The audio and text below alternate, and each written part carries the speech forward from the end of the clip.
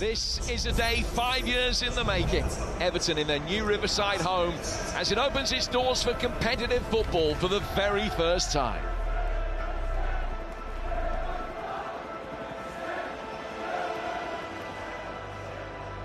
Hello from Jim Bradford and Jim Beglin for Everton against Brighton and Hove Albion in week 2 of the Premier League campaign. And a very good afternoon to you wherever you're watching around the world. Welcome to the country's newest footballing venue, the magnificent Hill Dickinson Stadium. Well, if Everton's new home is barely a half-hour walk through the city's northern suburbs, it's a million miles from what they've left behind. We find ourselves southwest of Goodison Park, slap bang on the eastern bank of the Mersey, in an £800 million arena. And if it's a more salubrious setting than the old lady they've left behind, it'll inevitably take time to both become steeped in the character of its predecessor and to truly feel like home for Evertonians. But Jim, this is someplace. It's phenomenally beautiful. I mean, there's no other way to describe it. It's 21st century material. It's what Everton needed. And with all due respect to the old lady of Goodison Park, this is years and years ahead of it. This should be able to propel Everton into better times.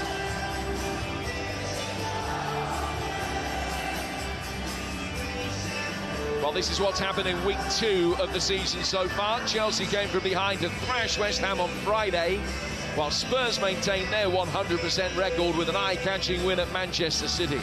Wolves have lost their first 2 games, while Villa are yet to score, and Burnley's victory means all 3 newly promoted clubs have already won this season, albeit that one of them, Leeds, were humbled at Arsenal yesterday, the Gunners, the early leaders. Palace against Forest also kicks off shortly. Manchester United travel to Fulham in the later game, whilst the Alexander Isak saga brings a fresh edge to Newcastle, Liverpool tomorrow night.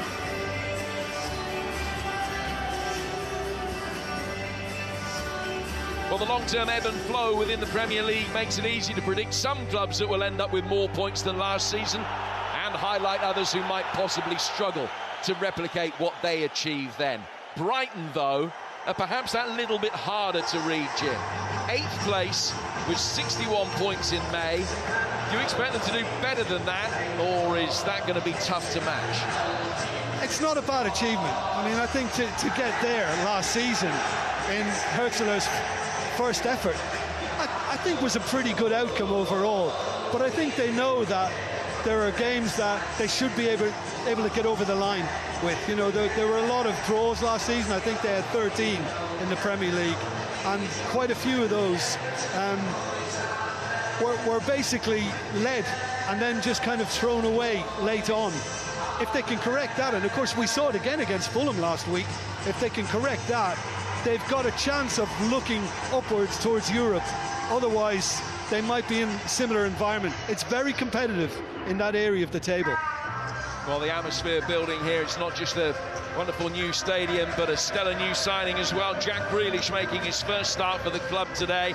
He'd be the first to admit that his time at Manchester City didn't exactly go according to plan despite the silverware. Does this feel like a good fit for both parties? Yeah, well, I mean, Grealish seems to be very, very pleased to be away from Manchester City and given this opportunity on loan at Everton. He has the imagination, he has the invention, and he can deliver what these fans want to see.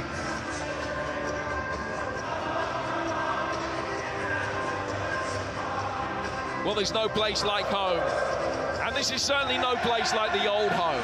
Gone are the claustrophobic confines of Goodison, where the tunnel resembled the rush hour, players standing shoulder to shoulder, breeding instant familiarity with your opponent, their hot breath hitting your cheeks and the back of your neck. But if Everton will relish the relative opulence, so will the opposition. So is there any danger, in the short term at least, that the move away from Goodison could negate some of Everton's old home advantage? Well, it might. There's a chance of that happening, and I think when you look at the Elland Road performance last Monday, I think David Moyes wasn't best pleased. So it's almost like a throwback to that opening game he had when he returned to Everton at Goodison Park when they lost to Aston Villa, and he said, we need more invention, we need to be able to play through the lines, we need to see that improvement here today.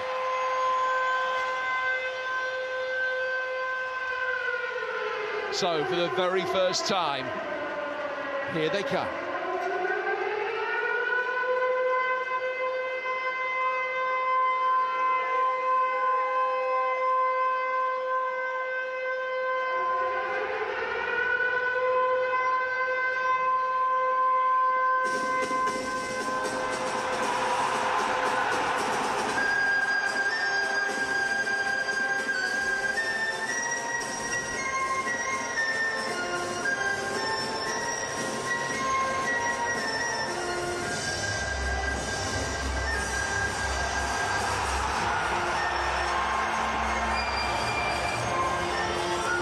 If history and tradition have been trading for opulence and grandeur, it's still the same old soundtrack.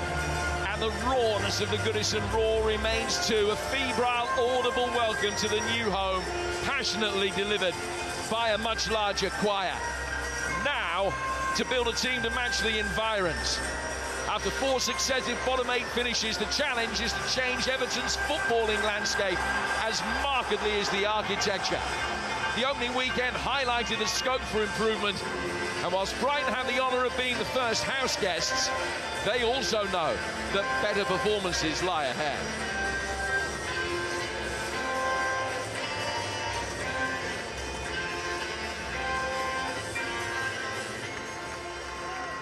And now, ladies and gentlemen, it will take place between both teams.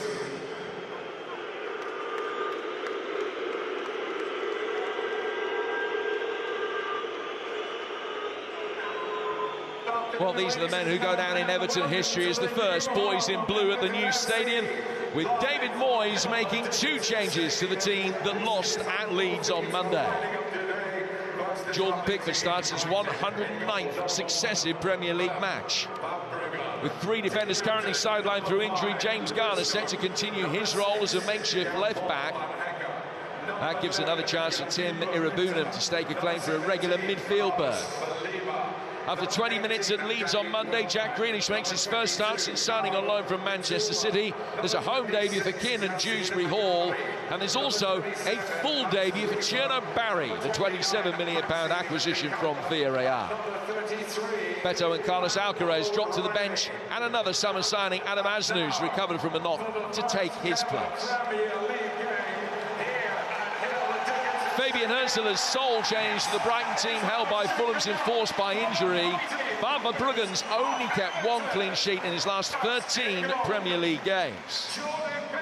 Mats Wiefers started this season as he ended the last at right back. Maxim de Kuiper's the only summer signing in the 11. There are 2 21-year-olds in the heart of midfield, including Carlos Baleba, who's been the subject of plenty of summer transfer speculation. Kaoru Mitoma scored in this fixture in 2 of the last 3 seasons. Now with Jorginho Ruta picking up a minor knock in training, Danny Welbeck returns up front. Jack Hinchwood has recovered from an injury of his own to take his place on the bench. James Garner and number 42, Tim Irabunam.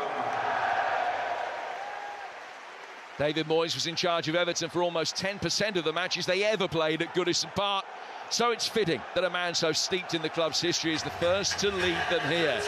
Fabian Hürzeler, the first to get a chance to win away to Everton at 2 different venues. The referee today is Stuart Atwell, whose last domestic game was May's FA Cup final. He sent off 3 players last season, including Brighton's Carlos Baleba. Today's VAR is James Bell.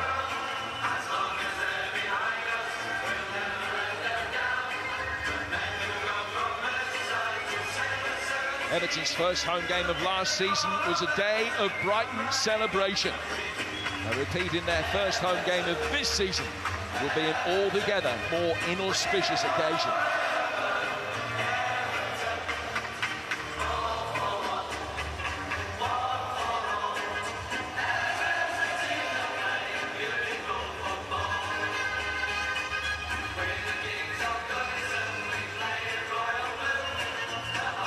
It's goodbye Goodison, hello Hill Dickinson. Everton's spiritual home consigned to the past, along with its rich heritage of the club's greatest moments. Time now to make new history and fresh memories.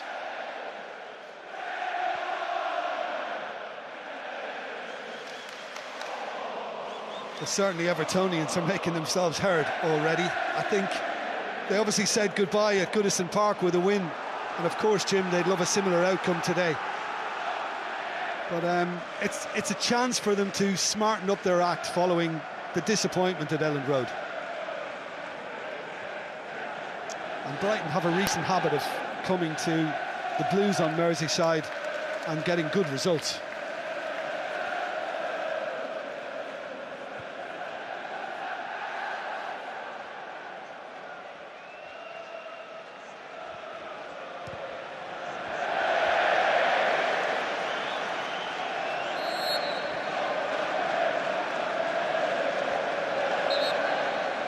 Well, David Moyes was hit in the warm-up by the withdrawal of young substitute Adam Asnou. £9 million summer acquisition, the £9 million arrival from Bayern Munich. Carrying an injury when he arrived at the club is for Irabuna.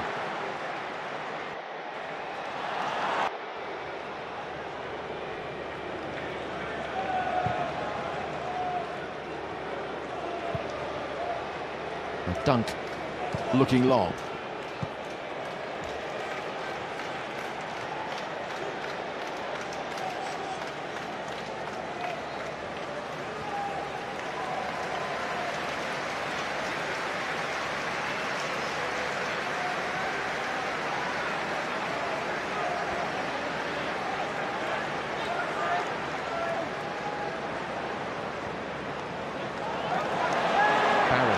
Njai. Oh, Dewsbury Hall did well to stretch and reach that. And there's space for Jack Grealish making his way forward. Cut in by Grealish. And it's Evertonian ecstasy.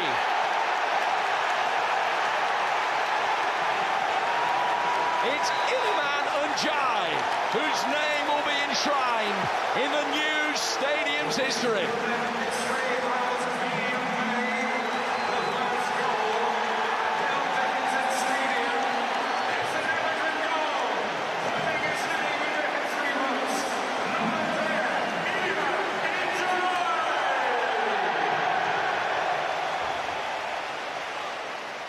I mean, there's just a decisiveness about this whole attack from when Barry first got hold of it, and Njai was able to take it on, and as they moved it up the pitch and Dewsbury Hall finds Grealish, he's got his head up, he's looking for what's available, and it's a beautiful ball across.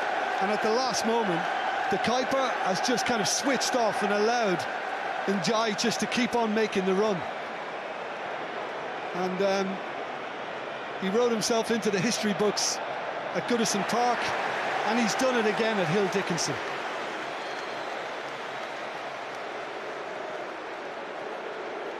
How fitting that the last man to score a goal at Goodison Park is the first man to find the net at Hill Dickinson. David Moyes Everton leading by a goal to nil.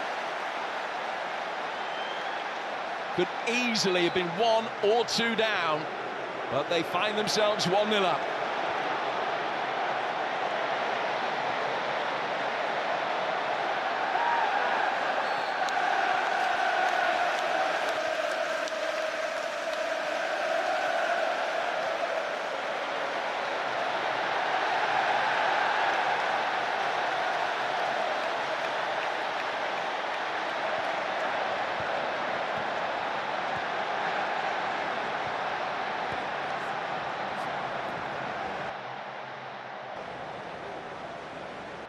Of Everton's attacks came down that left in the first half.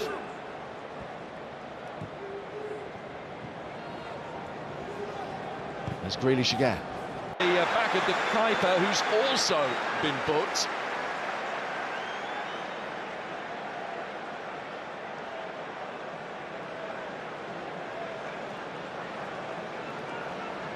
Yeah, I mean, he certainly puts his hands on him. I think there's a... Yeah, he stands on his foot. That's that caused the slip. I just thought maybe it was the pitch that did it, but yeah.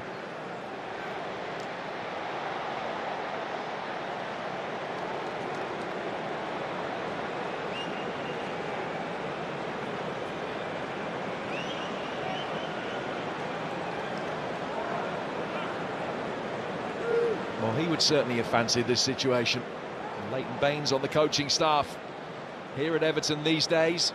Played more than 400 games for the club. I remember watching him play one match at West Ham's old ground, Upton Park, where he put one free kick in the top right-hand corner and another in the same half of the game in the top left-hand corner. Probably both from this kind of range. Outstanding. Sweetest left foot. Yeah, I remember it.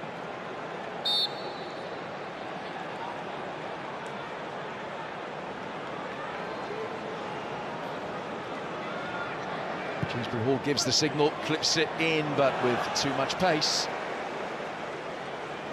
Yeah, I mean, he's unhappy, Dewsbury Hall, that, you know, the runs weren't completed. Because, you know, people started off the run and then just seemed to kind of give up on it.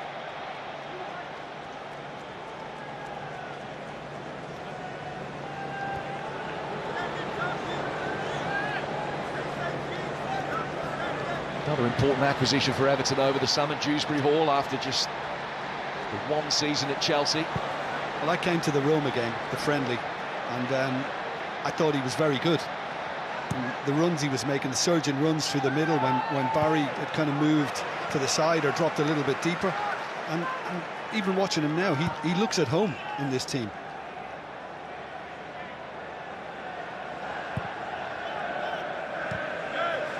Njai. No flag up against Barry. Day clipping it wide. It finds its way through towards Jack Grealish. Players in support for him, including Garner. Wow!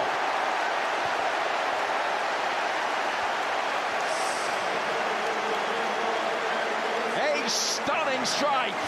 Doubles Everton's advantage. One from outside the area, one from the top draw. That's a lovely little layoff to start with by Barry, and then to receive it straight back from Njai. And you can see the hands in the air, and that's the debate on here as to whether he had just strayed into an offside position, or maybe Van Hecke kept him onside. But Grealish is going to get an assist for this. Right-footed left-backs can have good moments too, and this is a beautiful example.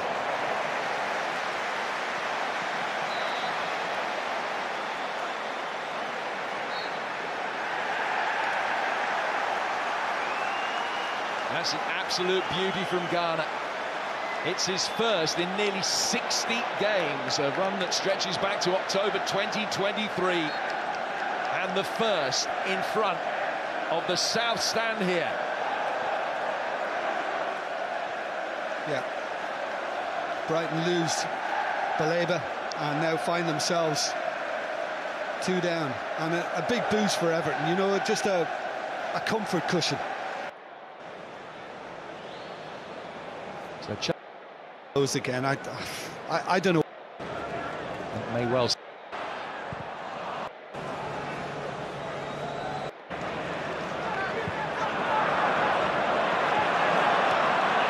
For Beto's, you've got a tent in terms of points.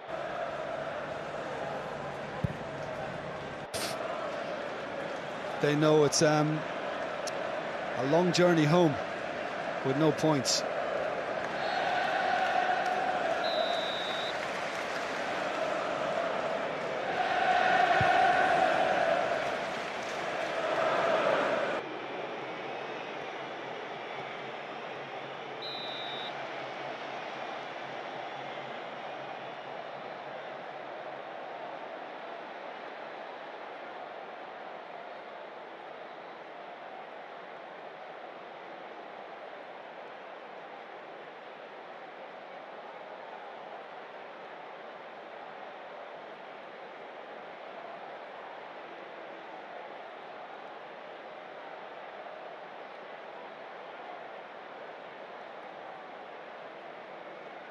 And I thought it started off absolutely sensational. You're sitting there going, 3, 4, 5. Are we going to stick loads past these we start the game and Cunha just looks otherworldly, doesn't he? First half an hour, absolutely sticking it on him. Absolutely sticking it on him. And then it's like we didn't come out for the second half. It's like in the second half, whatever it was that we were doing that we were having our success with, they figured out. And I don't feel like they had loads and loads of chances in the second half. Obviously, they got a goal. But it just felt like we had stopped being dangerous. It felt like we had stopped figuring out how to carve them open, how to break them down. And that was frustrating. And our only chances, it felt like, in the second half came from corners. It felt like if we were going to score, that was how we were going to score. And obviously, yeah, you got Bruno misses a penalty, shocking penalty. Dropped a couple of clangers almost immediately after that, I thought. You know, didn't really play well at all after that. And in the midst of there being question marks about his future and there being an opportunity to move him on, people are going to bring up some questions about him. Now, I thought that particular game suited him. He was getting stuck in with tackles and blocks. He was getting stuck in on the ball. His long balls weren't very effective, but his short play was nice. Didn't really create a hell of a lot of chances, which is the main thing that you get from Bruno Fernandes. I don't need him in the team to be energy. I can get Ugarte to do that. What I want from Bruno Fernandes is him to create chances. And if he's not creating chances, what is the point? Like, you know, are we using him right? Are we just keeping hold of him for no major reason here? Like, are we keeping hold of him because we've got him? Like, what is our, justify to me why Bruno Fernandes is in this team, in that position? Would he be better if he was played in one of the inside forward roles? It's almost a waste of time talking about it, but it feels so much like the players that we've got would suit 4-3-3 much better. And again, actually, I thought the defence did really well. Again, I know we didn't win and they didn't come away with a clean sheet again, but I thought that the defence actually did quite well.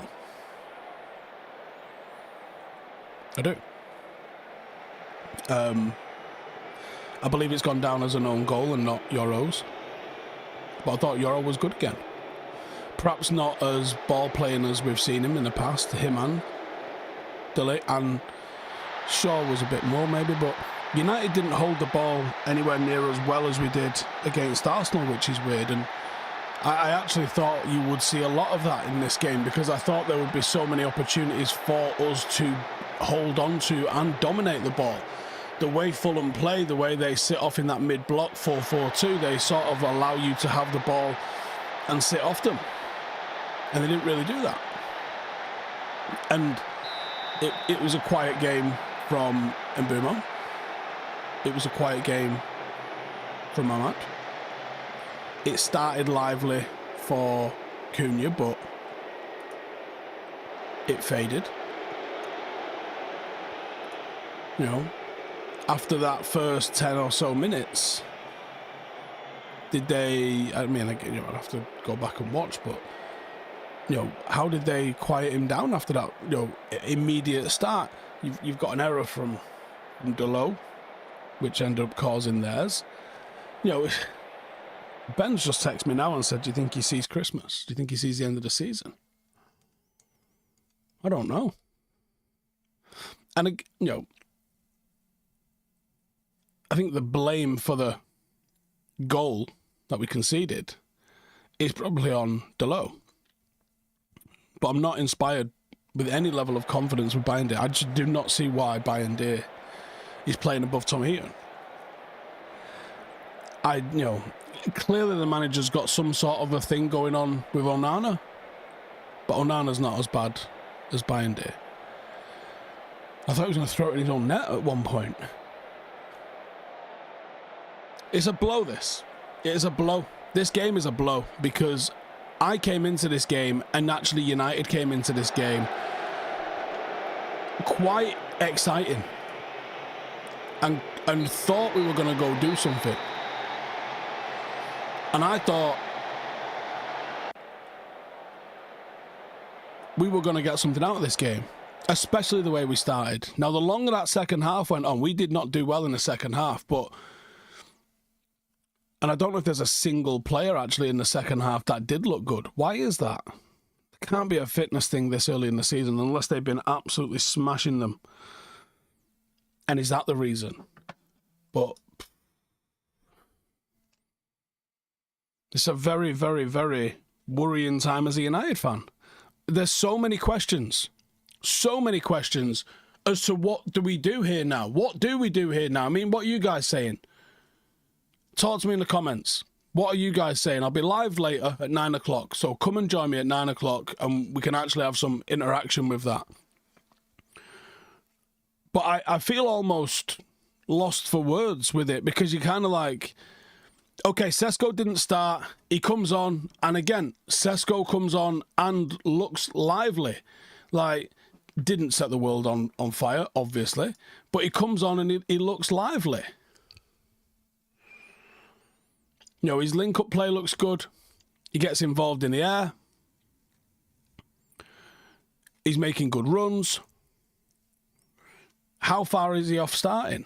And weirdly, I don't think it's because of Sesko. I really don't think it's because of Sesko. But we looked worse while he was on the pitch. And again, I think that's just a coincidence rather than anything related to him. I mean, like, who do you think did well today? I thought Euro again. Dorgu again. Casemiro's, I mean, he's erratic in possession. I think if you've got him and Bruno in the midfield, you're not... Maybe, is that why? Is that why you're not going to control? So you've not controlled possession with your back three, which is what I expected to happen. Because Fulham were going to sit in a mid-block, I was like, if you're going to be putting... I know you can't bet on this. But you probably can't bet on this. I just don't know where you'd bet on this. What I expected to see was our back three just passing the ball amongst themselves, trying to find an opening. That didn't happen. Bruno and Casemiro are never going to dominate possession against someone as a two. That's not going to happen. Why? Why did we not see that in our back line? Like I said, I'm a little bit confused. I'm a little bit confused, and I'm actually quite worried because I thought by now. I thought this was going to be an easy game today. And I know Fulham's a weird place. And I know, actually, in hindsight, it's not a bad point that getting a point away at Fulham. It is, though. Because we have to be going and winning those games, especially with the way you start. If you want to be ruthless, good teams start the way Manchester United started today, and they get a goal, and then they get a second goal. And that's how you play. You have that ruthless streak in you. United shown our hand that we weren't going to be ruthless today when Bruno puts the penalty on top of the roof. And you're like, oh shit. We are now looking at one of those days. And that's what happened. And that's how it played out. We didn't execute. We didn't carve Fulham open enough. Maybe we sat back on our laurels. Maybe we looked at how easy it was in that first 15, 20 minutes. Maybe because we was working for it. And we relaxed after that, and Fulham grew into the game, and they ended up deserving the point. I wouldn't say that they deserve to win it, because I don't think that's the case, but they certainly finished the game stronger than we did. A lot of questions. Be back at 9. Give us your thoughts now, but also a little bit later on when we get back in. But for me, that's 2 points dropped. What do you guys say? It's in a bit. Fulham 1, Manchester United 1. I'm joined by Stephen Howson. 1 point from 2 games to start the season, Steve. A worse performance, I would say, than the Arsenal game last week. Give me your thoughts on that game initially. I started out fantastic. Very excited. Cunha was doing stuff which was making all of the group chats that I'm in just absolutely sing and wax lyrical about what a player. Definitely a United player. Next shot he has is going in, etc.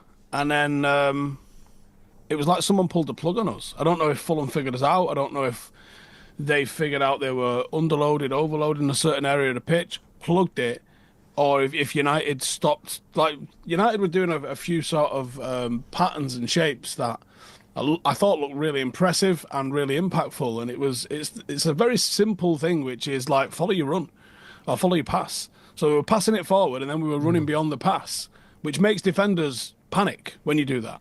And it's risky when you do it. But it does make defenders absolutely shit themselves when you do it. And we were doing that all over the park, and we were opening up gaps and we were finding people in space and we were pressing. Oh, the press, Joe. It was like a pressing masterclass, wasn't it? And you're thinking, oh, mate, we're mint. We're just mint. Like, this is a matter of time. This is like, what score is this going to be? I don't know, 4-0. Put me down for 4-0, I reckon. Yeah. Easy. Light work. And then we didn't convert. And the longer it went on, the more it was kind of like getting lethargic, not quite clicking. Then Bruno puts a penalty in the car park, and you're like, shit. Mm-hmm. Is that the moment, do you think? Because I know Amorim mentioned after the game about Bruno missing the penalty. He's not used to missing penalties. I know he's got a bit of a tendency to get hot-headed, especially when things aren't going his way. Was that a moment where, because we were saying on the watch-along, it's 0-0, but it feels like we're losing because we missed that penalty. Do you think that was the moment where things changed against us? Possibly. There was a couple of minutes after that, 4 or 5 minutes maybe after that, where he's got the ball sort of left centre-half position, I don't know if you remember this, and he's not checked his shoulder and he's just been pickpocketed with the ball. And it felt from then, you got that last-minute Bruno for the next hour. I mean, Amorim, like I said, he mentioned about the pressure and the weight and all that with him. We know that at times he needs to sort of let other people do the work as well. It's not just about him trying to win us the game. And obviously, when you miss a penalty, you want to kind of make up to your teammates. But how long do you think it's just a matter of time? Do you think it's a process of him trusting the likes of Cunha, who can do things that, you know, Bruno can do as well? He's been so used to being in a team where if he doesn't do it, who's really going to? Or do you just think it's a flaw with his sort of personality almost, in his play style, that the worse things get, the more that he thinks it's on him to fix things? Do you think he will change as time goes on? No, he's nearly 30. I think he probably only got to the level he got to because of having that sort of fuck it, I'll do it myself sort of mentality, which is an incredible trait to have when you've got that X factor in you. And throughout his entire career, he's shown the ability to be able to grab. Do you know when people used to say, Pogba's played well, but he didn't really grab the game by the scruff of the neck, did he? Bruno's had how many matches in his Manchester United career in a fucking headlock? Like, that's literally what he does. You know, we can't criticise one player for never getting the game by the scruff of the neck and then one player by only handling the game by the scruff of the neck. Like, it don't really work like that, does it? He can be emotional. He can be a little bit... It's weird because I'd call it selfish, but it's selfish in a way that's trying to get the team back on top. But it isn't playing to plan, which I think would be fair to say. Possibly to the detriment of the team. I was watching the game today, and I mentioned this in our review, and I want your sort of thoughts on it. First of all, do you agree? And if you do, why do you think it's happening? That for us to get the ball from our defence or our goalkeeper to the edge of their 18-yard box is such a struggle. It's switches of play, it's battles, hard duels, it's having to win a bounce here and there and get the ball. For them to do it, it's a couple of passes on the edge of their box, a midfielder sort of runs 35 yards with it, then they lay it off to the winger and they're there.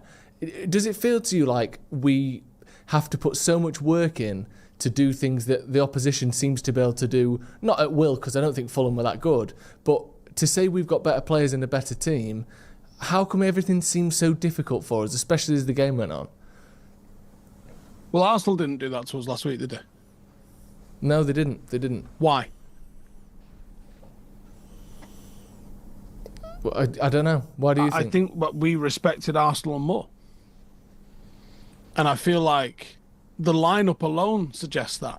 You played Dalot instead of, and I think Dalot was at fault for their goal, but when you play Dalot has a certain mentality that Ahmad doesn't have. Ahmad's a winger, and you tell him he's right wing back, he's like, I only heard the wing part of what you just said. You put Delo there, and he only hears the back part of what you just said. So you get a completely different characteristic of a team by playing two different individuals in the same position, probably with the same instructions. Against Arsenal, we start Delo, and you end up with like a lopsided 4-2-4 almost. And he's thinking about defence first. Ahmad's thinking about offence first. And I think the number one flaw that I see, and this isn't me coaching at the absolute pinnacle of fucking level 12 of English football, is not getting some unique insight into this. I think everybody that's watching this and United can see this. We are very open. We rely on an extremely aggressive press, which when it works is sensational. And when it doesn't, they end up on the edge of our box in about 0.4 of a second. And I think that's my number one sort of issue with this formation. I don't like that both the midfielders press when we lose the ball. When you've got that sort of rest defence of the five players, your 2 6s and your back three, I quite like that to be a compact unit. I could make the case that it's a principle of football, by and large, that you need pressure on the ball. But pressure and pressing are not the same things. I can go and close you down. And the first D of defending is delay, right? It's funny because I say that a few times and people go, what's the second letter? Like I know in American culture and American sports, they'd be like, family means ferocity and then aggression and whatever. Like they go all the way through it. Every letter in something means something. No, it's more like the B of the bang. It's like that sort of thing. Yeah. Like the first D of defending is delay. So like basically what it means is it's the most important part of defending is delaying. Yeah, it's almost the only sort of thing in that sentence. Like there isn't like a E for extra man or whatever. Yeah. Like there isn't a thing. It's just fucking delay them is your job, basically. So I would always say put pressure on the ball carrier. So you've lost the ball. My closest of the two midfielders, go and close them down, but don't get beat. Because that's what I see with us at the moment. Maybe it's the personalities of Bruno and Casemiro, but Bruno and Casemiro want to smash you, and they quite often get stepped, rolled, passed around. The best thing that I think they could do, and obviously I'm not a Premier League manager, but the best thing I would like to see in that scenario, if I was playing that system, is that midfielder slow their forward progression down, and you don't get beat. Because what I can do from then is I've got a couple of things that I can do. I can have my wide centre-half step forward, and we can create a box in behind you of 2 and a 2, yeah? We can have the left side centre-half and central centre-half as the back line, and I can have the right side centre-half popping alongside the other number 6, and we've got depth and we've got coverage. And that extra man can push in and go and delay. While that guy's delaying, I expect my wing-backs to drop back. Now I've got 6 behind the ball. Now I would have the confidence, by and large, unless I'm playing fucking 09 Barcelona, that we'll probably be able to somehow regain the ball. Or at least start the process of regaining the ball. But what we see with this United team is the two midfielders go Hadouken and just absolutely fucking steam at the ball. And the West Ham goal in pre-season is literally like the textbook example of here's why you don't do that. Was it Kobe and Agati? Both push. Yeah, I can't remember. But I remember the goal. I think it was Kobe and Agati, yeah. I'll double check. One pass splits the two of them, and now you've got either a 3-on-3 or a 4v4. I think Ahmad gets himself back, so we almost end up with a bit of a back four. So we have got that extra man in anyway, but there's no depth to it, it's just a line. No one goes out and engages the ball. We sink. And I think that's the big difference with that, or the big problem with that system is when the two midfield go, it isn't an aggressive enough line that's looking to play offside. It isn't an aggressive enough line that's looking to deal with it on the halfway line. It drops. So as that drops and they push, you just open up this chasm of 25, 30 metres in the centre of the pitch. And you talk about what you're looking for from a team defensively. Narrow and compact is something that you will find in every textbook. I've got about fucking 4 under here, right? Narrow and compact is the... We'll find it. It'll be a good one here somewhere. Is the words that you're going to find. Narrow and compact. Be narrow, be compact. We are fucking open and expansive. That's the opposite of narrow and compact, if anything. Like, we steam in, we miss the ball. Now you're as useless as a fucking cone on the floor. If you go in and you beat yourself, essentially. What was the point? So I feel like if you tweaked it just a little bit and you had someone that maybe just wanted to go and engage and jockey, rather than trying and win the fucking ball in midfield every fucking time that they break on us, that would have such a difference of an impact. Yeah. It feels like, I think that's a great point and well explained, to be honest. Like, I think, obviously, I don't know if it's an age thing with Casemiro or whether he was always like that. He was the sort of, but Fred used to do it all the time as well. It used to infuriate me. He's like sort of almost a dog chasing after cars. Like, you just go, just 100% sprint, oh, they've gone. Casemiro does it, maybe don't trust his legs. Bruno does it again. Is it a mentality thing where he doesn't have that kind of Michael Carrick kind of reading the game about him as a midfielder? I'm not sure what it is. And you would think, like, I know that the reasons we had big gaps in midfield under Ten Hag were different. It's not the same system, the same manager.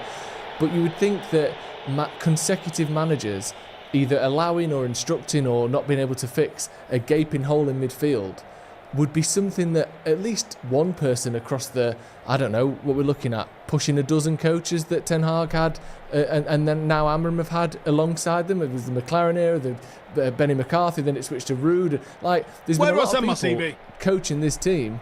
Yeah, well, exactly. There's been a lot of people coaching this team. Jamie Carragher said it on Monday Night Football under Ten Hag, like, narrow and compact. You have to make spaces smaller, not bigger. So I wonder what they think the fix for this is and why it isn't happening. Are they thinking it needs to be a Baleba and nothing else? Is it that Casemiro can't? Like, I don't know. It'd be interesting to speak to him, because I think Iwobi spoke tonight after the game, and Marco Silva as well, echoing a similar sentiment, talking about how they knew that we like to push our centre-backs up really high, man for man, like we did against Arsenal, right up the back of the strikers or the attacking midfielders, and track back and try and win those duels. They basically said, we just didn't offer them men. We didn't put men that high up. So we dropped them in a little bit and exposed the fact that we didn't have many people in the middle of the pitch. De Ligt can't jump on a player that isn't there. Yoro the same. And they kind of overwhelmed the midfield. Now, part of me thinks, you only drew and you were hanging on by the end, so don't, pat yourself on the back too much. You hardly destroyed Manchester United. But if teams are looking at us going, they have to do this for it to work, and if we just don't engage with their system, there are gaps. Do you think that Amram has got what it takes to kind of look at what we've seen and what you've just said, and plus what other managers are saying, and fix it? Do you trust him to fix these problems? Don't know enough about him. From what I've seen, he doesn't seem... From the defensive point, I think from an offensive point of view, there's a lot of flexibility and intuition and maybe invention and creativity. And that's just going off what I've seen majorly with Sporting, to be honest, because I'll be honest, not really seen that with United. That's the only evidence we've got of it. Yeah. But there isn't enough data. There isn't enough footage for me to watch, and they're not tested enough in different scenarios in the Portuguese league for me to be able to recognise any sort of patterns and say, no, some traits are inherent in a player. Like, if you looked at Bruno Fernandes, right, and what he does for a Manchester United player, and then just extrapolate that as what Ruben Amorim wants, you'd probably be wrong. Because it's inherent in what Bruno does. Bruno, you kind of just pick Bruno and get what you're given. You don't really get to choose how he plays. He's not someone that... This is not Park Ji-sung or Darren Fletcher that play to an instruction. This is, pick me and I'm just going to fucking play like Bruno Fernandes. This is Jason Statham getting booked for a film, right? Do not expect range. You're getting Jason Statham with a new storyline. Right, that's it. And a different suit, but it's still black and the tie is fucking black as well, right? So I think trying to extrapolate how his Sporting team played without knowing what the instructions were, and again, I go back to why I asked him the question that I asked him in pre-season, because I want to fucking know. Right, I want to do my job better of analysing the games and understanding what we're trying to do by understanding what he's trying to fucking do. And all right, I got a great answer. I still don't really understand. It's just concerning, isn't it? You watch them and you think, like you said, the first 10 minutes was so good. If we'd have got a goal or two in that time when we could have done, or maybe we got one there with the post, when it hit the post, then Cunha the ball over the top. If that goes in, it's probably game over. We're all sort of celebrating going on to the next game with the exact same performance. But as it stands, 1 point from Do you know what? 2 games. If it had been the other way round, if it had started the way it finished and finished the way it started, you'd be in a better mood. But because it deteriorated rather than improved, you come here with that mood. And that's the top and bottom of it. The result is the same. The result was even. And actually, if you can be objective about it, we had a time on top, they had a time on top. The XG is about even-ish. I think they just edged it. But ultimately, it was a fucking drawing game. Yeah, it was.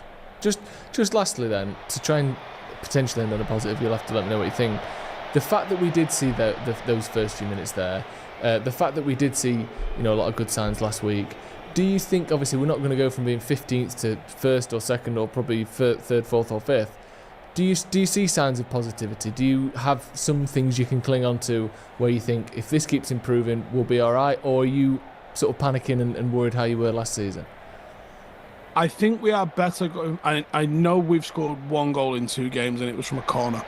But I do think we're better going forward, right? And I know, so against Arsenal, I said lump on both teams to score because I see that there's going to be really high-scoring games. In a game we didn't score in, and then the following week, it's 2 crosses and it's 1-1. It's not a high-scoring game. Yeah. But what I am going to say is, despite evidence to the contrary, I think there are better signs of how we are creating chances. We have to finish them. Like I seen, and there'll be the comment section of this video will be full of it as well. We hammered Rasmus Højlund for not scoring, yet meanwhile, Cunha, Mbeumo and Sesko have not scored. I can't help you, and you probably should take up a different sport if that's your opinion from watching these. Because the movement, the interplay, how dangerous they look, the runs that they are making is night and day. Now, I know Mbeumo didn't really get too much going off today, but I've seen him be deadly. I've seen him be more deadly in one game than I saw Rasmus Højlund for the entire season. Not every game you're going to see that, and he don't look fit. Weirdly and annoyingly, I think United stopped playing with the Mount and Ahmad substitutions. And I think when Dalot came on, he didn't play particularly well. I don't think Sesko played badly. I liked the movements he was making. For me, still looked more lively, more likely than Højlund did, despite I don't think he got a single shot off. Which some people will just go, see, didn't get a shot off. Therefore, exactly the same as Højlund. It's just not the case in the slightest. What I would like to see before I can say that we have definitely turned a corner in terms of being more of a threat going forward is Benjamin Sesko starting the game. And it might take 2 or 3 weeks for him to figure it out. It might take 2 or 3 weeks for him to be fit, and it's probably the reason why we haven't seen it. Because if you've got a brand new striker on the bench, I'm sure you want to use him. I'm sure every cell in Ruben Amorim's body is going, put the fucking striker on. So for him to have not, there has to be a reason, I believe. Because he even said it in the, I think Sky had a thing with him before the game where he said, Benjamin's going to be our number 9, but there's work he has to do beforehand. I think he's alluding to fitness and stuff. So obviously he's going to play him. Maybe we're not going to see the best of us until then, but Ruben Amorim has got a problem. At the moment, he ain't winning enough games to stay as Manchester United manager.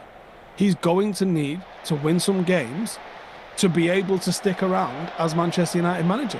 Because right now the record is just entirely not good enough. Yeah, absolutely. Right, cheers Steve. Thank you for joining us. Thank you for joining at home as well. Fulham 1, Manchester United 1.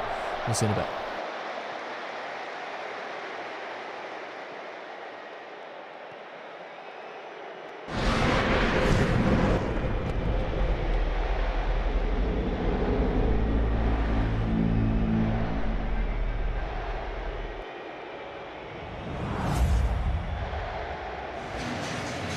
Manchester United with a good record here in the Premier League era, but those recent visits have been tight.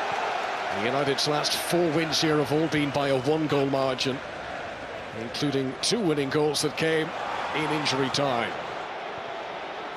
Here's Cunha, and the first shot of the day was not too far over the top at all, inside 90 seconds. Yeah.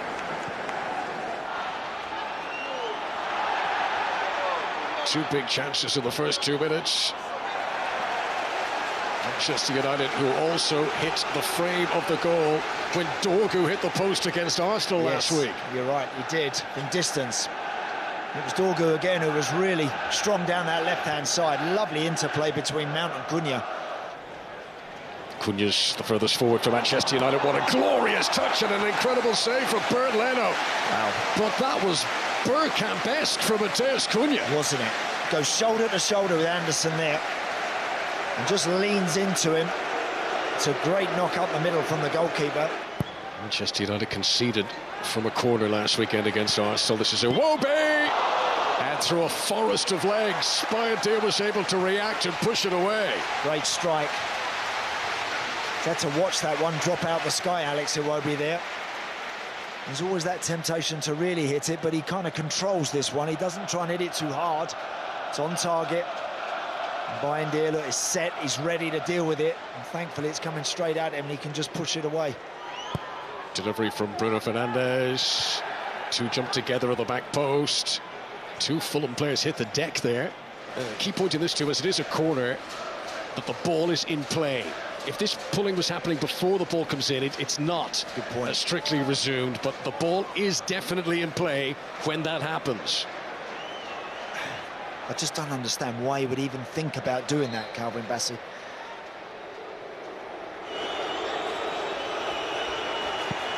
Oh, he skied it! Bruno Fernandes and Manchester United simply cannot catch a break. Wow. Well, again, tiptoes up to the ball, couple of strides before it, makes his mind up where it's going, and he balloons that. That's going down the King's Road, that is, in West London. Boumou's corner kick. Yoro gets up, and it's into the back of the net. Manchester United take the lead ahead of the hour mark, and having struggled severely with corners in a defensive mode, Ruben Amorim's team score from a corner down the other end. Last touch off Mooney's own goal. Iwobi lofts it. Emil Smith-Rowe is in to equalise for Fulham. It might well be his first touch since coming on. That's what you want from your subs. You want impact. You want them to go and try and make the difference, and goodness, Emil Smith-Rowe has done that. Manchester United's goal in the game came from a corner taken from this side. Towards the back stick. Oh, and so close. So close. It's Harry Maguire. Tell you what, it's a great leap, and he makes good contact with that. Nobody on that back post either. Oh, if that's just inside the post, he gets the winner. It's a really good leap, and having got there and made contact, he should hit the target, but we'll cut him a little bit of slack there, Harry Maguire. He's only just been on. There's very little room between the advertising boards and the edge of the pitch to build up any sort of momentum. That's a great throw from Dalot. This is Dorgu. And Mbeumo tried the acrobatic lunge, but he was in an offside position anyway. It wouldn't have counted. As we move towards the final minute of stoppage time. Yeah, just wondered if Dorgu fancied just hitting this. In the end, he makes the call just to pop it back in there. I don't think in Mbeumo, actually, he would have been onside there, Connor, had he'd been able to make some sort of contact on that. Bruno Fernandes will rue his missed penalty as a first win of the campaign remains elusive for now.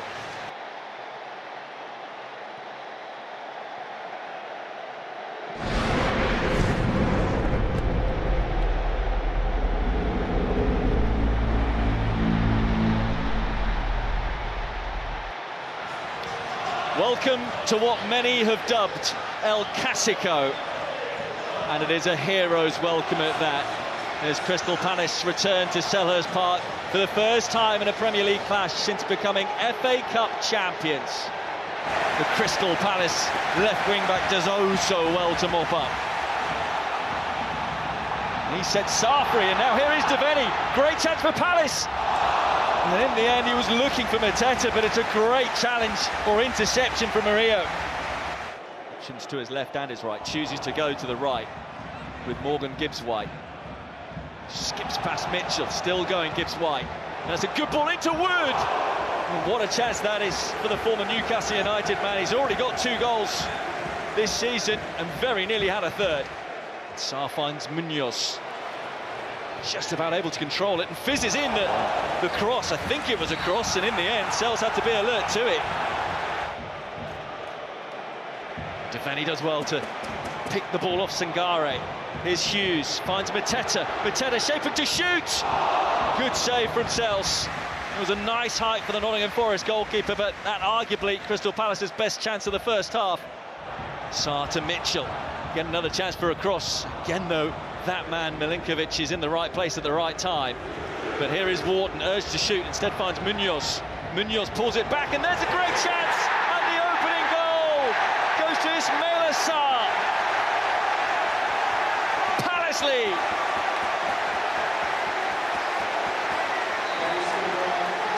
They've been getting in great positions to put the ball in the box, and finally a ball finds a Palace man, and that man is Ismaila Sarr. Here's Munoz. He's already got 1 assist today. Picks out Devaney. He's trying to just knock it back. Here's Sarr again, and Hughes with the effort. Well, he likes scoring against Nottingham Forest, and that would have been a sweet one as well had he found the back of the net there. Well, there's just 3 in the wall here for Forest. Devaney's eyeing this one up, as is Wharton. Might be a cross into the area. It's going to be Wharton just to dink it in towards the far post. It's a header in the far post. Well, I think it came back off the far post, in fact. Margay, what a chance that was. Either way, it's going to be Richards with the long throw. Lacroix trying to flick it on. Here's Hughes again. As I say, he's only ever scored 1 goal for Crystal Palace, and it came against Nottingham Forest, and he's had a couple of decent efforts this afternoon as the former Derby County man. And more quickly, otherwise you find that for long periods you won't see enough of the football. Odoi doing well there, and then finding a through ball to Hudson-Odoi. What a great chance this is for Nottingham Forest to find the equaliser, and they do! It's 1-1. Stunning pass from Odoi, and the former Chelsea man finds the finish. Well, right on PQ. Early ball, I don't think he was calling for it, but he didn't need to. The space was there, he was spotted by Odoi. That's a fantastic pass, isn't it? Mitchell is caught on his heels for the first time in the game. That little bit of a nudge, I thought the Palace fullback had perhaps done enough just to allow Dean Henderson to close down on him. But he kept his composure, didn't he, Hudson-Odoi? Yeah, it's almost as if he shifts it and drags it past the goalkeeper in one move. Watch this, shift to the side. In slow motion, it doesn't quite do it justice, but it's a great finish. Clipped ball from Williams, lovely flick on, header by Gibbs-White, and Wood with the chance. But it's an excellent save from Henderson. Munoz wanting to take the throw in quickly. It's fizzed in by Hughes to Edouard, but he couldn't make it stick. But here's a chance for Jesus. He's got a bit of space here. Can he find the finish this time? Jesus! Oh, off the post! It's not done yet, though. And here's Hutchinson. He'll have a go at goal as well, but leaning back, cannot find the target. And the chance comes and goes. Williams to clip it in. It's headed down by Lacroix. Is this the moment for Forest? It very nearly is. Helped over the bar, but there is the full-time whistle. It is an 8th draw in the last 9 games played between these two sides at Selhurst Park. Crystal Palace, who had the lead at the break through Ismaila Sarr. But the question marks will all be about whether this is Nuno Espirito Santo's last ever game for Nottingham Forest. If it is to be, he can certainly be proud of his team's second half efforts. They nearly grabbed the winner. They did get the equaliser. That was through Callum Hudson-Odoi after being brilliantly put through by Dan N'Doye. As it is, it finishes here at Selhurst Park. Crystal Palace 1, Nottingham Forest 1.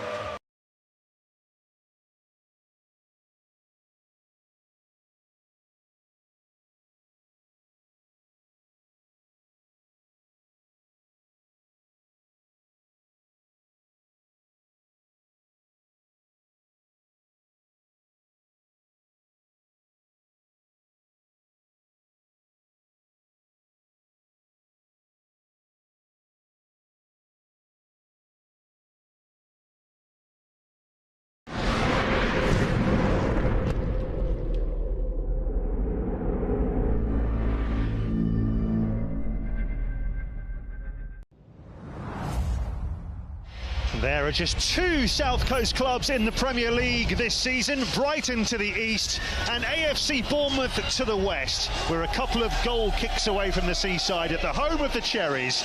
This is the Vitality Stadium. A very warm welcome to the sunny South Coast for AFC Bournemouth's first home game of the new season. Today they host Wolves, with both clubs bidding to bounce back from opening weekend defeats against very tough opposition. Who can show a positive reaction today here at the Vitality Stadium? In by Truffert, all the way through, and Brooks blasts over. And a strong start from Bournemouth here. Yeah, leaning back all the way was David Brooks on his weaker side as well. That's more than half a chance. Good opportunity early on.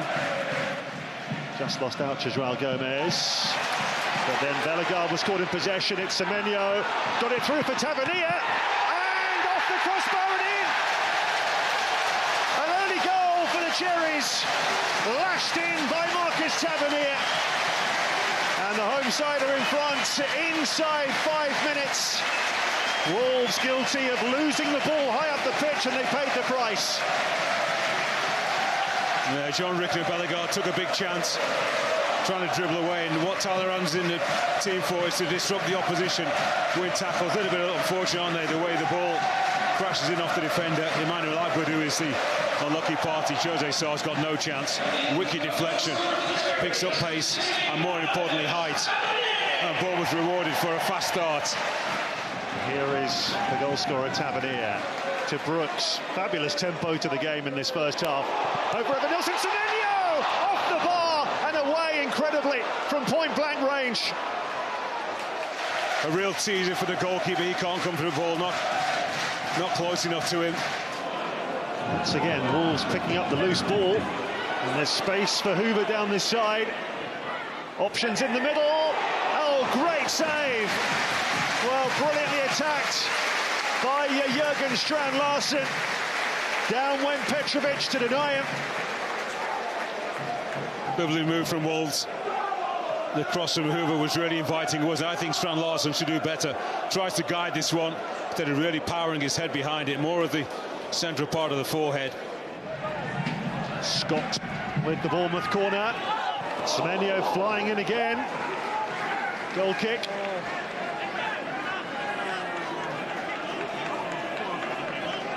I felt he was impeded, Jose Sarr, but I didn't see too much in it.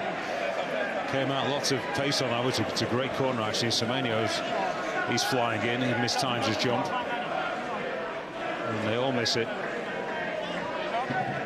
Didn't see anything wrong, he just flapped at it really, the goalkeeper. Brooks through for Evanilson, what a pass! Coming together there with Totti. And the referee has given the free kick. And it's obvious that it has to be a red card for denial of an obvious goal-scoring opportunity. And it's another red card in this fixture. Evanilson was through, and the referee gave it. Yeah, there was a little bit of a nudge. Didn't have to be much. I think Evanilson perhaps... My first thought is that he's overrun the football, then he's gone to ground, lost his balance. shoulder to get away from Hugo Bueno. Rolled in nicely to Evan Nielsen. Adams to strike. Oh, what an effort. Fabulous stop from Jose Sarr. Adams closing in on his first ever goal in English football. Jose Sarr had other ideas. Well, they couldn't have had many better attempts, or indeed equal to this one. Tyler Adams, superbly controlled, lots of pace on it. Tippy-tappy passing, they might get it as well. Kluivert bursts through here, back heel, delightful for Semenyo. Semenyo strikes, it's ricochets back to Smith, he goes over, free kick. Just a yard or two outside the D. João Gomez with the challenge. It is a victory for AFC Bournemouth. They've got over the line just about, winning their first home game of the season, courtesy of the 4th-minute goal. It's finished at the Vitality Stadium. AFC Bournemouth 1, Wolves 0.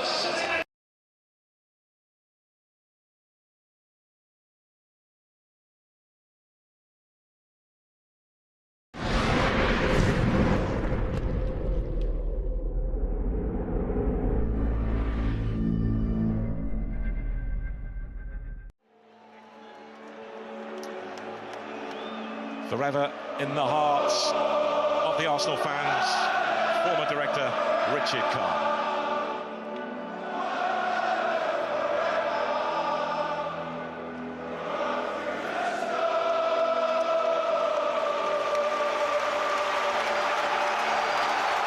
It's an anthem which stirs the blood around here. North London forever.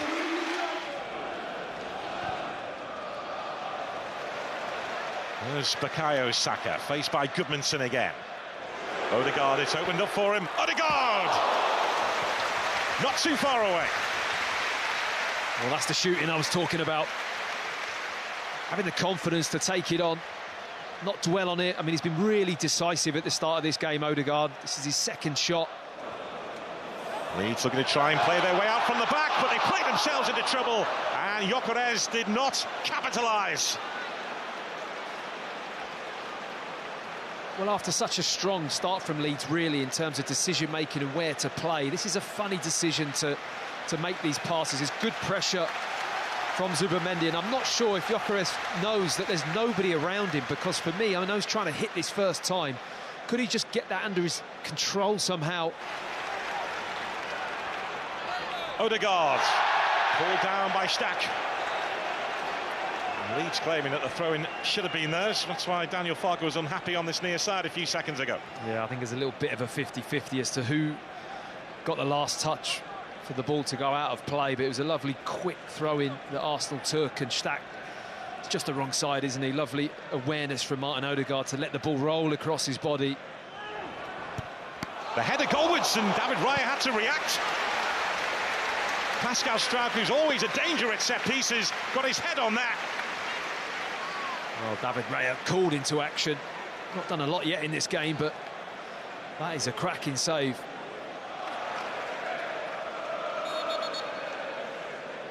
Odegaard's down here. He did take that hit earlier on. I just wonder whether that is still troubling him.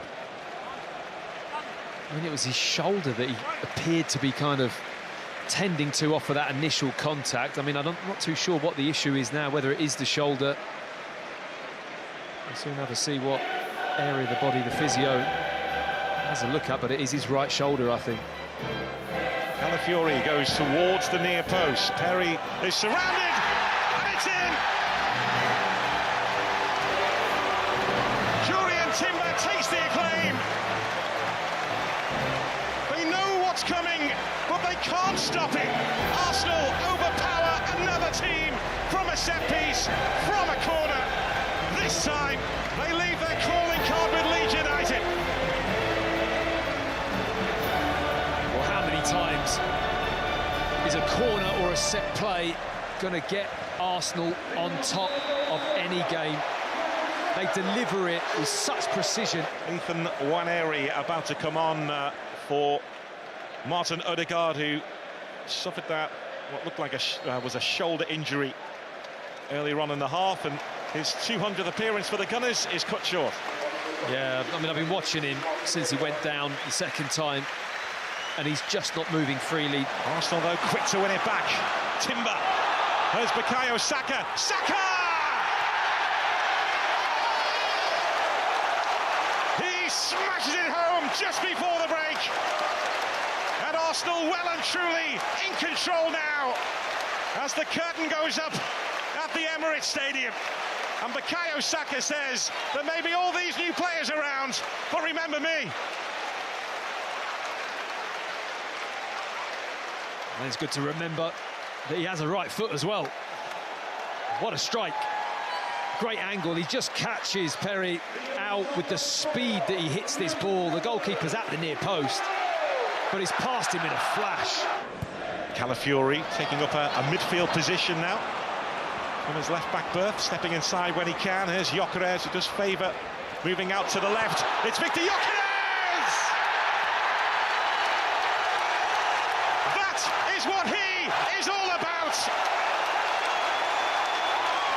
Arsenal have their striker, he has his goal, and he starts striking fear into Premier League defenders. Well, you had just felt the weight lift off of his shoulders when that goal went in. I think the celebration from the Arsenal fans was that in itself. Calafiori's up there with him. Here is the Arsenal left-back. Calafiori onto his right foot and seen off by Rodon. Oh. And he likes to hit him with his left as well, Calafiori, doesn't he? Well, Bukayo Saka is down here. Which will be another concern for Mikel Arteta. He's already lost Martin Odegaard in this contest. The expression doesn't look good. And Arsenal have got the strength in depth of good quality players to come on. But nonetheless, not quite the quality of Bukayo Saka. Bukayo Saka hobbling off so early in the season. So that is Odegaard off injured in the first half. A player who suffered from injury last season, and now Bukayo Saka leaves the scene, who suffered a real loss of game time because of injury problems last season. Declan Rice with the corner. Arsenal on the approach again, and they force another ball home, and it's Jurrien Timber again. It is the most inevitable thing in football right now. Arsenal score from a corner. Of course they do. It's actually getting a little bit silly, isn't it, with the amount of corners that are flying in the back of the net for Arsenal. I mean, you have to credit them, the organisation. Dauman the target. Dauman goes down. Referee has a think. Penalty.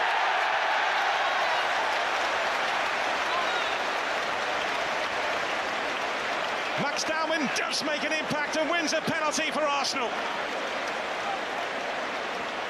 Ah, it's just incredible. Incredible little piece of footwork. Drags the ball with the left foot.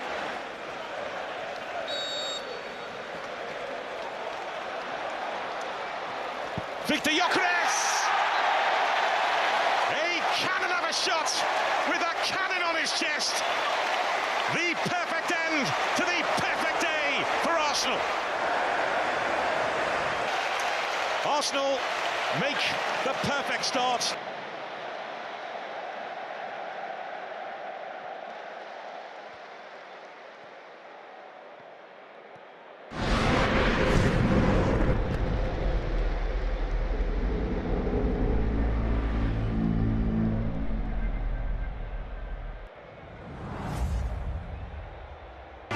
Manchester City in the midst of rebuilding. They are under reconstruction. The youngest starting 11 in a decade and a half today, indicative of the fact that new blood is gradually being introduced.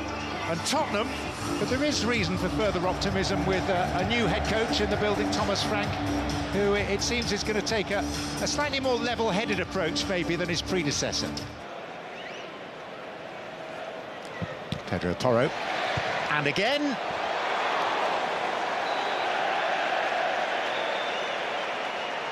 Yeah, he was probably relieved to get a second bite at this after the first had hit the wall.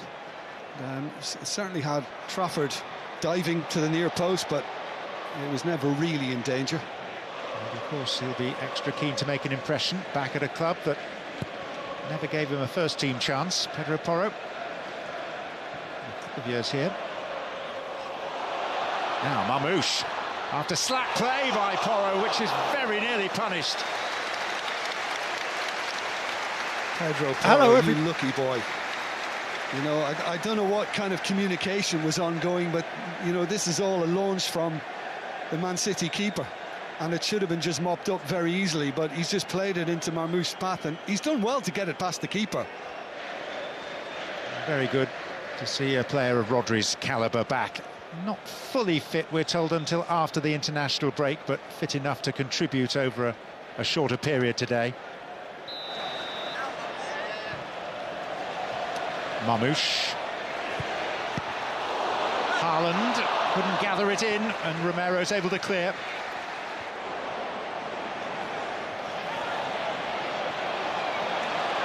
Haaland. Sneak through for Marmoush. Vicario's first significant contribution. That, I mean, he's kind of in bulldozer mode. He's just ploughing through everything. That's a cracking ball to finish it. Onway Sarr. Here's Richarlison. Kudus sprinting through the centre. Johnson arriving, and Brennan Johnson sweeps it in, but now the flag goes up.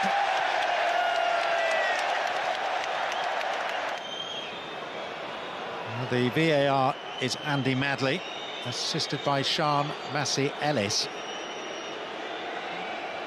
And having looked at those pictures, they think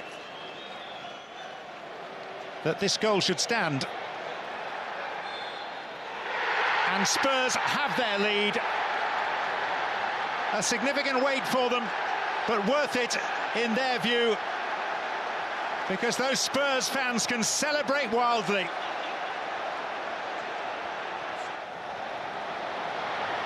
That season, Brentford did the double. That's a horrendous moment. It's Richarlison, it's João Palhinha, and it's 2 for Tottenham. And Manchester City have only got themselves to blame. Trafford caught in the most uncomfortable of spotlights. And this is just, I always think it's the wrong one to give. When somebody's under pressure, and it's that straight pass, then you're really running a huge risk. And he's just been caught in indecisive mode here, and well done, Pape Sarr. Experiencing the harsh realities of life at one of the stellar clubs of the Premier League and the scrutiny that comes with his position. 3 years ago in this fixture, Tottenham led 2-0 and Manchester City won it 4-2. That was the all-conquering City, brimful of confidence whoever they came up against, not this still somewhat diminished version, it would seem. This time the corner is short and quickly taken, and it's Ryan Cherki. And Haaland! By his, or indeed anyone else's standards, a pretty glorious chance. And in fact, Doku is being called back now. So too is Bernardo Silva. Now, problems for Spurs. Still maybe with Cherki. And eventually the whistle goes, and it was Tottenham's turn to play themselves into bother. Well, Van de Ven and Vicario are having words.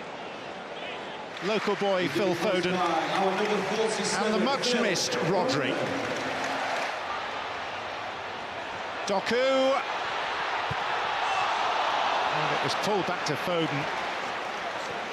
And the block was a pretty solid one from Van de Ven, and we saw one earlier from Palhinha. I mean, they've done very well in that regard when City look threatening.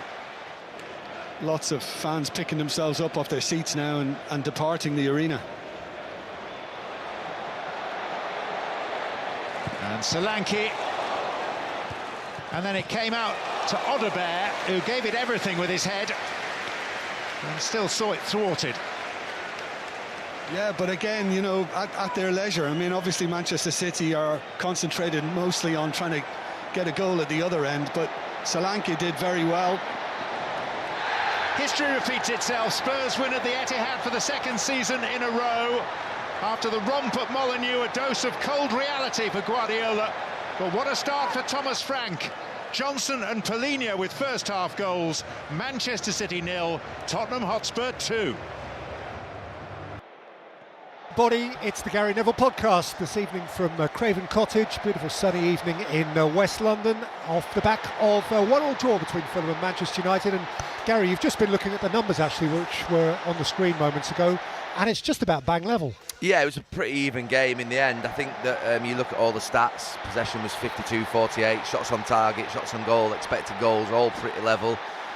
Fulham came back into it in the second half and finished really strongly. I thought they were a lot better in the second half. I thought United were the better team in the first half, particularly in that first period. And yeah, fair result. We don't like watching draws. We always feel a little bit like on the way home, but you know you're going to get them in football, and I think it was probably the right result today for both teams. What's it done to your mindset vis-a-vis Manchester United? If you came away with cautious optimism from Old Trafford a week ago, where are you at now? Yeah, I think it's been checked slightly, because there were a couple of the old sort of scars sort of felt like they were sort of reappearing and opened up. I think that what Fulham did, they tried to pack between. What United did quite well in the first half to stop Fulham's sort of shape was that Mount would fill in quite well. He sort of glues that midfield to the front, and he helped Cunha and Mbeumo in respect of sort of their defensive work. And he certainly got alongside Casemiro, and he got alongside Fernandes, and it meant that when Iwobi was in those positions, just sort of drifting in and trying to find pockets, because we know the problem for United is when you flatten that back five out of United, and then you have the two in midfield, the big gaps are here and here alongside that two in midfield. But when the three up top come back quite tight and compact, it means that there's not a lot of room to operate in. And in the first half, I thought United were really quite compact with that five, that two and that three, and Mountain does that really well as well. So I think that's why they combated most of the problems that occurred in the second half in the first half. The problem was the game opens up a little bit, and I said this last week, a little bit worrying. Fulham got a lot stronger when they made their substitutions. I actually thought United got worse when they made theirs. Šeško at the moment, let's just say it, he's nowhere near in terms of fitness or sort of just getting up to speed. I think Ruben Amorim before the game said that obviously there is a clamour to play him. I think last week I was saying, look, let's just get him straight in. He is going to have to get him in against Grimsby and give him 90 minutes. He's going to have to probably play him against Burnley next Saturday just to get him going, because you can see he needs football. And what you can't do is let a sort of player of that value, that potential, just keep being on the bench. The problem he'll have is that he wants to keep mounting the team. But I think what you saw with United, when they brought Šeško on, when they sort of then put a Mount into midfield, took Casemiro off, they did get opened up and they looked like Fulham could score. And then the strange one for me was the actual changing of the back line again, with Yoro and Shaw going off with 5 minutes to go. You don't want to be changing that back line if you can help it. I know Dalot came on for Ahmad. So, yeah, a few of the old wounds appearing again. But look, I don't think we got overly carried away last week. We just said it was optimistic. I thought the first 20 minutes, actually, first 15 minutes, some of United's play was really bright. And they should have gone definitely ahead in the first half. We obviously know Bruno Fernandes, missed a penalty. So yeah, I think a little bit more subdued. In fact, quite a bit more subdued than after last week. But it's 2 games in. But what they can't do is let this run of defeat, draw. They've got to win against Burnley next Saturday and get that optimism and that confidence and that momentum. You see a lot less of Fulham, of course. I'm sure their supporters will be interested in your read on Fulham. I thought they were really good, really organised. I know that there's a lot of talk at Fulham about the fact they've not made signings, and there's a little bit of despair, and maybe, when a club doesn't make signings, everyone feels a little bit sort of downbeat about it. But I looked at the Fulham team and I saw the Fulham bench. I thought, I think Fulham are okay. Fulham have got a good team already. They've got a good bench. Famously, Liverpool last year didn't really add too much to their team and won the title. And sometimes not adding players can be as good as adding players, because you can sort of freshen it up for no apparent reason. I actually think what they've got there today, that's just appear from up there. It's raining team sheets. No, I think that from what I saw today of Fulham, the team that started did well, and the team that, the 4 or 5 that came on did really well, and they actually made them a lot better. You think of sort of Raul Jimenez coming off the bench, Smith Rowe, Robinson, Harry Wilson. They were really bright. And they were too sharp for United in that last period of the game. So, yeah, maybe 1 or 2 coming in this week would add a little bit of a spark that naturally a new signing does. But don't be too disheartened, Fulham fans, about it. I know I'm not a Fulham fan, but the team that I saw consistently do well last season, I think will do well this season. And I think the fact that you've come back in 2 games, you've shown a spirit, you've played well. I think it was a good performance from Fulham in the end. I mean, you think of the investment of Manchester United compared to Fulham, and it's night and day. So you have to say that they're, well out punching their weight. And I thought they had a good day. OK, we'll come back to the other 2 Sunday games, perhaps to finish with, both of which have a narrative, of course. But in terms of the other big business of the weekend, it began, of course, with Spurs winning at Manchester City. Did you see a lot of that game? I did. I watched it. I was surprised. I think maybe it's very early in the season, so when obviously Manchester City won at Wolves last week, we're all thinking, are we missing the obvious here of Manchester City being the title winners this season? But then when you saw them on Saturday, thinking, it looks a little bit old, it looks a little bit, like they were sort of overpowered, outrun. Tottenham did really well. Thomas Frank, what a start that he's had. They're showing adaptability. I think Jamie Carragher did a really good piece, small piece, but it was a really nice piece on Monday night about how he's played in the 2 games. In the first week, played against Burnley last weekend at home, but then how it differed from the performance against PSG. And I think that from that point of view, I think in the 3 games, Thomas Frank's demonstrated how agile he is. They had that disappointment in midweek of missing out on Eze, and it was a little bit embarrassing for them. But that, I think, on Saturday was a really good performance, good result. Obviously, they have got a fantastic manager there who's done brilliantly at Brentford, and you can see it's rubbing off on them already. But like I say, it's very early in the season, not time to get carried away, but fantastic for Tottenham. A little bit worrying for Manchester City. Hard in context for Arsenal fans not to start getting carried away 2 games in, of course, always that caveat. But they were terrific. I mean, you and I were both there on Saturday night. I just thought there was a lovely feel about the way they played and the ambience in the stadium and introducing Eze and all of that. It was a happy place, wasn't it? It was.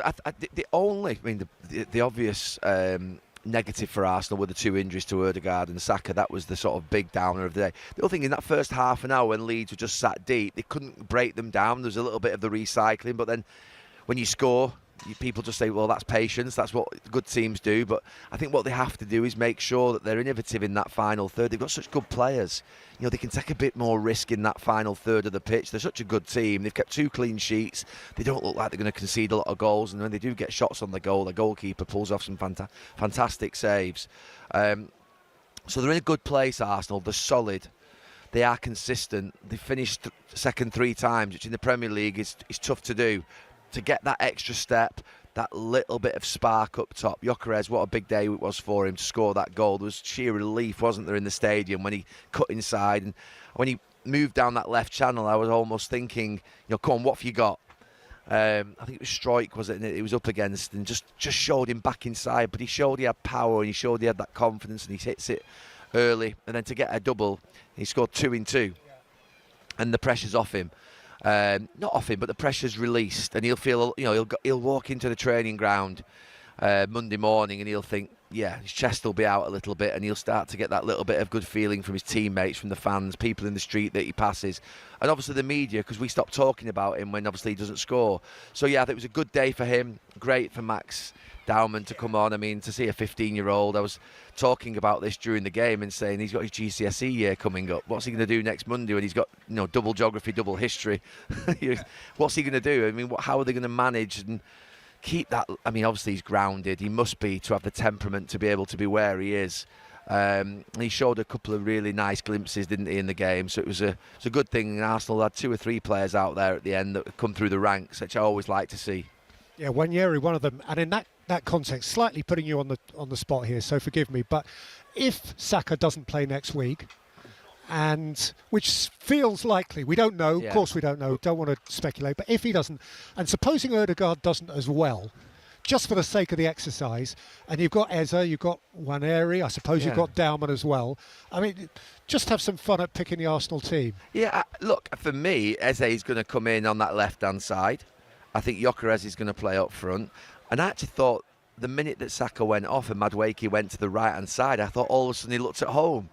it's a strange phenomenon, isn't it, that to see a sort of left winger play on the left side of midfield. We don't see that too much. They're always opposite-footed wingers now. But to see Madueke go over to that right-hand side on his left foot, I thought he looked a lot better for that 5 minutes or so that he was there. So you have Madueke, I think, on the right. I think you'll have Gyökeres up front. I think you'll have Eze to the left.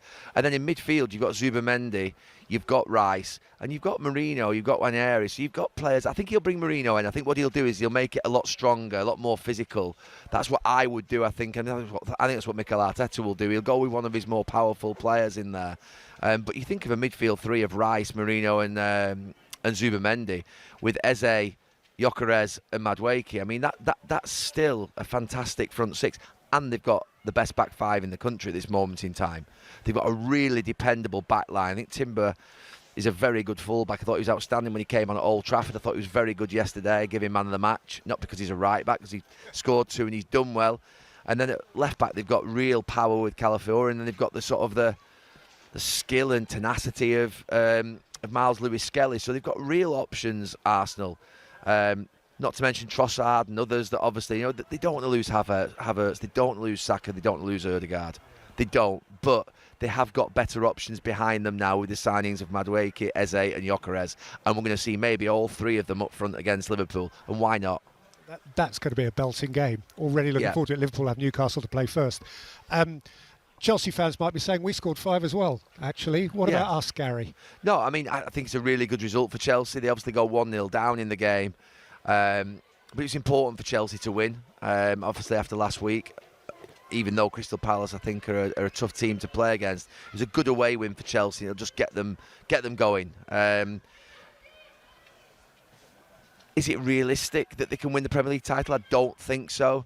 But I think if you're getting into the Champions League places and in and around there, a couple of seasons on the bounce, then you're certainly starting to move forwards. And there's a long way to go, but it was a game that you would expect them to win as well. I think West Ham are really struggling. One of your big topics this early season has been around hoping that the promoted teams do okay, and they've all got to win. Yes. 2 games in. Yeah, incredible.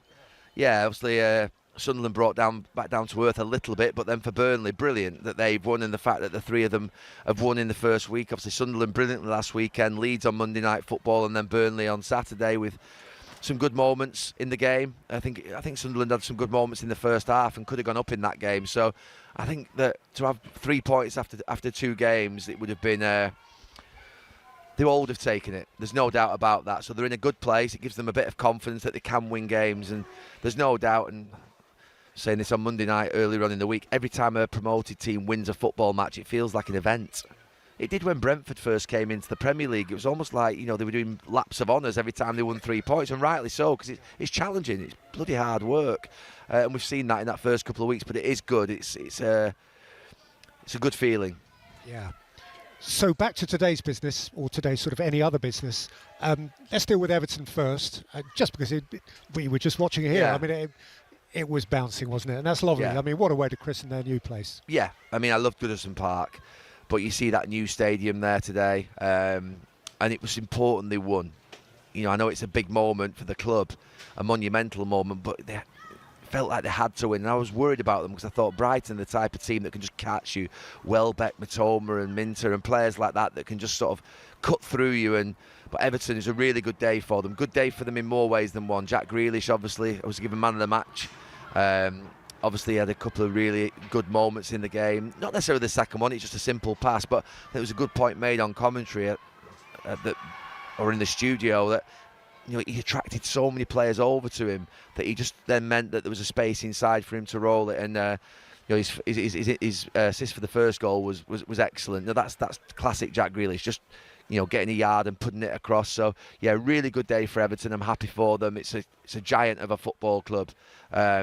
And I think that obviously they've had some difficult times over this last 5, 6, 7, 8 years. I still think they're going to have some challenges on the pitch. I thought they were average, to be fair, at Leeds the other night, but a good win for them today, and it gets them going. Which leaves us with Crystal Palace Forest, which was clearly how do you put this? A political football match, wasn't it? There were plenty of subplots. I don't really know what question to ask you about it, so I'll just set you free. It wasn't on Palace Forest. Yeah, it wasn't a political football match for the players or for the fans. It's more from the clubs and sort of what's happened over the last few months. You can understand why there's a little bit of bad feeling. Obviously, then we had Nuno's interview on Friday, which looks like things might be just going a little south there, which who'd have thought? And yeah, but a 1-1 draw, probably the right result, probably the one that maybe the police wanted, the Premier League wanted, the security wanted. Yeah, but I think it's an interesting time. I felt sorry. I mean, you have to feel sorry for Crystal Palace. You do. I mean, getting into the Europa League and winning a trophy for the first time and winning the FA Cup like that. I mean, and then they can't go and play in the competition that they qualified for. So I think there's a lot of, there's a lot of feeling that it's not quite right from people in football. But then we keep being told, don't we, that rules are rules, and obviously there has to be positions in place. They weren't quite sure at the time when I think they had to disguise their own or whatever it is you have to do now, put them in blind trust. As soon as you start saying blind trusts with football teams, you don't know something's wrong, don't you? It's like if they had put him in a blind trust, it'd have been okay. But now the fact that he actually opened himself up and he was there, well, I'm sorry, they can't go into Europe.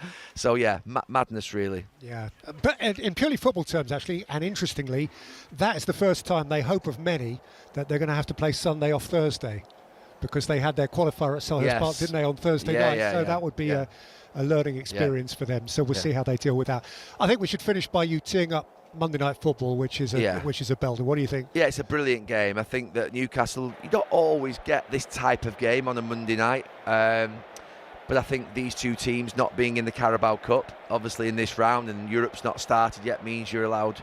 There's a blockbuster fixture with a bit of spice added because of the Isak situation. We all know what's going on there, I think, don't we? That they're waiting for this game to be finished before they do the business. Obviously, the last week of the window's coming as well. But yeah, it's a game I'm really looking forward to. It should be an outstanding fixture.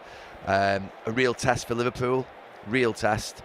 Obviously, they're there to withstand it and can withstand it. But for Newcastle as well, it's a good moment for them. It's big home game, first game of the season, and it'll be really interesting to see what happens. I just want to mention that the penalty, the situation with Bruno Fernandes, I just thought I think he let it impact him. I think he didn't ask me before, but I thought he let it get to him. I mean, when he came out of the second half and he was still talking to the referee, I know that can happen, but I think you could see in his face sometimes with Bruno, I think he wears his heart on his sleeve. And it was quite clear that obviously he's desperately disappointed about missing the penalty in the way in which he did. I think sometimes if a goalkeeper saves it, you might think, well, okay, that happened, but he's smashed it over the bar. But then this idea of sort of that the referee disrupted his rhythm. The referee it was a complete accident. Obviously, the referee was trying to walk back towards players coming in, and he just seemed to let it impact him in the game. And I think that's just something that shouldn't have happened really. I think it was more important, but that wasn't the biggest problem out there for United today. I think that there's a couple of things in the first half. I think that the goalkeeper still looking a little shaky or very shaky on those crosses from corners, which can't continue because that anxiety builds. I've said it before. And then in central midfield, I think United have to do a piece of business now, because I would have liked to have thought that Mainoo could step up and be that person. But it's quite clear that at this moment in time, Ruben Amorim's not having him. I mean, he starts with Casemiro and Bruno Fernandes. He then puts Mason Mount back in there, and then he brings Ugarte on in front of him, which tells you he's almost like fourth choice, really. And that means that they are going to need to, I think, get something sorted, because it's going to be a problem. The two in there, really does get exposed when that front three are just a little bit more higher, and that back five sometimes get pushed back a bit. Those gaps, those acres of space seem to open up, and I thought United got cut through quite a few times in there in the second half, and I think Bruno Fernandes is part of that in there, and he's going to have to sort it out. Well, it's going to be a very interesting week for a lot of clubs, Manchester United included, right up to that transfer window. Yeah, I think Isak's the big one, isn't it? I mean, that's the one that I think everybody will be waiting for. I think that Manchester United will have to get a goalkeeper, and I think they'll look at getting a central midfield player. You think Newcastle will have to do some business with the Isak money, so they'll be probably waiting and seeing what they don't want to end up with is 150 million quid in the bank or 140 million quid in the bank, and then someone take it off them for inferior player or players. So I think that's what they'll be scared of. We've seen that too many times before. So I think there will be quite a bit of business, and it will be an interesting week. I know it always is, transfer deadline week, and yeah, it's a week that I think we like, particularly at Sky. We do, and it leads up to a blockbuster next Sunday. See you at Anfield. Yes, that'll be good too. For watching Liverpool, Liverpool and Arsenal. Yeah. See you next week, Peter. Thanks, Gary.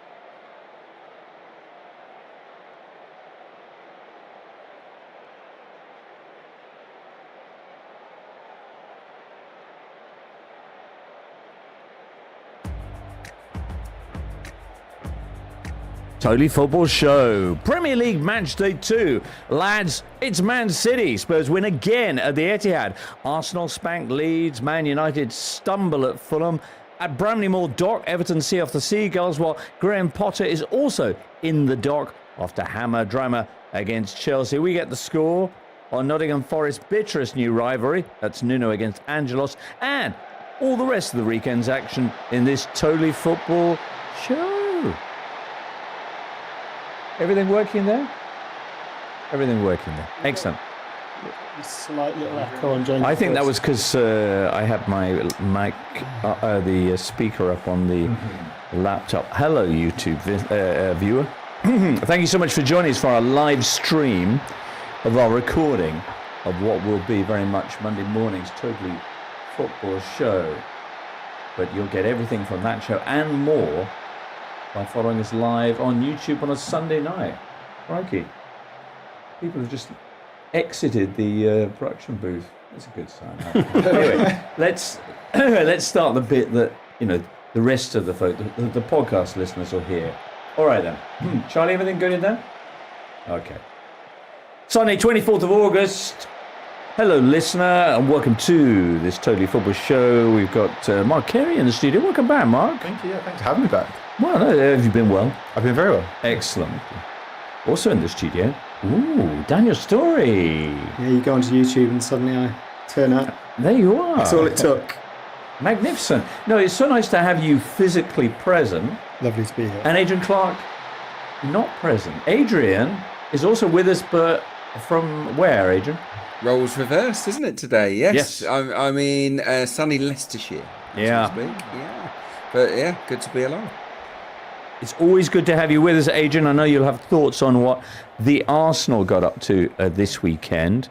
Plenty of storylines in there. 5-0 victory over Leeds. Daniel, meanwhile, you come straight from Selhurst Park, where you saw the game that's now entered football lore as El Clasico. Yes. Crystal Palace against Nottingham Forest. First off, Nuno saluting the fans at the end after days of intrigue. What can you tell us?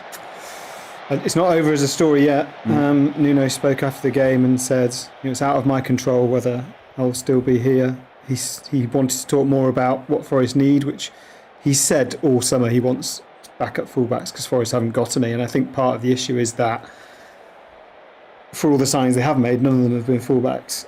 So he reiterated again he wants those. It was really interesting at full time. He went over to the fans and got a big standing ovation, the Nuno chant. Morgan Gibbs-White kind of pushed him forward and said to the fans, louder, louder, louder, give it to Nuno.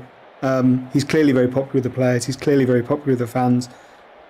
If he has fallen out with Edu, then the sporting director, then none of what I've just said may matter. Okay.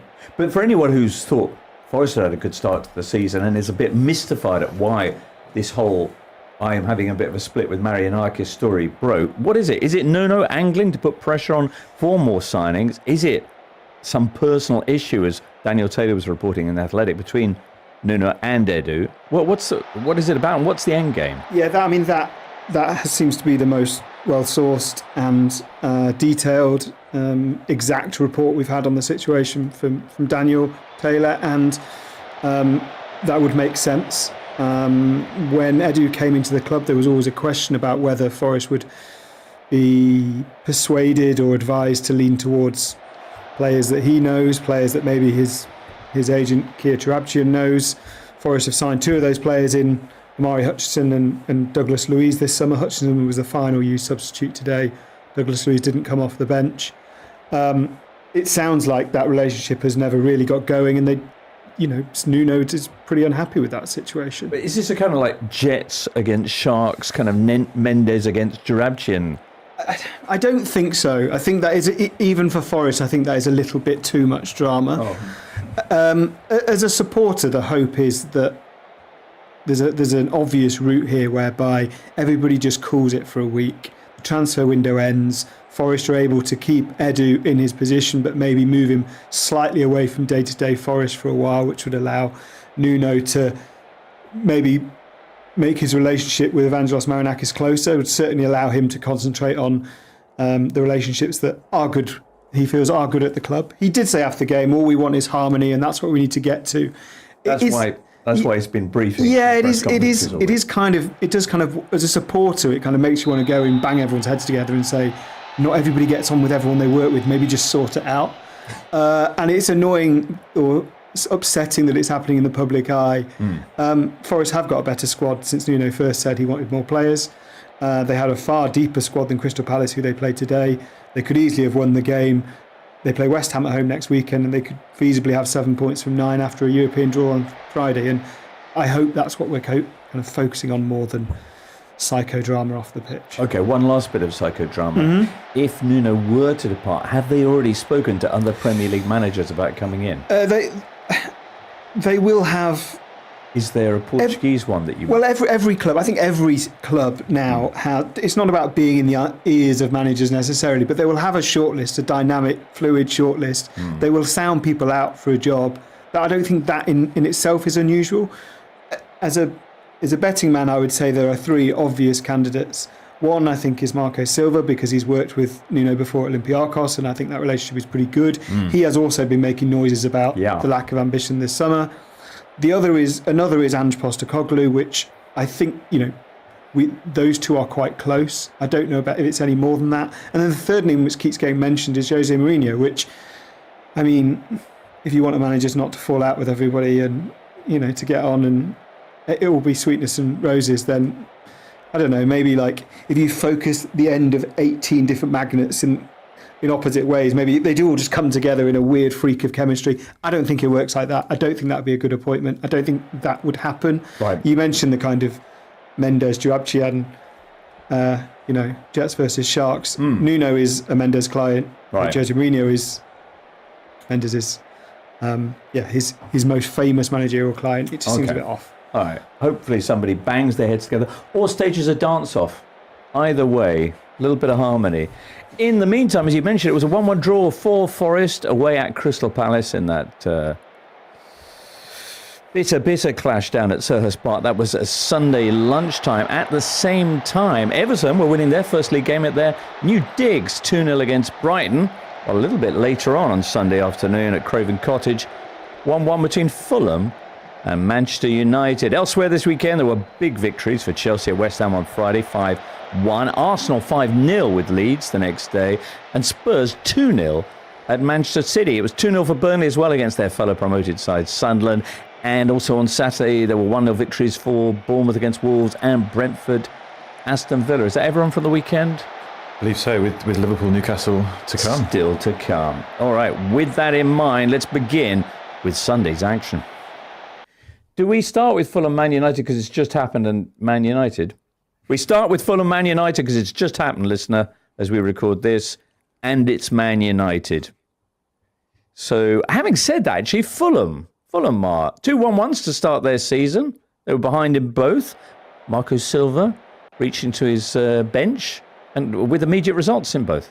Yeah, well, if you look at their record as well, since the start of last season, I think it's 19 goals from substitutes, which is comfortably more than anyone else. So 19 goals out of 66. So yeah. It's an extraordinary high proportion. Don't you have a stat about subs and Fulham, Daniel? Yeah, so it's not just that they get lots of goals, they also generally happens quite quickly. So from the last 6 fastest goals by substitutes in the Premier League, Fulham account for 4 of them. Wow. But I kind of feel like it makes sense, right? Maybe it becomes cyclical in that you bring off certain players off the bench and they do really well, and then they become your automatic subs and they're also used to doing well off the bench. I can see, almost like with Arsenal and corners, I can see how once it starts happening, it just carries on happening. But that's still a really high proportion. Oh yeah, no, it is. 6 fastest goals by substitutes. 4 of them are by Fulham. Adrian, you were off recording I'm guessing a handbrake off special, were you? So you missed the last 20 minutes of this game and Fulham's equaliser. Can anyone explain to Adrian how that came about? How a game that started with Man United looking pretty lively and like things were maybe beginning to come together, ended up with them hanging on so grimly? Yeah, well, I think the tide started to turn as well when Harry Wilson and Anthony Robinson came on after about an hour, and it was then Emile Smith-Rowe and Raul Jimenez who came on after 70-ish minutes as well. So it was starting to kind of turn from then on in. Did it actually start to turn when Man United were awarded a first-half penalty about half an hour in, and Bruno Fernandes had issues? Yeah, that was odd. I don't know what the exact fallout has been from pundits, but he's using the fact that he bumped into the referee as a reason for putting him off. And it still continued into the start of the second half as well, where I think that the referee sort of apologised, which I don't think there was an apology needed necessarily. So Bruno Fernandes had placed the ball on the spot and was backing away. At the same time, the referee, neither of them looking at each other, is trying to walk behind him and they brush each other. And Fernandes felt that I guess his preparations were disrupted by this. He then skied violently his penalty attempt, and from then on in, it felt like it was all Fulham. Yeah, it was. And I think we saw the issue with Bruno as one of those two central midfielders. I was egged on by Adrian and Mark before the show. We were talking about Bruno. I think they should have sold him this summer already. I don't get why... If what you know you need to do is rebuild a midfield, and the pieces you have are Casemiro, Ugarte, Mainu, who doesn't even seem to be anywhere near the frame, why you wouldn't then sell someone whose best position is higher up the pitch, and you're not really using anymore because you're using those two dynamic number 10s who will offer a lot more kind of versatility and changing places, and Bruno's not going to do that. It would have been a bold call, but Manchester United need bold calls. They need to kind of rip things up and go again. And I can't see how, he would never come out and say it, but I cannot see how Ruben Amorim wouldn't have been in a better situation than that squad if they'd sold Bruno to Saudi Arabia and gone all out in July on a Carlos Blibo or whoever it is to rebuild that central midfield. I don't think they could look more in balance than they do now with Bruno and Casemiro. It looks really good for about 20 minutes, and then the opposition realised that if Manchester United haven't scored, they can just pass through them. You know, there's Bruno for the goal. Emile Smith-Rowe is 5 yards behind him, and Bruno just watches Emile Smith-Rowe go past him, and then Emile Smith-Rowe scores, and Bruno looks around as if to like point at someone as to say, what's going on? How has that happened? You're like, that's your job now. Like when you were playing number 10, you could probably get away with someone running past you and it wouldn't be a problem. Now if that happens 30 yards from your own goal, that player will get a big chance to score.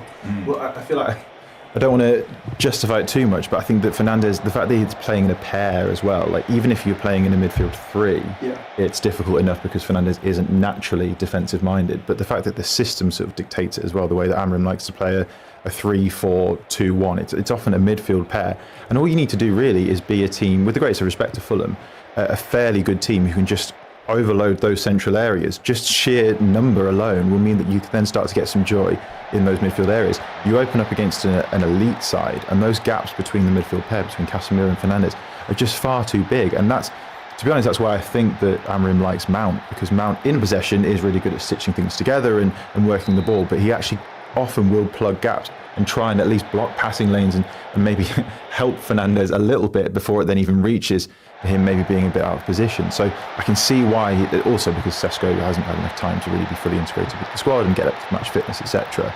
But I can see why Mount is playing as one of those sort of three forwards and will probably continue to do so because it's also helping the players behind him. And then when he went off, it was also, things started to fall apart a little bit more then as well. Amorim, who was pictured throughout the game staring at the floor and shaking his head while mouthing things, took off Casemiro for Sesko in the second half. United did get, which was, I guess, possibly a curious approach. I'm not sure what your take on that would be. United did take the lead through a Fulham own goal. I think it was eventually given to Rodrigo Muniz, who had been, essentially leapt up with his back to the ball and it glanced off him past Bernd Leno. Beyond that positive, anything else that you would draw on for United fans? Not hugely. As I say, I do think that Mount did at least allow United to stitch things together a little bit. I don't know whether Sesko, when he came on, granted, he didn't have a load of time, but I don't think he had a shot from when he came on, and that was shortly after Mount had come off as well. So I think the thing that I always think, I often say it in terms of your best 11 and your 11 best. I'm sure that Manchester United fans would want to see Cunha, Mbeumo and Sesko being that trio. But you do have to think of the team dynamic and the team cohesion. Then you've got Fernandes, who's going to be quite inclined to go forward, not very defensively minded. Casemiro, we know this from the start of the season. Casemiro, whose legs are not as fit as they used to be, should we say, a diplomatic way of saying it. Then instantly you're then sort of onto the back five and bearing down on the United defence. So I think that it is all about the balance. It doesn't have to necessarily be your best players. It has to be your most cohesive team. Okay, Adrian has things to say.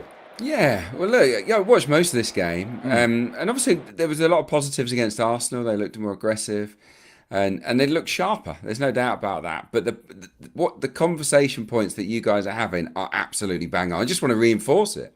Okay. I just think that until Amorim revamps that central midfield, United can't make progress. They can't reach the targets that they aspire to with the personnel that they've got within that system. Either he rips up the system and he goes, 4-2-3-1, and plays Bruno at 10, Cunha to the left of him, Mbeumo to the right. Unless he does that, I just don't see it working. So, and look, this is a manager that's now managed more matches than his accrued points. 29 Premier League matches, 28 points. That's absolutely dreadful. So I think that Amorim has to make some big decisions with his team moving forwards, personnel-wise. I think one of those players has to drop out and become an impact player if he's not going to change the setup. It's just Bruno can't be trusted when players run off him. He just can't be. So he does a lot of brilliant things, and this is the quandary. Right. Because Bruno Fernandes is a hero.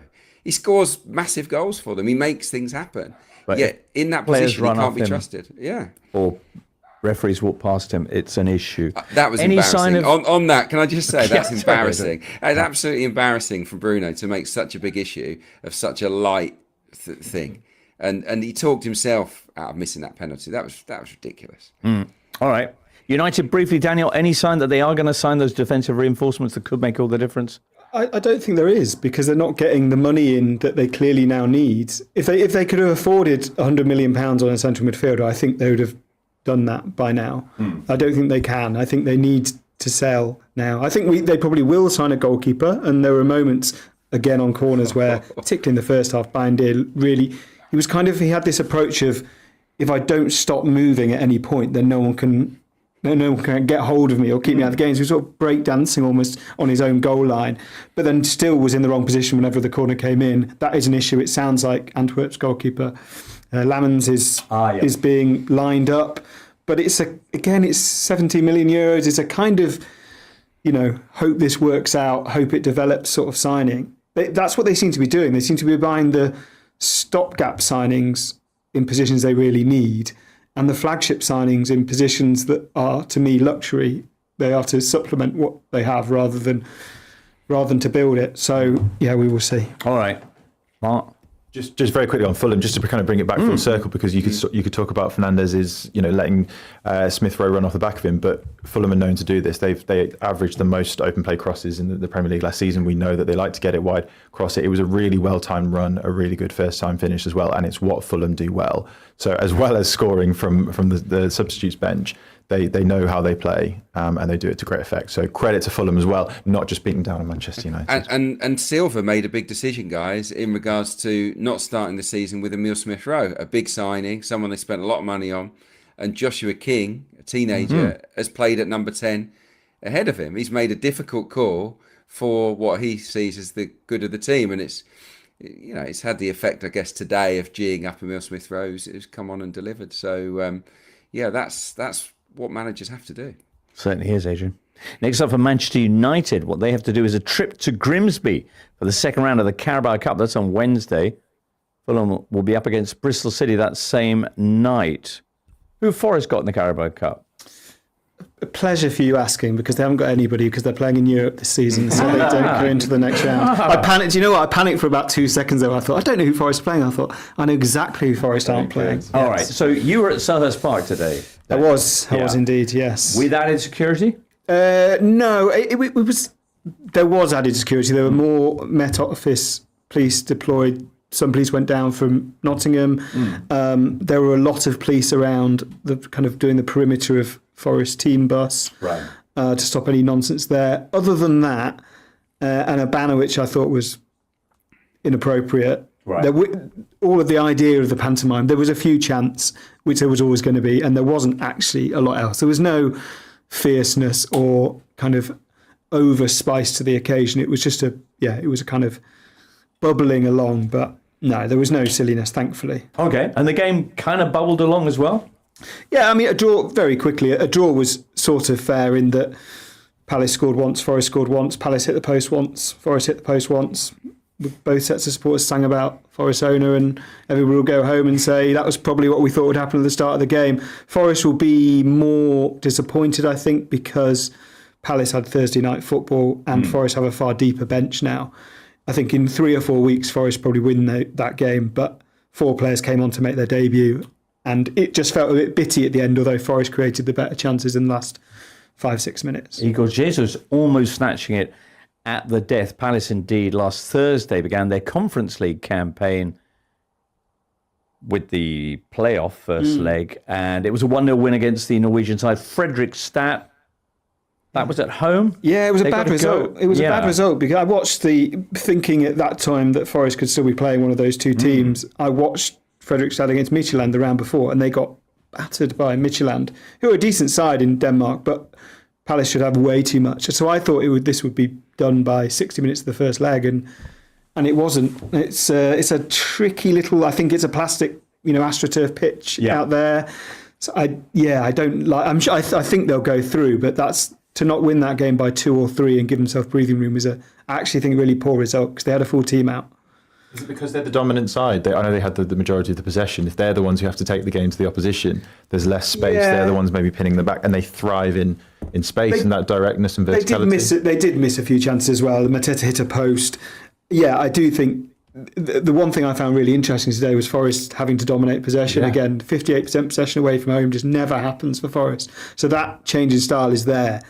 The other thing to say about Palace is Glasner all week has been glum to the point that I thought he might walk this week if Guéhi was sold, because he was talking about, I'll play centre-back if we sell Guéhi, because that's what we'll have to do. Right. I used to be a centre-back, all this stuff.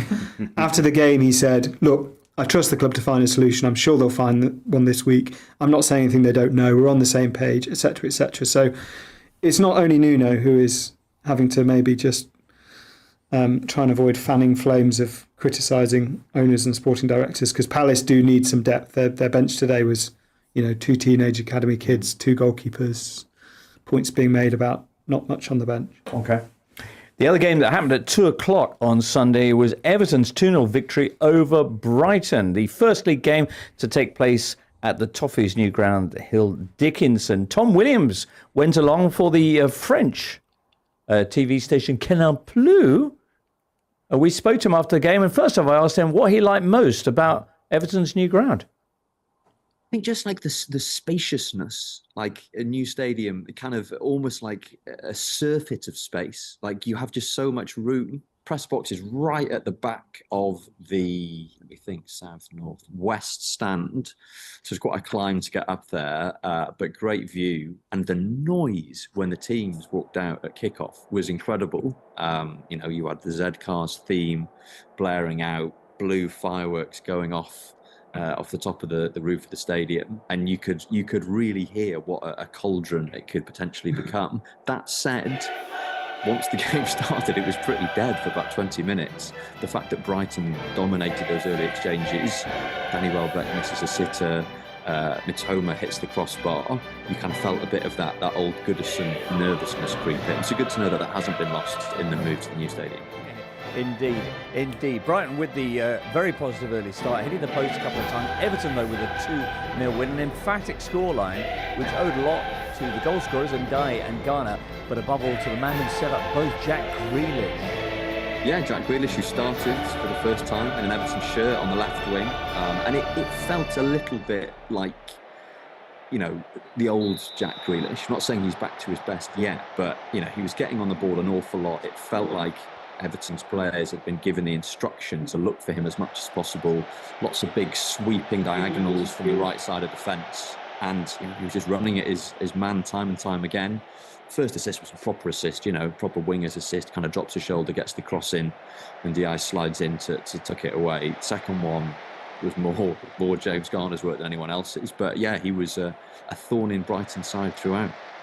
Grealish, I believe, had only had one assist in his last 2 seasons at Manchester City, getting 2 in the course of this one game. So Brighton a little bit unlucky not to get anything from this game. They also had Danny Welbeck's penalty late on, saved by Jordan Pickford.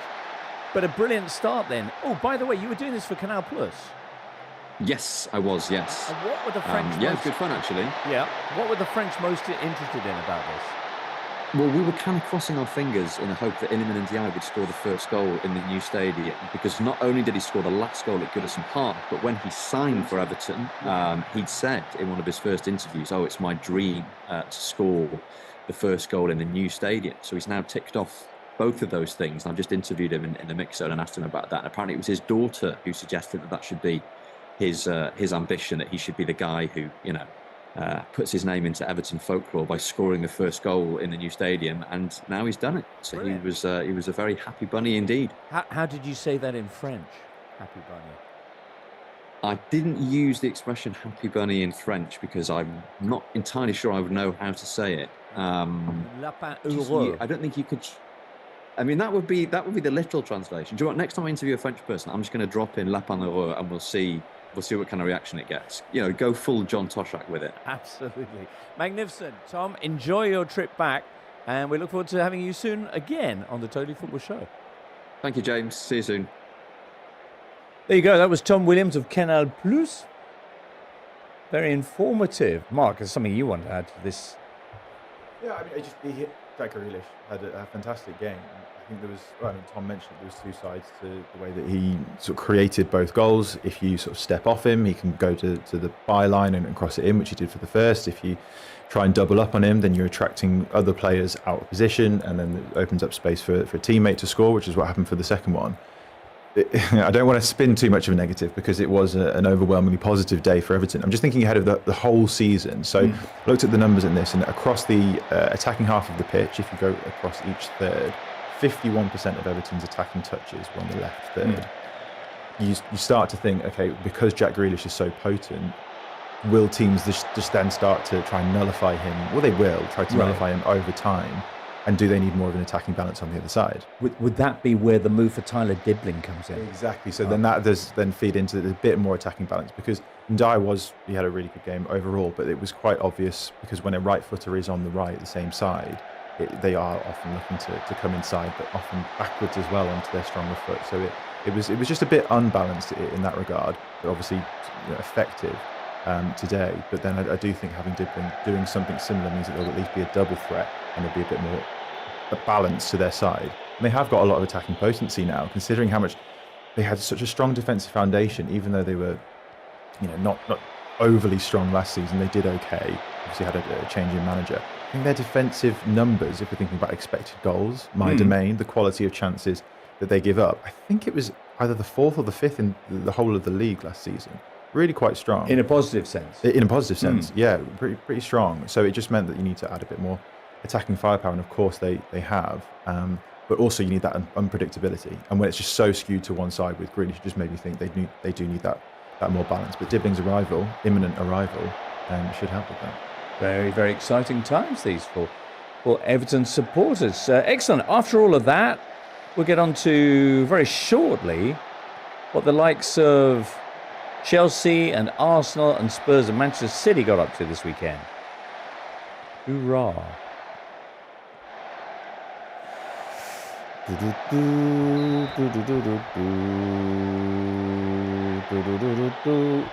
This weekend in La Liga, Marcus Rashford had his first start for Barcelona in a game which saw them go 2-0 down, him then get subbed off, and then they, without him, roll back to win 3-2 against Levante.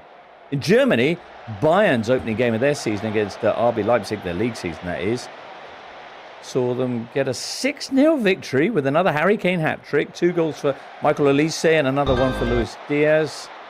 Elsewhere, Erik ten Hag lost his first game in charge of Leverkusen at home to Hoffenheim. In Italy, Scott McTominay and Kevin De Bruyne were both on the score sheet as Napoli began their title defence with a 2-0 win at Sassuolo. And in France, amongst other things, teammates Jonathan Rowe and Adrien Rabiot of Marseille both got fired from the club for fighting each other. Where can you find out more about all these stories and others? Well, the Totally Football Show's European edition, which will be out slightly later this week, probably Tuesday evening or early Wednesday.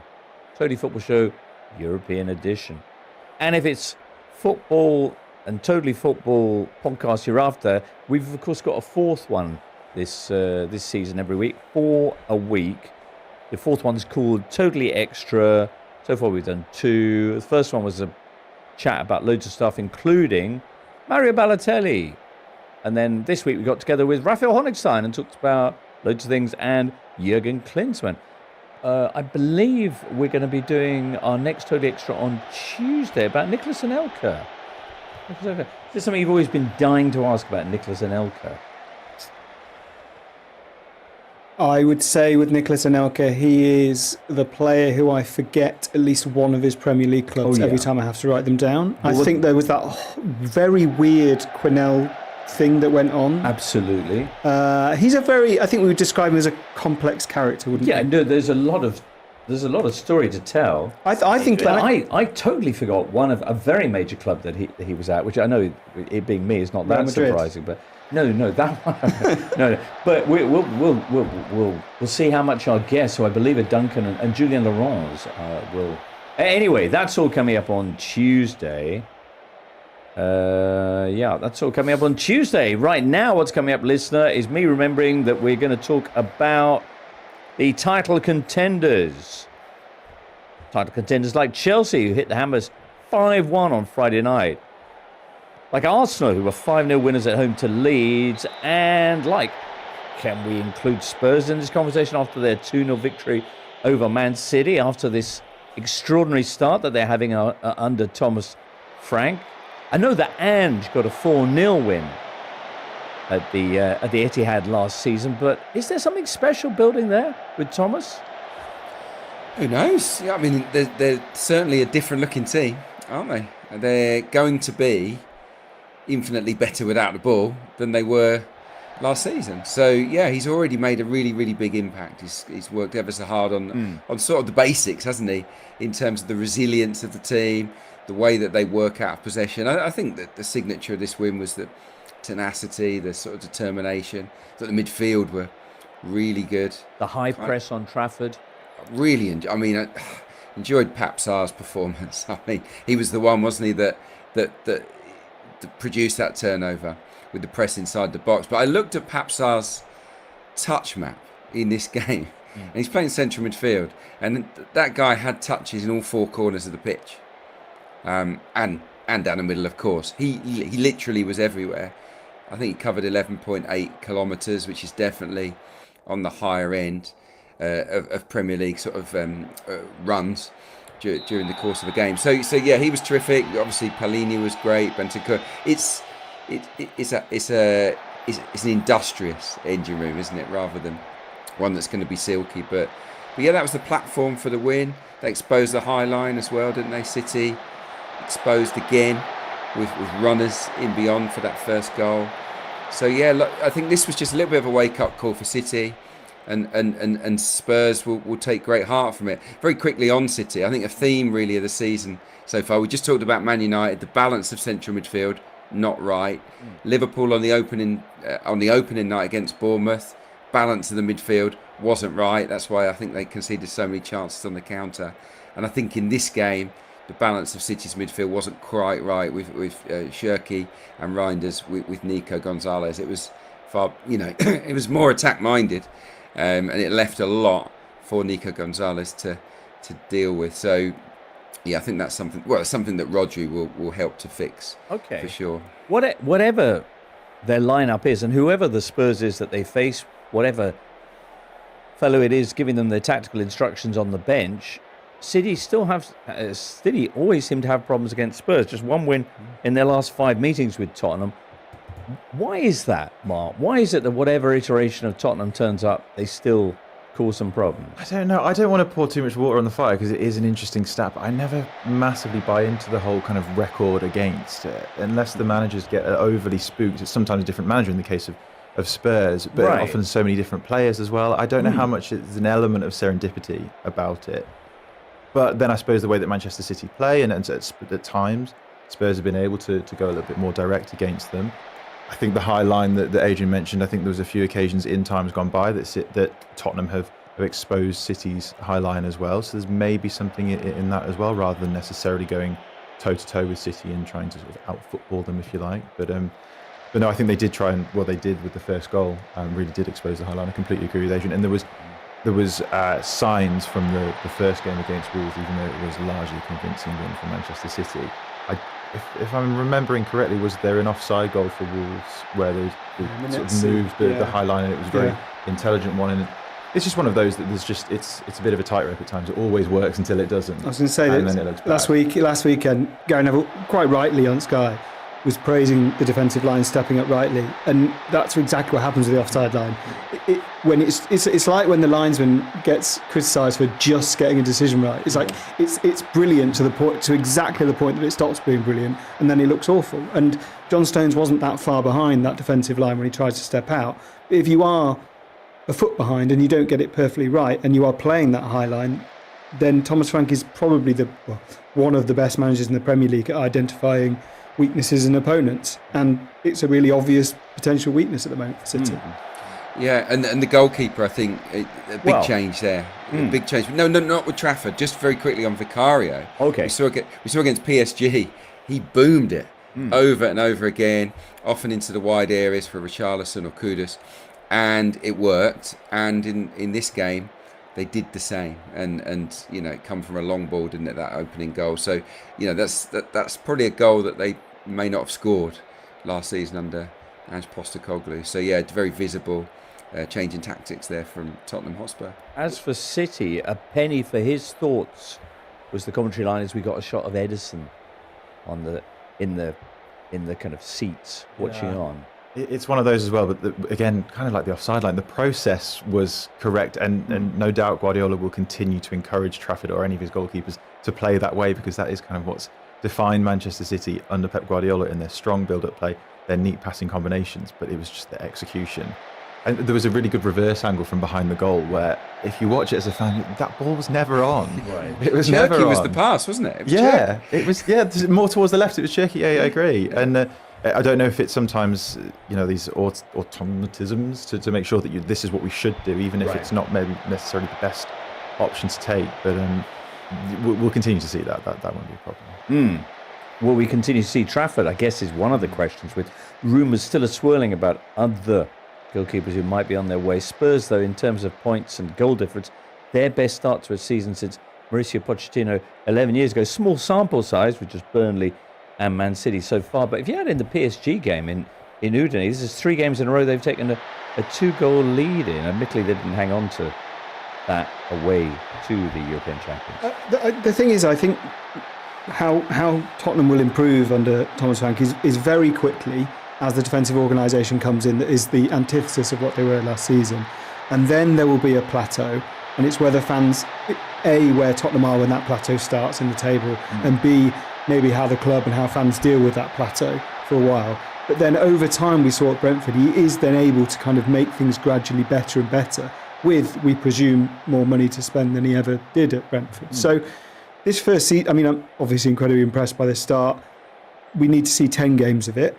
But then, because I think after 10 games, there will be a sense of, to an extent, when you think you're playing Tottenham, you still think of that mad high line, and you still think of Tottenham as quite weak. They're not now. They are as organised as Brentford, but with better players. Right. So they will be hard to beat. And eventually, within 2 or 3 months, managers will say, right, we need to change how we focus and look at Spurs as a team.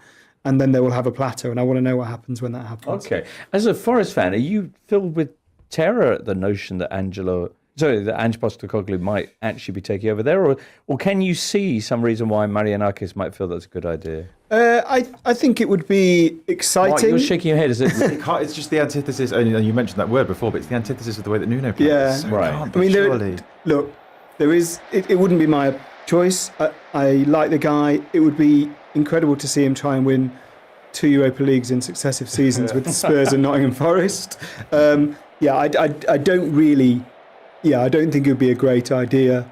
But the attraction of it is that I don't think Forest, famous last words, this is me saying this in public, are a relegation candidate this season. Right. So therefore, maybe you do try and go more expensive. Maybe you do. Yeah, you don't have the pressure of being expected to finish in the top 6, but you do get to have a little fun. But I'm having plenty enough fun with Nuno, thanks. Don't think Spurs fans thought they were a relegation candidate. Started last season either. That's but very true. Yeah. Anyway. We'll see. Hopefully Nuno's still at the City Ground for a long time to come. Adrian, you were at the Emirates, were you, on Saturday tea time for the game against Leeds? I was, yeah. Excellent. Yeah, fun. So, there's a lot to unpack, as they say, from this game. On one hand, it was a huge victory. You had Eze presented to the fans, broad grin on his face as they saluted him. You had Gyökeres with his first goals for the Gunners. Max Daumann with a brilliant first league appearance. On the other, you had those injuries, following on from Kai Havertz last week, to Saka and Odegaard this time round, and a fixture against Liverpool a week away. What's your overall feeling about all this? Yeah, you've kind of wrapped it all up there in terms of the storylines. First up with Eze, it was a great moment. You could see how much it meant to him, and the fan base are completely united in sort of joy at the prospect of seeing him. So that was a really nice moment. Gyökeres' goal, we've seen him score that exact same goal for Sporting dozens of times, it feels like, charging down the left, chopping back in and then smashing it into the near post. So that it was just great for him to get that confidence booster that he needed, because there was a chance in the first half where Zubimendi turns it over on the edge of the box and he's got time to take a touch and just tap it in, and he completely panicked and tried to play it one touch, and it was a horrible effort. And I must admit, at half-time, the talk in the press room was, Gyökeres looks like he's under pressure already, he just needs to relax. And of course, that goal relaxed him perfectly, and obviously ended up getting a penalty as well. So that was great. Daumann was tremendously exciting, and incredible ovation for him. Outside the ground and inside the ground, I saw so many 56 Daumann shirts. This was a kid that had... He's 15. Wow. He's not 16 until December. But already, there's so many fans wearing his shirt, and there's so much expectation around him. And let me tell you, the hype is warranted. He's a phenomenal talent. Absolutely phenomenal. The world is his oyster. He's ridiculously good for his age.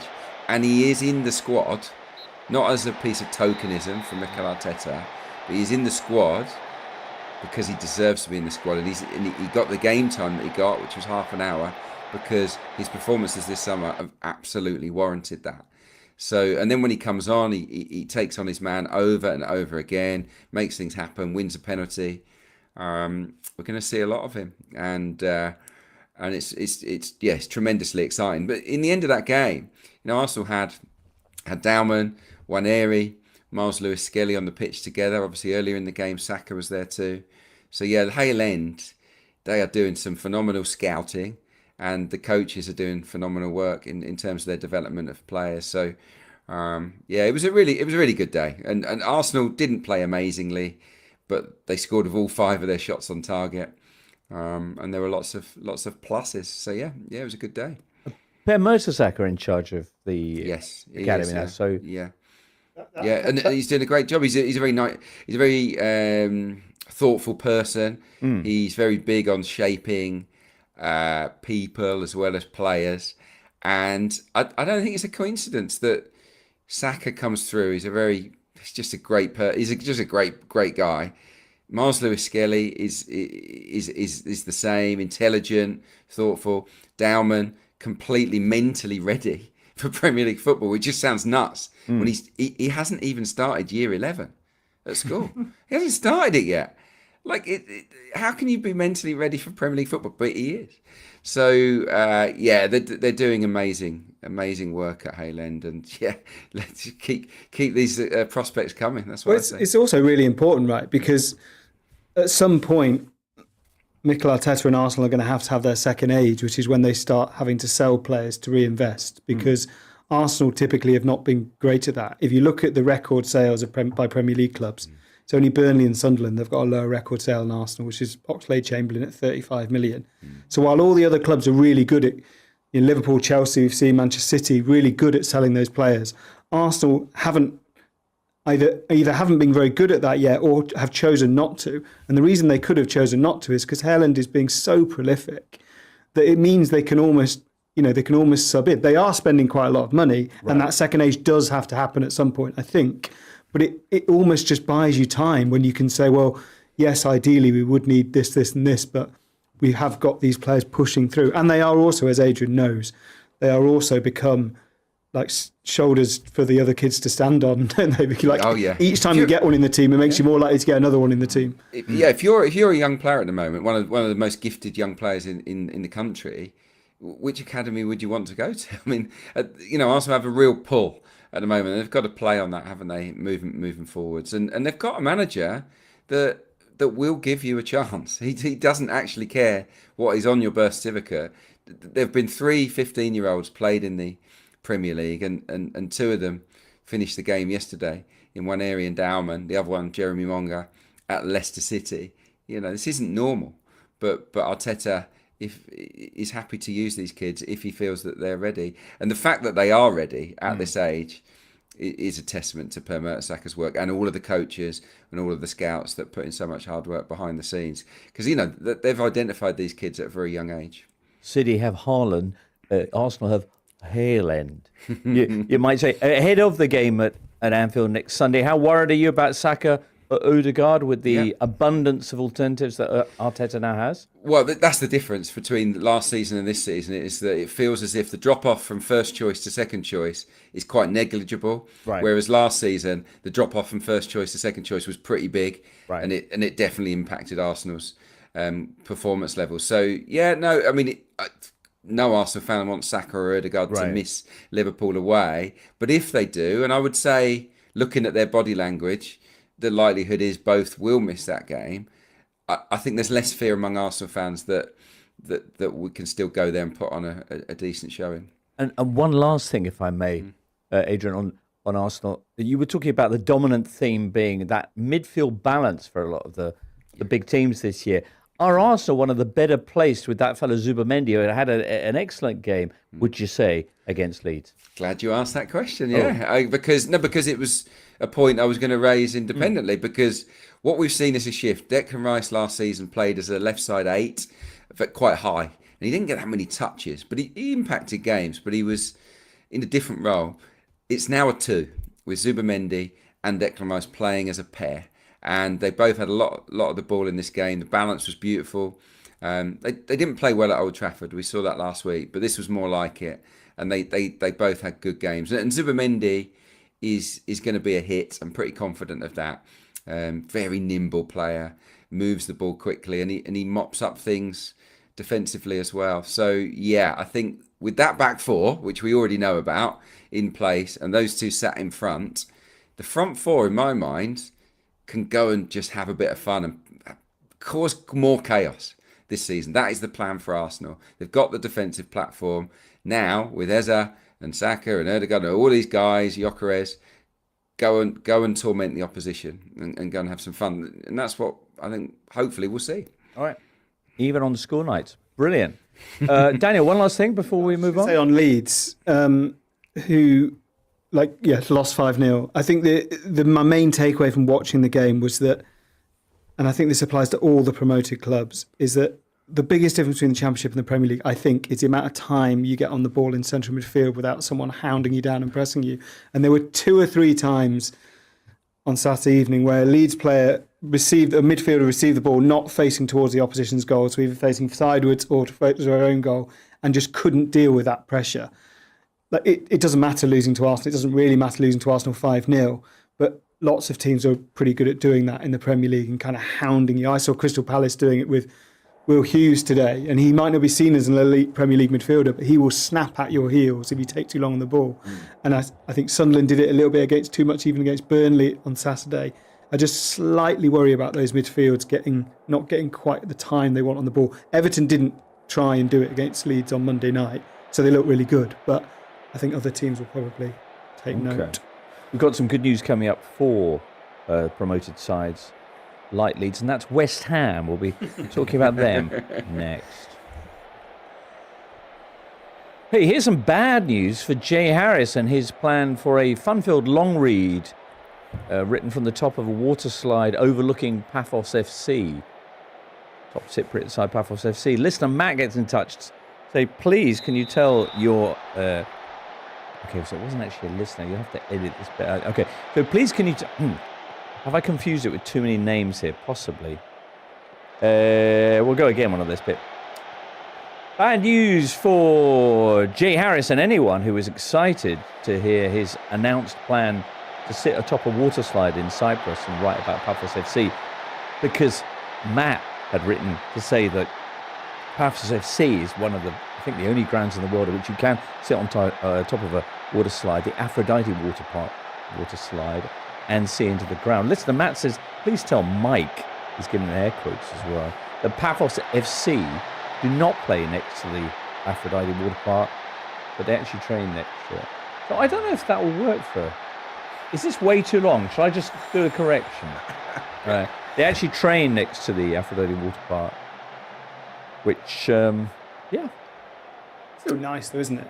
I mean, I think it still counts as an experience to watch them train from the top of a water slide. The water slide is the non-negotiable in the story. Yeah. Whether it's a training or a match is... Do you even need to watch a team train or play? I think you just go to the top of the water slide. Yeah. Yeah. There's your story. Boom. Paphos FC, who will almost certainly, can we go that far, be in the Champions League this season, the league format. They are 3-0 up, if memory serves, from the first leg of their playoff. The second legs of that are all coming up this midweek. So that's going to be interesting. Is that correct, that scoreline, Daniel? Did you just check it? Yeah. Let me We'll just check that. Yeah. I was going to say something very briefly about Champions League, but... okay. 2-1 up. That's not 3-0, is it? It's not 3-0, is it? Shall I do the whole thing again, factually correct? Otherwise... If you're excited if you're excited about Paphos FC and the prospect of them being in the Champions League league phase this season, if indeed your name is Jay Harris and you're looking forward to going to the top of a water slide at the Aphrodite Water Park to look down into their stadium, then I'm afraid listener Matt gets in touch to say, please tell Mike, who told you that Paphos FC play next to the Aphrodite Water Park, that they don't actually train next to the Aphrodite Water Park. Their stadium's in a rather more mundane part of Cyprus. That sounds like, for Matt, that sounds like something someone would say if they wanted to be the only one that had watched a game from the top of a water slide. It could be. Yeah. He's sort of keeping it to himself. Yeah. Absolutely. We might be seeing Paphos FC in the league phase, which will be exciting of the Champions League, because they're 2-1 up. Daniel, is that right, from the first leg of their playoff? One away at Red Star. One away at Red Star. Mm-hmm. So they've got to bring Red Star to the water park. To the Aphrodite, yeah. Right, okay.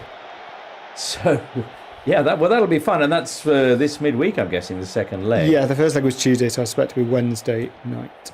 Makes sense. What else is happening Champions League playoff, second leg-wise? Well, British football-wise, a massive, massive night for Celtic. I mean, huge night for Celtic. Right. Brendan Rodgers all week has been talking about, or all month has been talking about, the need for investment in the squad, that it needs more. They need to get the Champions League phase this season, and they drew the home game against Kairat Almaty 0-0 at home, so they face a tricky old game away from home. I'm actually going to the Old Firm game next Sunday, which should be nice. Well, and yeah, Scottish football is in a funny old place at the moment. From the Casico to the Old Firm game. Quite the itinerary you have. It's also a big midweek for their opponents in that fixture, Rangers, who... I think that's done. I mean, they lost 3. Yeah, they lost 3-1 at home. They looked really poor. They drew 1-1 with St Mirren today. It's a really weird thing whereby the Scottish FA or the Scottish Premiership allowed the teams to cancel games they wanted to. Rangers chose not to do so. They chose to play their game, presumably because they didn't particularly want to go into the Old Firm game potentially 7 points behind and losing that and 10, and maybe the title race is already done. That's a lovely idea until you draw 1-1 with St Mirren in the game that you choose to play. So, yeah, it's not looking good for Russell Martin. Okay, well, a trip to Bruges coming up for Rangers. Adrian, in the Championship, are you doing What the EFL? In the next absolutely, yeah. Be a What the EFL, yeah, for sure. So there's loads to talk about. Mark Robins Stoke on top of the Championship. 3 wins out of 3. They beat Will Still Saints. He did. Yeah, that was a big win, really big win. It's been a disappointing start for Ipswich as well. They're languishing towards the bottom end of the table. Sheffield United, so close to the Premier League last season, a rock bottom, haven't got any points yet. Middlesbrough, who got dumbed out of the Carabao Cup 4-0 at home to Doncaster, have got a perfect record at the top of the Championship. So it's been a really weird start to the new season in the second tier, which bodes well because it's become a bit predictable, hasn't it, with the teams that go down almost always coming straight back up. The early signs suggest it could be quite competitive, but Coventry are the big headline makers. All right, and why? Smashed, absolutely obliterated QPR 7-1. This comes off the back of beating Derby 5-3. So Cov are banging the goals in left, right and centre. Also, a shout out to Coventry, who on Saturday morning it was revealed that owner Doug King had agreed a deal to buy back the CVS Arena from Mike Ashley's Fraser's Group, which is, I mean, promotion would be bigger than that this season, I'm sure, but that is the only thing that would be bigger than Coventry having a permanent home. This is a fan base who, they've been to Birmingham, they've been to Northampton, they were worried about losing their stadium and losing the club at one point. So as soon as that news came in, I thought I fancy them to really put on a show against QPR today, and it sounds like QPR obliged themselves. But yeah, just a really happy place to be at the moment, which is lovely. It would also be remiss of me not to say that the expected goals for this game, 7-1, was 1.27, which points to some unbelievable finishing. Oh, they are really good. I was going to say you could question some goalkeeping, but no, I think it's maybe put it down to some great finishing, top bins-esque. Can you question XG itself? So this is a really interesting question, and it's one that that my colleague Conor O'Neill has covered in relation to this specific game. It's the title being, does Coventry's 7-1 win prove that expected goals is broken? What's the answer? The answer is it's complex. The idea basically being that expected goals comes into its own over a long period. If you look at it on a single game basis or a shot basis, it's very much so we shouldn't look at XG for single games. The sample size is just too small. Correct, yeah. It's really good at identifying trends over a long period and the differences between it, but at a single game level it's very much not useful, but it's still fun to do what Conor did and analyse the single game to show that difference. So Coventry, it just goes to show that they're not going to be winning by 7 goals each, or 6 goals in this case, every week. So many different kinds of fun out there. Daniel, you went to Morecambe last week to watch them not play football. Yes.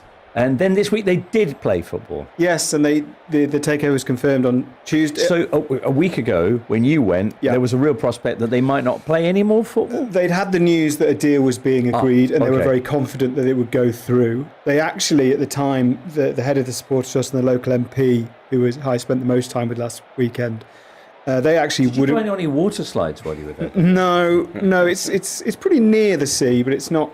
Okay. It's not waterslide adjacent, the Mazuma Mobile Stadium. But yeah, they kind of wanted a delay because Morecambe had 8 first-team players and had a game in 6 days felt like an impossible situation. They were told that the game would be on. They then signed 7 players last week, hosted their first game of the season, first game since relegation and first game since the ownership change, went 1-0 up, conceded a goal, looked absolutely knackered, and then scored the winner in the 98th minute. Go out there, you don't need me to describe it, go to Morecambe FC's Twitter/X feed and find the commentary of the winning goal and just the celebrations. And I just got, there's a guy, Tom, who I've met before and I met again last weekend, and he just sort of, I went to message him at the end of the game and I already had a message from him saying I'm in tears, and I was like, this is the good stuff, this is what we're here for. So brilliant for Morecambe. Excellent. Now, back in the Premier League, and way back on Friday, West Ham hosted Chelsea and took the lead and looked like they might make a real game of it. Even when Chelsea then equalised, West Ham thought they'd once more taken the lead, but that's where things began to get very, very bad for them indeed. It ended up being 5-1 to Enzo Maresca's side. West Ham fans leaving in droves. How good were Chelsea? How bad were the Hammers? How worried should Graham Potter be after this display against his old side? Yeah, it wasn't good. Yeah, there's some terrible goals conceded. 3 from corners, 2 of which you can absolutely blame the goalkeeper, Mads Hermansson, who's made a really bad first impression among the Iron supporters. So I feel for him a little bit. There's some shoddy defending. Wan-Bissaka switching off at the far post for one, and it really stands out as well. So yeah, I mean, an amazing goal from Paquetá. Absolute rasper of a left foot shot into the top corner, but that was it in terms of positives for West Ham. Potter tried to change it in the second half, switched his formation, went to a back 4. But a little bit like Manchester United, I just feel that until he sorts out his midfield, that they're going to struggle, because I just don't think Souček and Ward-Prowse is going to work. Just not enough athleticism in there at all. And, you know, up against one of the best central midfield units around. We just lost Adrian there. Let me pick up on the point about the goalkeeper, Mads Hermansson, who last week we were hinting is as scary looking as Marilyn Manson. And the ironic cheers from the home fans as he made... you're not here for that kind of thing, are you, Daniel? Well, it's completely counterproductive. I mean, you paid your ticket money, you can do whatever you want, but it's not helpful. And also, these things feed into each other, right? If the defence looks uncertain, then the goalkeeper feels like he doesn't know whether to come for crosses or whether it's open play or not. And if the goalkeeper doesn't know whether to come, the defence is more uncertain, and those things counteract it. What you need is your senior players to step up. And West Ham's senior players are basically the 3 centre-backs. Those 3 centre-backs cost £105 million to buy. Right. That's a lot of money for West Ham, and they just look... Yeah, they don't know how they can deal with crosses, and it's so embarrassing, really. Is there a regime change in store at the London Stadium? Would it make any difference if they were to decide to move on from Graham Potter? No, I think it is a top-down problem at West Ham. I think the club has been starved of investment for too long. I think it's been allowed to drift for too long. I think the move to the London Stadium was assumed by those in charge that it would be this kind of idyll, this paradise in which lots of revenue would flow into the club and they could become bigger and better. And actually, you know, you look at it 10 years later or however many years later, and it's just bad football in the athletic stadium, and nobody's enjoying themselves. So it needs some care and attention. It needs some love. And if you don't, you know, football clubs need nurturing. You can't just leave them be and hope that it'll all sort itself out. And I understand why West Ham fans are deeply angry about what's happening. Right. Chelsea have had $2 billion or so of nurturing from the Todd Boehly and company. And in this game, I think the effects were quite visible. Is that fair, Mark? Even with Cole Palmer out. Yeah, Esteval came in. Very good young prospect. I actually saw a bit of him before he moved to Chelsea. I was at the Club World Cup in the States this summer, and he looked very impressive, albeit a bit lightweight at times, especially against Chelsea. I know he scored against Chelsea in the Club World Cup. That was my main question mark over him, because it's a big move to come from Brazil to the Premier League in terms of the physicality, not least being a teenager. But he looked pretty strong against an assisted weak West Ham. One of was it the 5th goal in this one for Enzo Fernandez? Right. Yes, I can't remember what number that was. That was actually number 3. Looking at my score sheet. but no, Chelsea good. I mean, again, having watched some of the Club World Cup, I think the main thing that I see as such a positive. I'm not going to be wanting to predict. I think there's been quite a few predictions being made about whether or not they are title challengers, etc. What I will say, irrespective of that conversation, is that they do look versatile. More so than ever, and they did from the summer as well. They were trying out some new things in that whatever opposition they may come up against, they've got different personnel and broadly the same system, but kind of tweaks on variations on that system depending on the opponent, which I think is going to stand them in good stead. Okay, so as you mentioned, Esteval, as Natalie Gedra was coaching us on Tuesday. Esteval coming in on the right, and João Pedro dropping into a number 10 role, I guess, to fill in for Cole Palmer, but looking great there. Yeah, coming really deep at times, sometimes collecting off the defence at times as well, which he's comfortable doing. I think that ideally you would have Palmer as the number 10. And I think that João Pedro, well, I know from listening to Maresco in the press conferences this summer that he knows that João Pedro is really good at coming towards the ball, and we all kind of know that as well, but especially being good in those tight spaces. So if it's tight spaces in a congested area and he is the number 9 against a deep block where they're trying to frustrate Chelsea at Stamford Bridge, sometimes, I suppose we did see it as a 0-0 draw against Crystal Palace on the first game of the season, but those sort of games have been quite common, and having João Pedro as that option to try and just flick a ball around the corner, play a little so wall pass or a one-touch pass, whatever it is, that's his strength. If the opposition are maybe going to give Chelsea a bit of space, then you've got the channel runs and a bit of a battering ram in Delap as well. So I think that they have got within reason, obviously it depends on the performances on the day, but they've got the solutions in personnel and the skill sets to be able to deal with different things as I come back to. But I don't think it would be too common to see Delap and João Pedro play at the same time if Maresca had his way. But even that shows that there's an element of versatility. Still winning 5-1 without Cole Palmer shows that they are able to be more of a cohesive team and less sort of a bunch of individuals. This is how we've described Chelsea in recent years, because we obviously just focus on signings. But I think Maresca has said, again in the States this summer, that he's really liking the fact that we're talking about football and on-pitch things and not all of the Ferrari around Chelsea and the off-pitch things as well, which is good. We're talking about good performances. Excellent. Performances with an XG of 2.74 if you're curious. For 5 goals. Overperforming. Here's another stat. Only Avram Grant has a worse points per game record than Potter of all West Ham managers in Premier League history ever. Grant, of course, who took the Hammers down.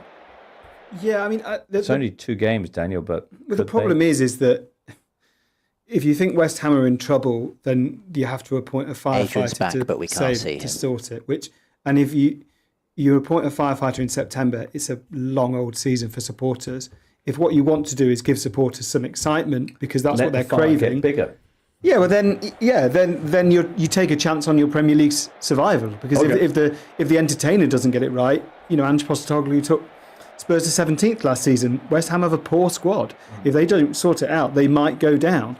So what do? You can't go for you can't sell another firefighter to supporters, having twice got rid of David Moyes, having had Sam Allardyce. You cannot go down. And those managers don't, Sean Dyche at West Ham, can you really sell that Dychean, we're all going to battle to West Ham fans now? I don't think you can. I think they want something different. And I think that they probably want something different at the top of the club rather than just the manager. Well, from Graham Potter's point of view, I hope he gets the chance to turn it around. We're only 2 games into this season. They have a trip to Wolves in the Carabao Cup, second round on Tuesday, and then they're going to be at the City Ground against Forest on Sunday. I'm going to the Wolves game for the kind of early season misery derby. Right, nice. Wolves, who lost again, of course, this weekend. They were at Bournemouth.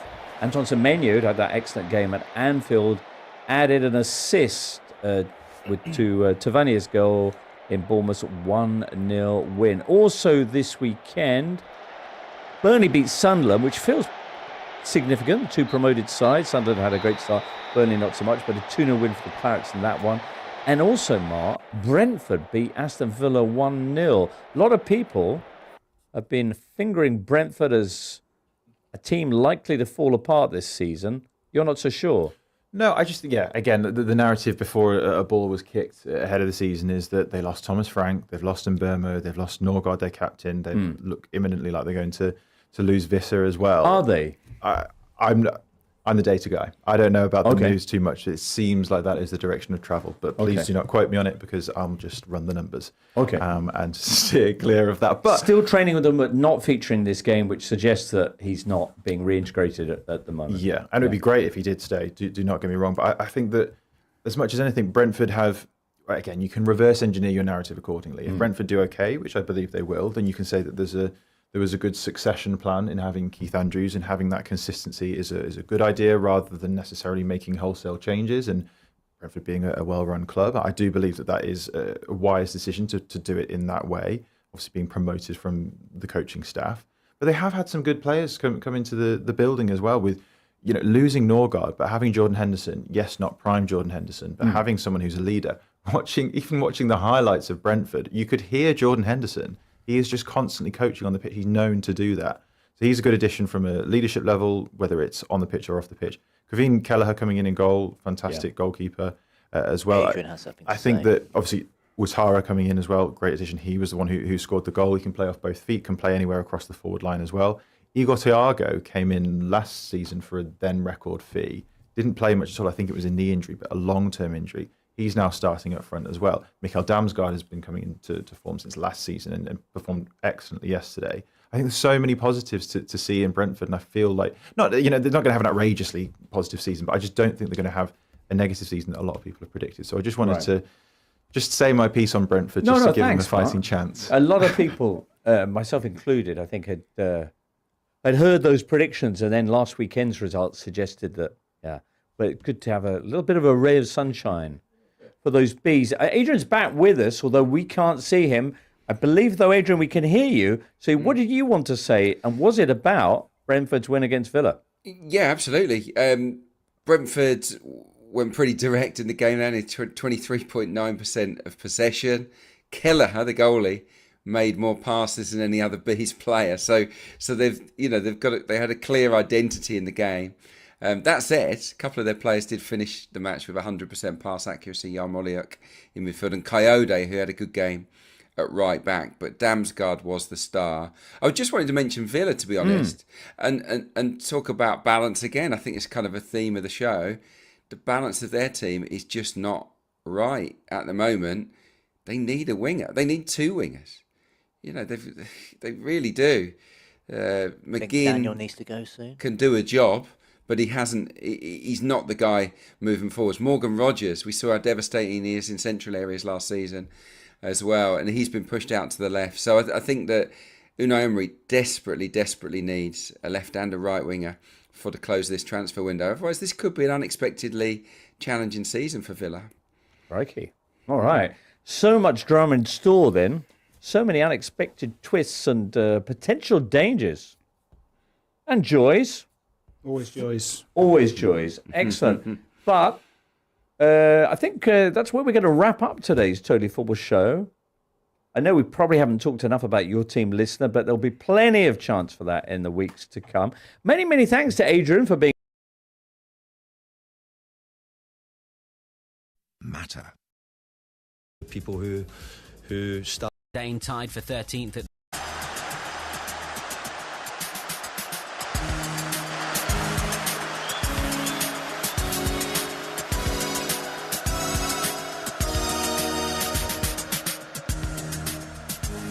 Good evening, everybody, and welcome once again to Trans Europe Express. I'm Danny Kelly, back in my lofty Erie in Southern Ireland after a long sojourn in London. I'm delighted to say I'll be joined, as always, or sorry, at least so very often, by Andy Bressel. And what a cracking show we've got for you as the big leagues in Europe finally fire up for the new season. A season, of course, that not only has a Champions League in it, but leads to a World Cup as well. We're bringing you all the major stories from across the continent. We'll be going, what the hell's going on at Marseille? We'll talk about Bayern Munich kicking off their Bundesliga season, you guessed it, with a 6-0 win.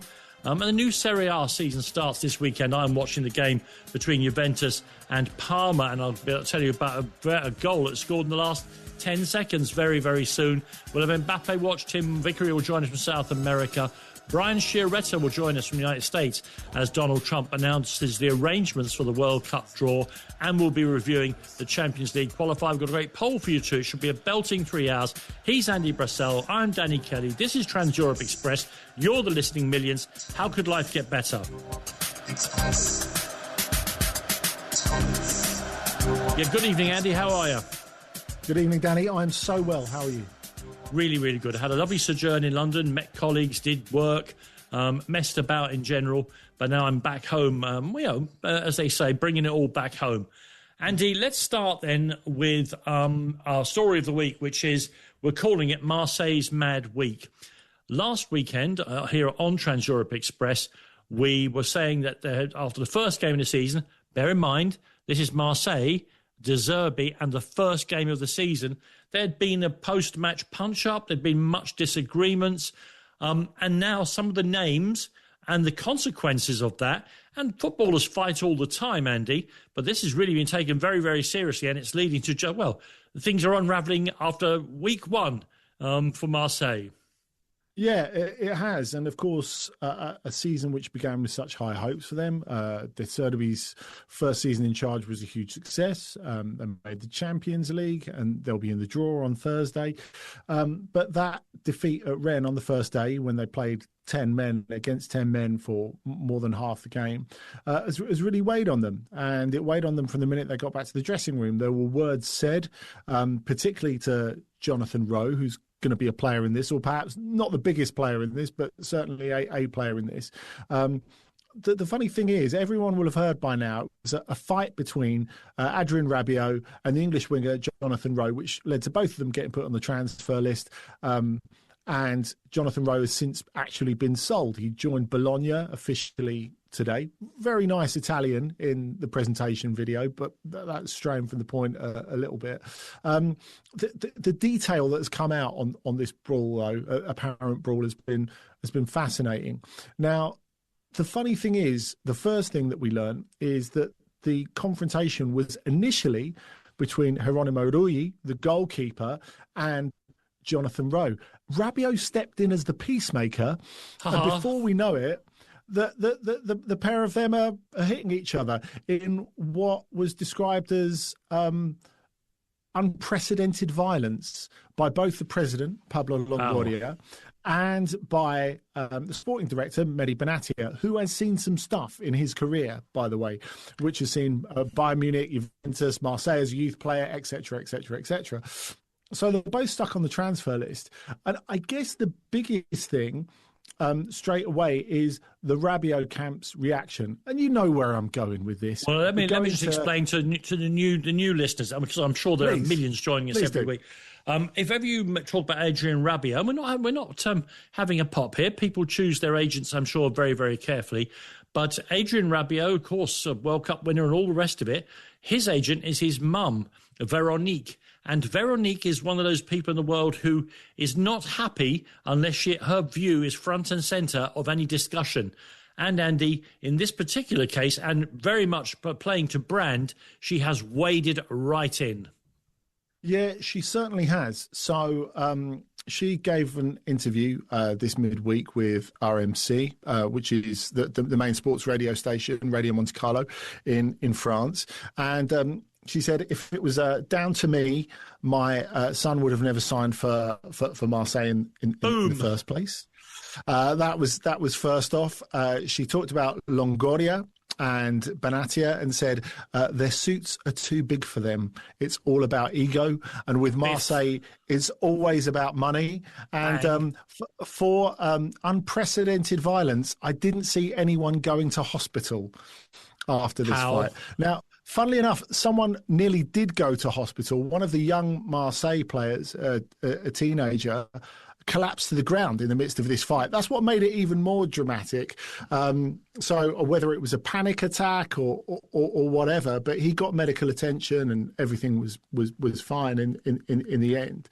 But very, very unusual situation. The other thing, of course, if we're talking about the history of Veronique Rabiot, and by the way, she also went on to criticise Roberto De Zerbi for welcoming Mason Greenwood into the team when he, in her words, hit his wife, which was something that De Zerbi later responded to in a press conference in the week, where he said, well, that was a non-work matter.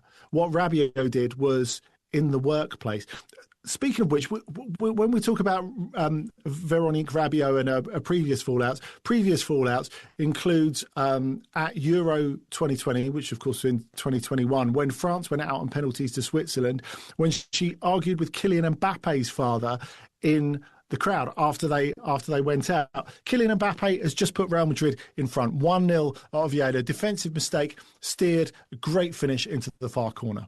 Meanwhile, in Turin, as I was saying at the start of the show, Juventus have taken over an hour to break down a pretty stubborn-looking Parma side, but they have, and you'll be unsurprised here, it's Jonathan David who has opened the scoring for them, Andy, after an hour. Juventus 1, Parma 0. We'll talk about what Juventus are going to do with their surplus strikers and their desired strikers a little later in the show. Okay, so all of that's gone on. Rabiot is still at the club, and we'll get on to how they got on at the football very soon, Andy. But having got rid of Jonathan Rowe. Now De Zerbi has come out in public and without warning the powers that be at Marseille that he wants Rabiot back. Yeah, it's extraordinary because Rabiot had been on board with Longoria and with Benatia, and Benatia had said actually quite eloquently and at length how he had great admiration for Rabiot as a player and a person, and he liked him a lot as a person.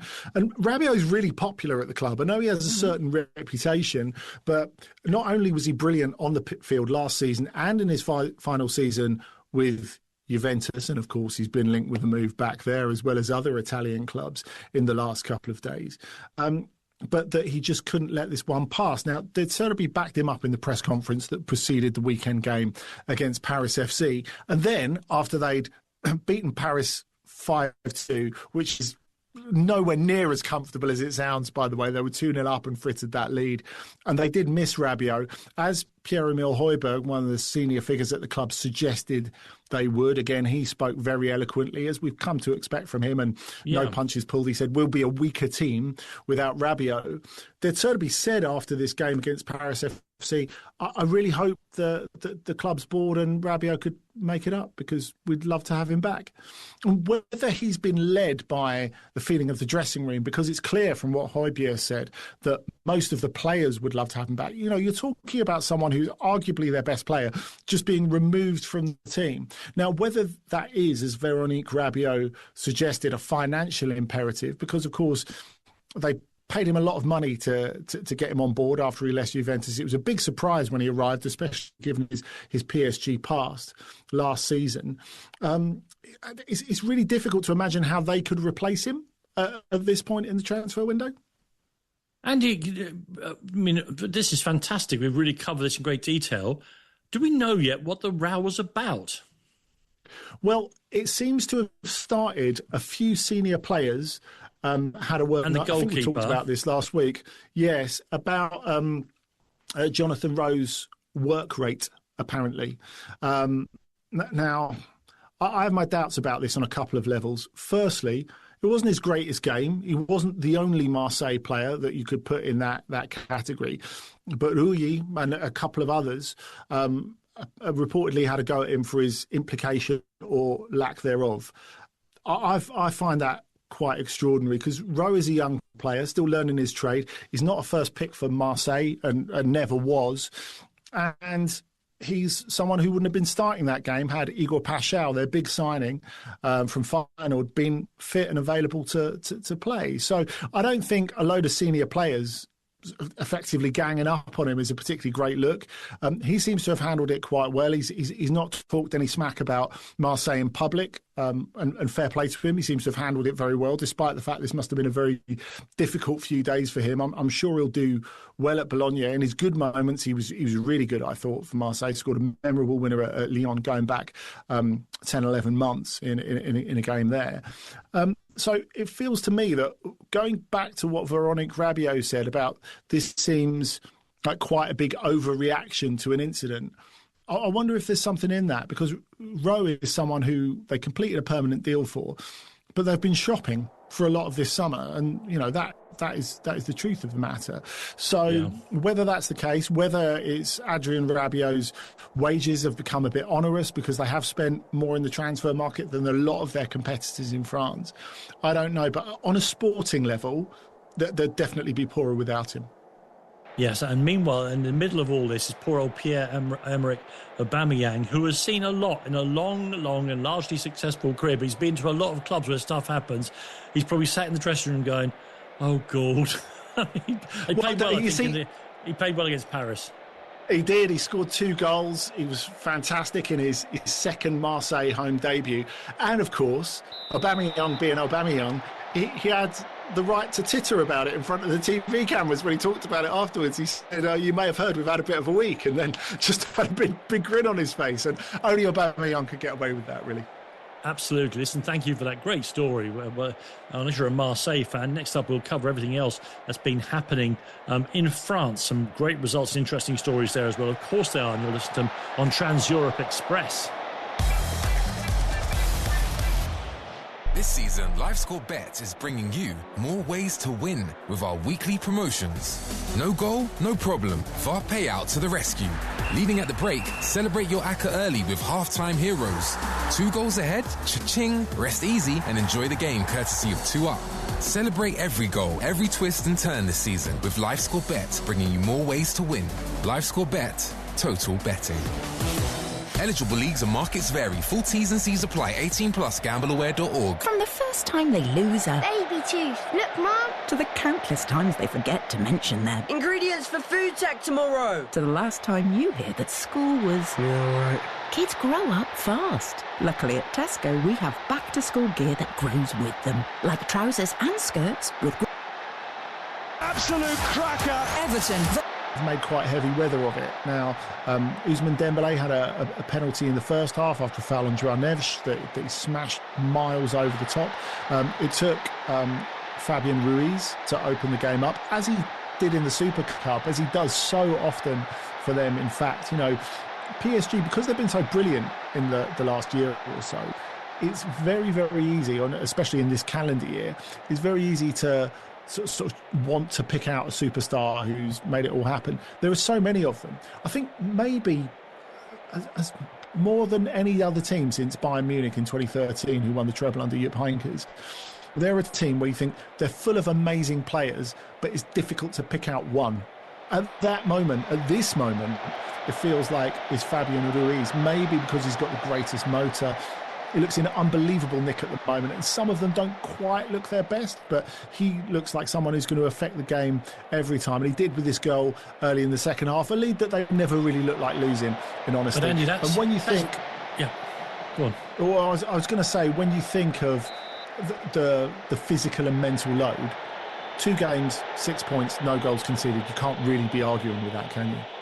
No, you can't, but that's also the dream, isn't it? A team that plays as a team, but is armed everywhere with real weapons. That's what all managers eventually go for, isn't it? Or if they could, if they had the money, if they had the personnel, that's what you really, really want. But, Andy, and I can see a grin starting to play about your lips, as terrible writers always say. There is another team who are also unbeaten and have conceded no goals. It's Lyon. Yeah, a team that, if we go back a month or so, were going to be a Ligue 2 team. They were going to be relegated for financial impropriety. Interestingly, the game against Metz at home was stopped for a bit yesterday, and the crowd were given a warning for chants and a banner that took aim at John Textor. Unless I'm very much mistaken, there weren't any swear words, well, not in the banner anyway. No. But there were in the song, obviously. But it's remarkable, this idea that it could be considered offensive to call him a crook. I mean, that's what it said. But yeah. Yeah, the things that think he's done. I mean, the authorities got to be very careful here. Nobody wants language or signs in grounds that are against the law, racist, homophobic, ridiculously aggressive, all the rest of it. But if you can't tell the truth about stuff, then you really are struggling. And it is not the job of football clubs to police society at that level. There are rules, no, exactly, and we must follow those rules.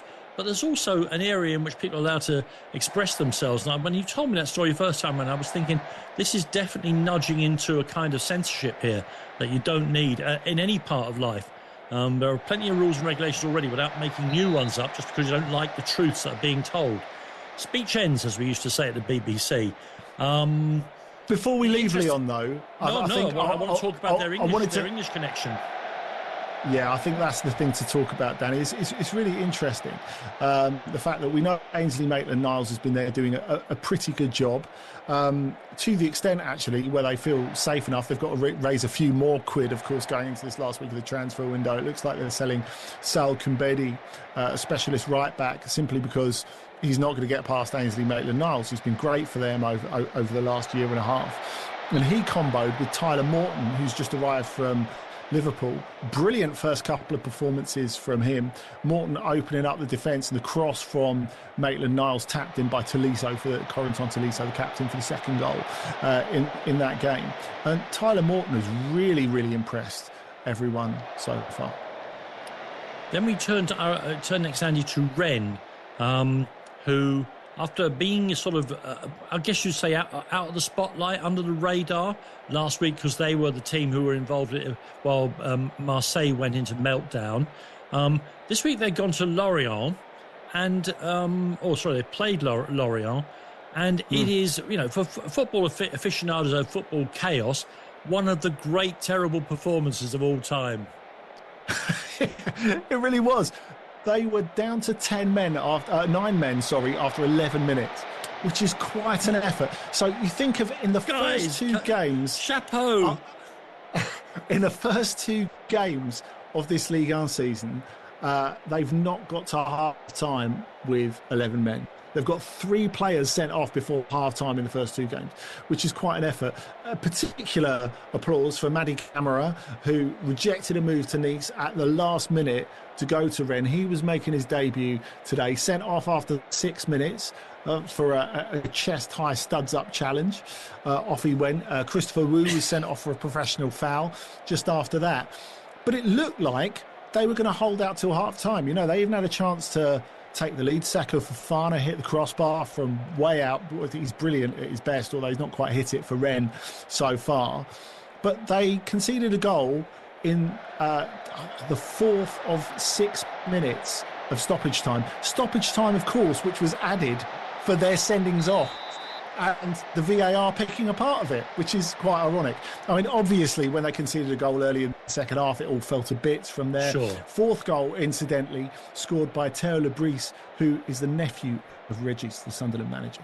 Oh, well, thank you very much. I had not made that connection, thank you. Well done, the players of Rennes. That's the way to start the season off.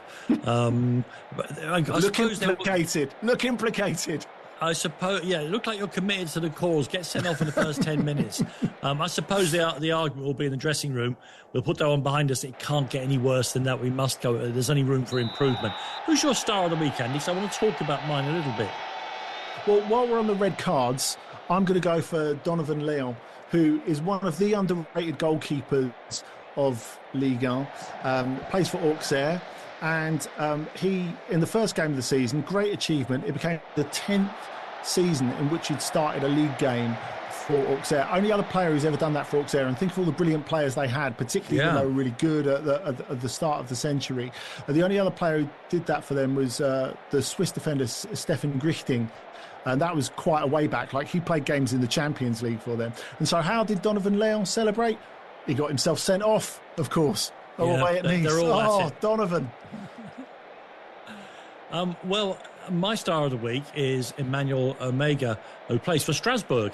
Now, first of all, those of you of a certain vintage remember an infamous miss by Ronnie Rosenthal for Tottenham against Southampton, I seem to recall, where he missed from the middle of the goal from 3 yards out.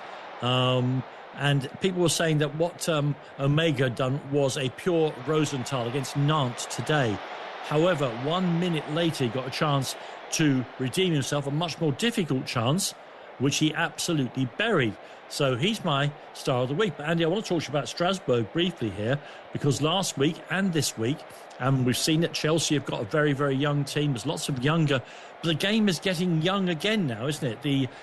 The idea of putting young players into a team and not necessarily always backing them up with a few old lags is catching on, I think, throughout European football as the game becomes more physical. But Strasbourg, amazing. Last week and this week, including Emmanuel Omega, they put out a side all entirely born for the first time in the top 5 leagues in Europe, all entirely born in this century. Incredible. Makes you feel very old. Yeah, a little bit. And Omega, he was the captain today, so he is one of said old lags at 22 years of age. It'd be really interesting to see what happens to him next. Scored goals at a reasonable lick last season. He's big, he's fast, he's intelligent, he can link play. decent finisher despite the earlier miss, which he more than made up for, as we said, with that winner against Nantes. Now, I've seen him suggested as someone who might end up at a few different Premier League clubs. He won't. It will be Chelsea, of course, because of course, the Blue Co because of the Strasbourg League. And I think he could do really, really well in the Premier League Dutch. So I would imagine his future is wearing the blue of Chelsea, becoming a full Netherlands international, so they don't have to pick Wout Weghorst anymore, because he's 6'5" too. Andy, let me just tell you, it's all happening in Turin. Juventus were beating Parma by 1-0. Then they had Cambiasso sent off. But within a minute of that, and this is something we'll be talking about later in the show, the ghost of Dusan Vlahovic has got a goal coming off the bench, I think, for Juventus. So Juventus 2, Parma 0. What you got? What's the score of the latest with Real Madrid? It's still 1-0 to Real Madrid at half-time. Is that why you made that animalistic noise?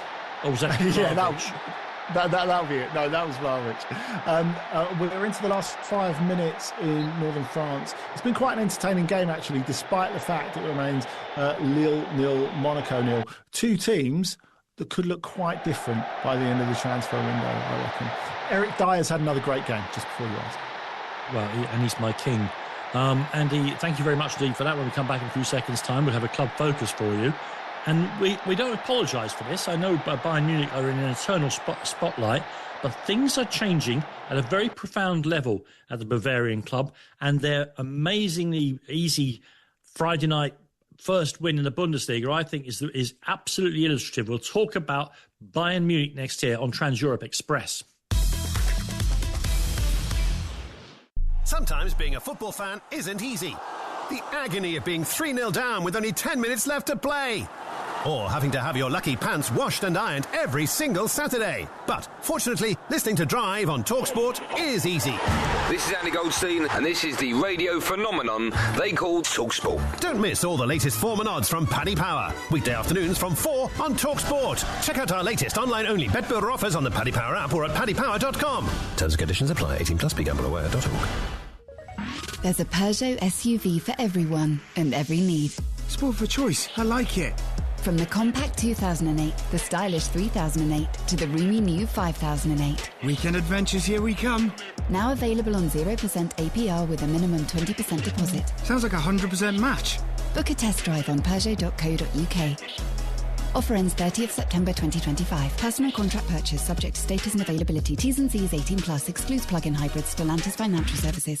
At This Vets, Mia's the owner, surgeon, rota manager and puppy wrangler. And now she and her team are cybersecurity experts too. Mia, someone tried accessing our system. Phishing scam. I blocked it. BT Security Awareness Training turns your team into your first line of defence. Quick to set up from just £1.25 per user per month. Cybersecurity is everyone's business. Thankfully, not just Mia's. Search BT Business Cybersecurity. T&Cs apply. Prices exclude VAT at 20%. 12-month minimum term applies. Looking for a sportsbook you can trust? Say hello to Kaluki, the messenger betting service where having a flutter is as easy as texting a mate. No complicated apps to download, just straightforward sports betting, competitive prices, best odds guaranteed and fast payouts. Ahead of the new season, bet on your favourite football teams and track your wins. Whether it's singles, accumulators or a bet builder, with 2-up early payout, Kaluki is the bookie to use. Enjoy the newest way to bet. Just visit kalukisportsbook.com. Over 18s only. T's and C's apply. begambleaware.org. As a summer of supercharged spending reaches its thrilling climax. Get all the latest transfer news first. Next Monday is Transfer Deadline Day on TalkSport. Stay ahead of the game with turbocharged transfer talk across the entire day. From 4, it's Deadline Day Drive. Andy Goldstein and Darren Bent bring you instantaneous updates of all the last-minute moves ahead of the transfer window slamming shut at 7 p.m. Then get 3 hours of fast-paced fallout with Jim White and Alex Crook as they scrutinise a summer of spectacular spending. With more transfer talk on the Sports Bar from 10. Transfer Deadline Day, next Monday on TalkSport. Trans Europe Express with Danny Kelly. What a bit of skill! On TalkSport.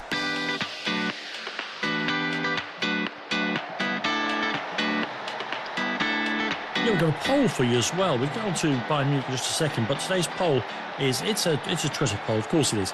Which of these non-Premier League players will score the most goals in the Champions League this season? The draw, of course, is Thursday. So which of these players, we're not counting the Premier League players, because obviously Brennan Johnson will be scoring the most of those.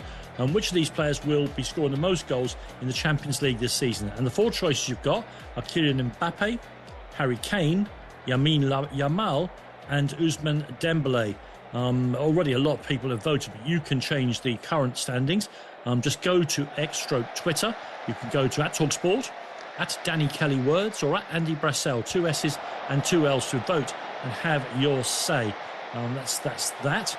Andy, we want to move on to talk about Bayern Munich, but first, Andy, you wanted to talk very briefly about a former Bayern Munich player. We're back to Eric Dyer again. Yeah, there was a great moment there where Eric Dyer and Nabil Bentaleb both rowing with the referee at the same time. Of course, Bentaleb, who's come back from cardiac arrest to play for Lille. It's an incredible story, and what a strange career he's had. So lovely to see old Tottenham coming together on the Ligue 1 pitch. But it's from the other side of North London that the decisive contribution has been made. Lille lead 1-0. Olivier Giroud has scored in stoppage time on his home debut. Wow, it's like a mad North London derby, that, isn't it? Wow. So let's turn then to Bayern Munich, not without their own North London connection, of course, these days. On Friday, Andy, they opened their campaign, I thought, with dreadful precedents for the rest of the league against a Leipzig side that would hope to be challenging for Europe. The score was Bayern 6, Leipzig 0.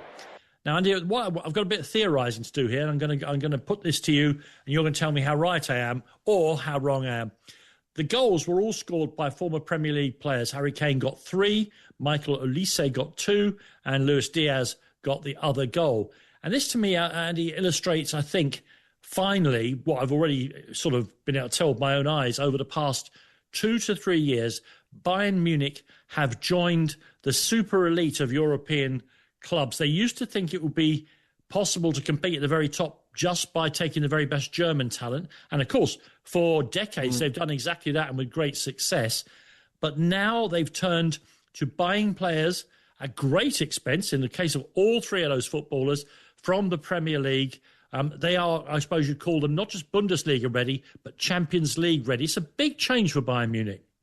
Yeah, it is. And if you go back 13 years to, we were talking about the Bayern treble winning side of Jupp Heynckes. Remember, one of the key pieces of that was Javi Martinez. And so they could pay the 40 million euros to buy him out from his Athletic Bilbao contract, because, of course, you only ever buy out players from Athletic. There is no negotiating because Superb, of the way that they club. do things. It is. But, of course, at this point, Bayern couldn't stretch to 40 million euros. Their success was generally built on low transfer fees and big wages. So when they went and bought Javi Martinez, they needed to be subbed by Adidas. Adidas needed to pay some of the money for them. Of course, they've enjoyed such a brilliant relationship with Adidas for decades. And that's what got one of the key pieces of the treble-winning side in that treble-winning side. Now, of course, since then, as you say, it's evolved. We've had Luka Hernandez, Harry Kane, of course, Michael Olise, and now Luis Diaz. And to have big players coming across 2 years out of 3 from the Premier League, and that's if we're not including Joao Palhinha, a signing that didn't really work out for them but last summer. Might well have done, yeah, of course. He could have gone to, I guess, another bigger than Fulham Premier League club, I think it's safe to assume. And he didn't. He chose to go to Bayern Munich. I think this tells us how trends are self-perpetuating in football, really.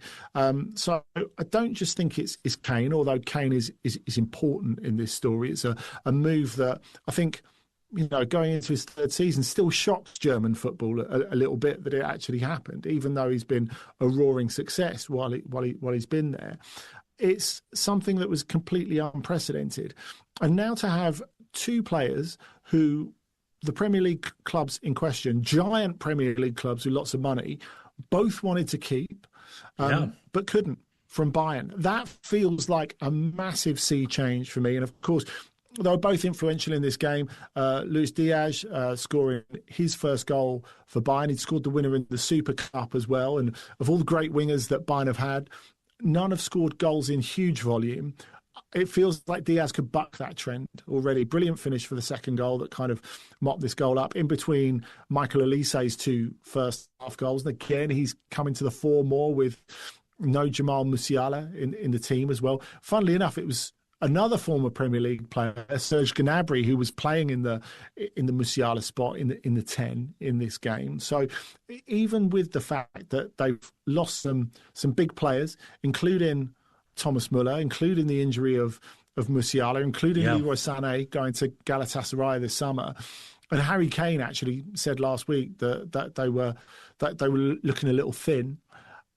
They've still got an embarrassment of riches, and of course Kane mopping it all up with his hat-trick in the second half of this game, which I know a lot of you will have seen because it was great to see it on British TV as well. And we can now say that Munich are very definitely a Bayern club, aren't they? Ha ha ha ha ha ha. Buying. No, you're not buying that. All right. Let me just tell you under the game. I know. Maybe I didn't tell it properly. The game in Turin is over. It's Juventus 2, Parma 0. But I really want to have a quick talk about this as well. Of course, start of a new season, we get to see all the new kits. And this game has been absolutely beautiful to watch in terms of that. Parma, of course, they're not on the television as often as other clubs. They've been yo-yoing up and down the league as well. But their kit, of course, is so redolent of their famous Parmalat kit from the 80s and 90s, from Football Italia and all the rest of it. They look great. But I have to say this, and I very rarely say this about Juventus. Juventus look absolutely beautiful. They have got the pink detailing of their second, or is it third kit, incorporated now into the usual habitual black and white of their kits. It look just in the sponsor's stripes and in a tiny bit around the badge. It looks fantastic, the pink and black and white. Really, really good indeed. But nothing has caught my eye as much as the Juventus training tops. You know, the tops you wear now to differentiate you from the players on the pitch when you're warming up. And they are kind of baby pink, baby yellow, and baby blue. Irregular stripes and patterns. They look absolutely fantastic. Somebody, after that terrible redesign of the Juventus logo a few years ago, has decided to up their game. They look absolutely brilliant. They also got a very nice goal there for Vlahovic, reminding you that if you put the ball in front of him, in front of the goal, he can still be a very, very good player. And I suspect, as he does seem to be not wanted on journey there, particularly if they get Kolo Muani, we'll talk about that later, that somebody in the Premier League will take a gamble on this fella. Otherwise, Andy's going to end up in Turkey, isn't he? Where are Bayern Munich? You're right to say that Harry Kane, after the Super Cup and before the 6-0 win against Leipzig, Harry was of the opinion that they weren't entirely equipped for the new season. Is that a fair way of putting it? Yeah, and it was interesting to hear the follow-up from that. He said it was one of the smallest squads he'd played in. And bearing in mind that Bayern, at least resource-wise, is a step up from Tottenham, and squad-wise is a step up from Tottenham, that seemed quite an interesting thing to say. Now, off the back of that, of course, we know that now they're not signing Nick Woltemade, but as well, it looks like they won't be paying for any signings between now and the end of the season, now and the January, because the sporting director, Max Eberl, he came out and said, look, I would love to sign one more before we get to deadline, but we've spoke to the board about it and it's only going to be a loan. So they're looking to loan a player, someone unwanted between now and then, which I think is a really interesting state of affairs, really. So we'll see what transpires there. I mean, obviously, if they were to sell someone, say an unwanted defender, say Kim Min-jae, for example, then that might change things. But if they're going to do that, they're going to have to make it happen pretty quickly before they're out of time. Out of time also at Monaco. It is finished in northern France. Dramatic end when Lille got a penalty on the break. Olivier Giroud, who scored that brilliant, as it turns out to be, winning goal on the turn, smashed into the top corner.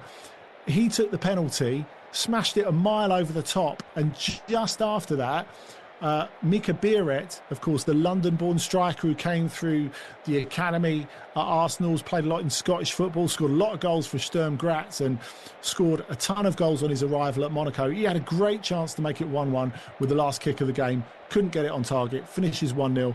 Olivier Giroud gets the winner on his home debut for Lille. Andy, since apparently Daniel Levy, Johan Lange and all the rest of them at Spurs can't get a transfer across the line, I'll take up the cudgels. I think Spurs need a backup right back because Jed Spence is playing so well on his wrong foot at left back. Would they sell Spurs Sacha Boey? I don't know if they would. No. Because of the injury situation they have at the moment. I don't think they... I think they'd like to sell Sacha Boey, but I don't think they dare, given where their squad is at the moment. I just think he hasn't broken into their team, but there's a good footballer in there, in my humble opinion. Yeah, there's a really good footballer in there, and he's had a lot of injuries since he's arrived, mainly muscle injuries. Once he gets past that, I still think he could establish himself at Bayern, and because they're, I think, thinner at the back than at the front, despite popular reasoning, that he'll get his chances. Yeah, they can't afford to have Kimmich playing right back anymore, can they? They just can't. Listen, when we come back in a few seconds' time, we'll talk about the rest of Germany. Some brilliant stories there, including Dortmund doing very, very Dortmund things in their opening game of the season. This season, LiveScore Bets is bringing you more ways to win with butter. Virgin Bet. Yeah, you're listening to Trans-Europe Express here on TalkSport with me, Danny Kelly, and Andy Brassell. Right, we talked about Bayern Munich. What about the rest, the runners and riders in the Bundesliga? They also have kicked off their season. And Andy, well, Dortmund could not have been more on brand. On the pitch and off it. Stuff happening, not all of it, or very little of it, to the advantage of the actual football club. Let's start with on the pitch, where they were strolling to a victory against St. Pauli. And yet, yeah, they were 3-1 up in what had been a difficult game with 5. I got to watch that as well. It's great that the German game's on the telly, isn't it? Yeah, it is great, and they were looking comfy-ish, I suppose, as you would with like a 2-goal lead. And then I guess the sort of foul that wouldn't have got detected in the pre-VAR era, which was made by their debutant centre-back, Filippo Mane, and he was quite rightly sent off, and St. Pauli given a penalty, which Daniel Sinani put away. And then Eric Schmidt, who always seems to score a banger against Borussia Dortmund, he's done it before, I'm sure he'll do it again. The Swede ploughed in an equaliser from miles out, and you know what Niko Kovac is like afterwards. He said, we have to be happy with the point, with the way we played, which I think is about as brutal as maybe his players deserved. It felt like a game, though, in many ways from the 70s. There was so much on-pitch confetti. It was sort of like melting snow. Lovely. Very, very unusual. It was like from the 1978 World Cup or something like that. The ticker tape in Argentina, yeah. Yeah, exactly. It could only happen at Millantor. It could only happen at St. Pauli. But anyway, afterwards, not a happy camp, and not a happy English part of the camp as well, because Joe Bellingham had started the game. He hadn't had his best game. He was taken off at half-time. And his camp apparently not that happy with his dad, Mark, who's one of his key advisors, there at the game, and coming through to the dressing rooms after full time to apparently reportedly express his disappointment about the performance and ask why Joe was taken off at half time. Now, Sebastian Kehl, of course, was a title winner under Klopp and is now the sporting director. Yeah. He addressed this afterwards, so he didn't talk about the content of the conversation between him and Bellingham Senior or other members of the coaching and staff and board about Bellingham Junior. But he did say, look, it was a mistake. He was let through and the Bellinghams were let through because they're known to the security staff, so they were just allowed to come in.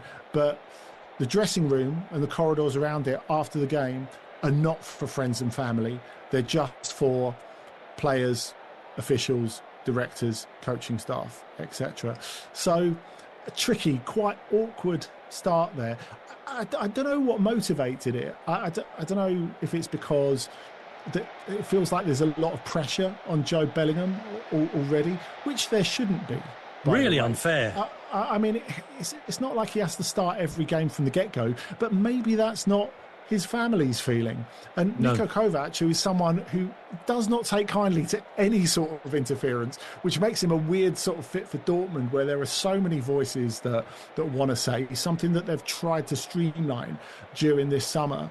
I think it's really interesting to see how this relationship goes, because obviously they've already had a relationship with the club from when Jude was there. But of course, that doesn't mean they're going to have the same relationship, and Jobe is going to have the same experience at Dortmund as Jude did. And I think it's unreasonable to expect that. And of course, they're there. Perhaps you could argue slightly, everybody's different. I think you're saying the story can't necessarily be the same. Let's talk about two of the clubs. We saw what happened to Leipzig. Let's talk about two of the clubs who will be hoping to at least keep on the shirt tails of Bayern Munich for a respectable amount of time in the new German season. Perhaps more likely than Bayer Leverkusen this year are Eintracht Frankfurt, Andy, who started with an excellent 4-1 win against Werder Bremen, and also, to back up something I was saying earlier on, have let loose the youth. Yeah, they certainly have. Now, look, I think the fact that Frankfurt are unbelievable developers and sellers of players under Markus Krusche, the sporting director, is no longer a secret. They're Bundesliga Brighton and everyone knows it. But, I mean, they are really veering into self-parody now. Now, of course, Dino Topmüller, the coach, had said when Ugo Ekitike went to Liverpool, oh, he's irreplaceable. There's nothing we can do. He's the one guy we can't replace. Well, I think it's a perfect time to undercut him, to absolutely batter Werder Bremen on the first day of the season, 4-1. And the two key players in it, Can Özün, who came across, two players who came across in 2024 and had a difficult-ish first season, I guess a season of adaptation. Him and Jean-Matteo Boyer, the young Frenchman who, again, they joined from, I guess, smaller, unfashionable clubs in their home countries, Nuremberg and Angers, last year, and had a handover season last season. Özün, only 19 years old, Boyer, 20. Özün scored the opener with an absolute rip snorter from miles out, and then he set up the next two for Boyer, and they made it look all so easy. And because we know what's going to happen next, one of the journalists asked Can Özün afterwards, well, they're going to sell you for 100 million next season, aren't they? And he went, well, I've only played like one game so far this season. It's a bit early to be saying that. But I think the fact that people feel comfortable in verbalising that sort of thing rather than just saying it behind closed doors shows what reputation Eintracht Frankfurt have, and also that they're able to fulfil that reputation. Now, interestingly, when we go backwards and we're talking about Jobe Bellingham there, he was really impressed with Eintracht Frankfurt and he considered them. They were on his list. James McAtee, before he signed for Nottingham Forest, came over, spoke to Eintracht Frankfurt, was super impressed with the facilities. Now, we talked about how Bayern had changed things up. I wonder if Eintracht Frankfurt managed to do that in the next year or two. If, because they become so synonymous with developing players and delivering them to absolute elite level, like has happened with Ekitike. I mean, I don't think I've seen a centre-forward who's arrived in the Premier League looking more ready, certainly at that age. I wonder if the next generation or next year's McAtees and Jobes start looking at Eintracht Frankfurt and thinking, right, I'm not just interested, I'm going to do it. That is a bit of me. If they end up in like a year or two's time with like a McAtee or a Cole Palmer or, the next Jadon Sancho or something like that, that really affects the balance of power in the Bundesliga, I think. Andy, let me just give you a big story that's going on in America in live sport. It's the last big tournament of the season in the American golf, the FedEx Cup, because we're heading now to the Ryder Cup and all the rest of it. Tommy Fleetwood, the English golfer we know, has never won on the American tour, but has earned $40 million because he's always in the top three, the top four. Tommy is in the latter stages. He's on the 14th hole in the FedEx. He's 3 shots ahead. So once again, and for the second time in the last 3 weeks, he's heading for the latter stage of this tournament with a decent lead, and he may break his duck. I'll keep you across that during the next hour or so here on Trans Europe Express. Tommy Fleetwood on his way possibly to his first ever win on the United States, on the PGA Tour, which would be amazing given how consistent he's been. I'll give you my star of the week first, Andy. My star of the week in Germany, where I should make the point that Bayer Leverkusen lost 2-1 at home to Hoffenheim. They were awful, but they were breaking in 6 new players, is Lukas Kwasniok, actually, the new coach of FC Cologne, newly promoted themselves. They won 1-0 at Mainz in the last minute, which is great. But the manager, talking about new shirts, wore a replica shirt rather than a suit and tie or a tracksuit on the touchline. Obviously, he had to wear. They were wearing their away kit. He had to wear the home kit, so he didn't clash with the players. But he just said, "I just love this club and I love these colours." And I tip my hat to him.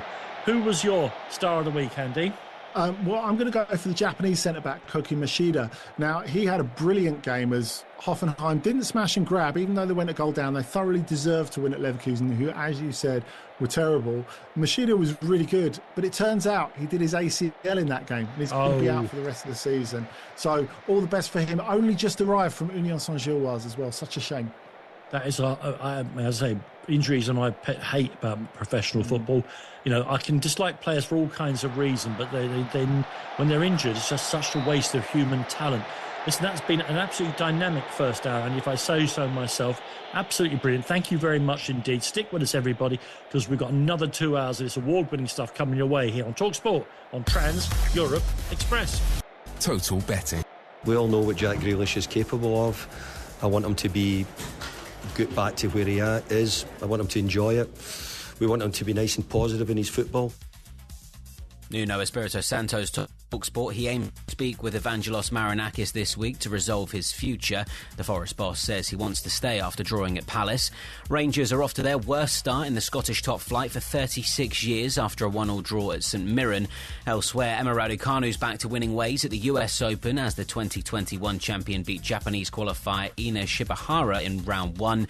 And Denmark's Rasmus Højgaard says it feels a bit surreal to have made the Team Europe squad for the Ryder Cup. Because this week has been so stressful, especially when you know what you need to achieve to be able to get in that team, and having battled a bit with my game, these past few days, it's so cool to get it done and shoot some decent rounds of golf.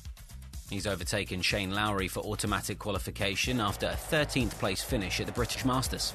Talk Sport News. On Ukraine's Independence Day, Volodymyr Zelensky's promised to fight on, but accepted a meeting with Vladimir Putin would be the most effective way forward to end the war. And Scotland Yard says there's no bias or discrimination in using facial recognition as extra police protection for Notting Hill Carnival. Talk Sport weather with QuickFit. Come rain or shine, wherever and whenever suits you with our mobile tyre fitting service. Now that will have you driving away happy every time. Conditions apply. Largely dry with some cloudy patches through the night. Northern Ireland and Western Scotland could see some outbreaks of rain and drizzle though. All aboard the Trans Euro Express. Internationale Fußball-Elektrifizierung. De la Ligue 1 à la Super League grecque. From Juventus to Utrecht. This is my favorite part of the journey.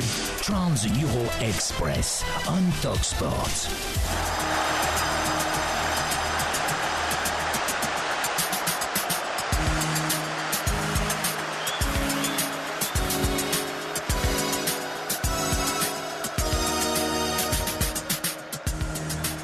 Welcome back to the second hour 3 of tonight's edition of Trans Europe Express. During the next 60 minutes, we'll be bringing you all the news from Spain. In fact, really interesting stories there, and Italy.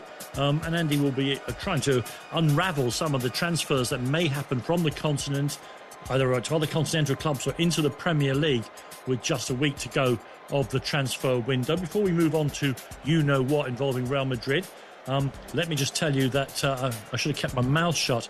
Tommy Fleetwood has dropped a shot at the 15th, which means he has a 2-shot lead over Patrick Cantlay the American, with 3 holes to play.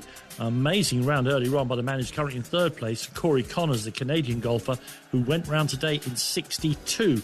But Tommy Fleetwood still has that 2-shot lead with 3 holes to play. And Andy, I think you've got a bit of breaking news involving inevitably Leon. Yeah, that's right. According to L'Equipe, Facundo Buonanotte, who Brighton are looking to loan again, wants to join Leon, and he's agreed to join Leon. The twist being that Brighton would prefer to loan him elsewhere in the Premier League so they can get him ready for their first team. So we'll see what happens in the next couple of days. OK, thank you very much indeed. Time now for this.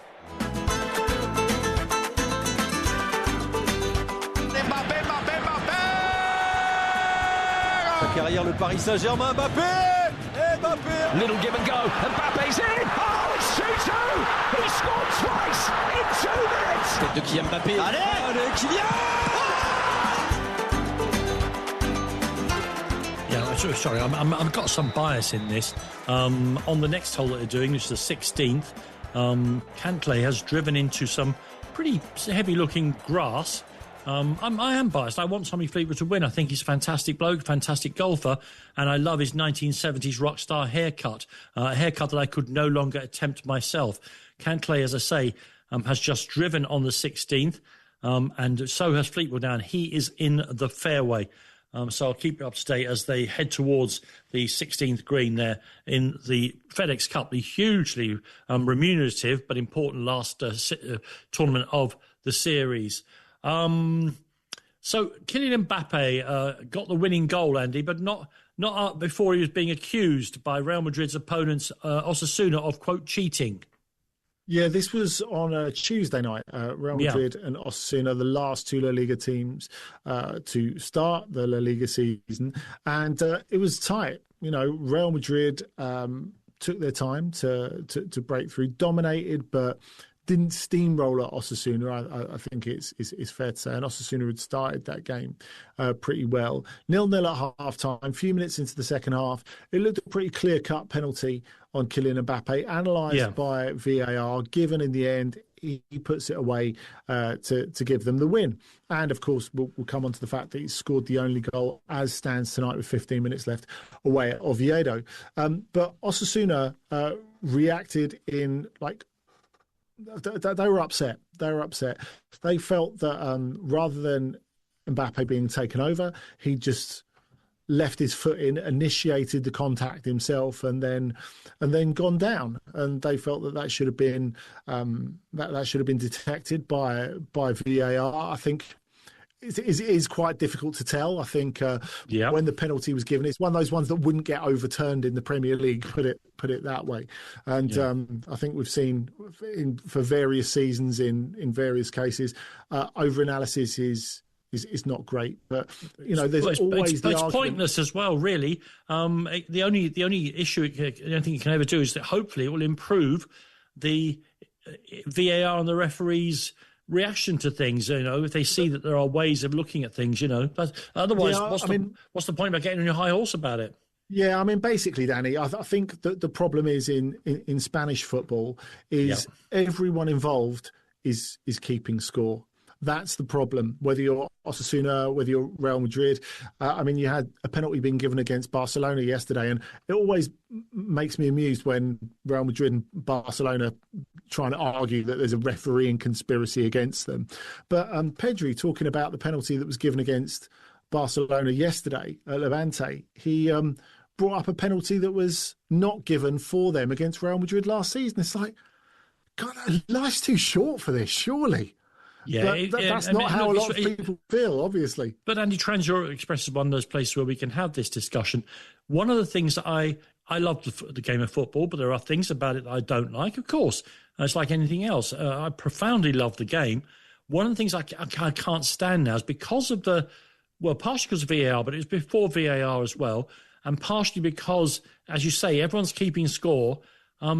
There are certain grounds in the Premier League particularly, I won't name them because I don't want to get into a row just now about that, where the game has been reduced from a contest between 2 lots of 11/16 players to the home fans screaming every time the ball goes into the opposition penalty area for imaginary fouls, made-up handballs, and incidents that they want reviewed by VAR. It's you can hear it on some of the grounds. That's the most appropriate way to get a victory in their minds, or the most likely way is to just harass the referee and the officials into giving you a decision. It's tiring listening to it on some of the Premier League grounds. Let them get on with it. Bad as they sometimes can be, human as though it sometimes can be, just howling for penalties and handballs. And you know which club, not you, I'm talking to the actual fans now, you know which clubs this thing really, really goes on at. So the game against Osasuna during the week was noted for Trent Alexander's debut. Plus, did Franco Mastantuono, the new Argentinian wonder kid, did he make his debut in that game or today? He did make his debut in that game. He started the game today, Oviedo. Alexander-Arnold didn't. He was replaced by Dani Carvajal, as you might expect for an away game in the early part of the season, at a fairly inhospitable environment. But Mastantuono's debut at the Bernabeu was an interesting one. Firstly, because he's only just arrived, and secondly, because Osasuna were looking into the possibility that he might have been incorrectly registered, and they might be asking for the game to be played again, actually. So let me guess, he's so young, he's registered with their reserve team.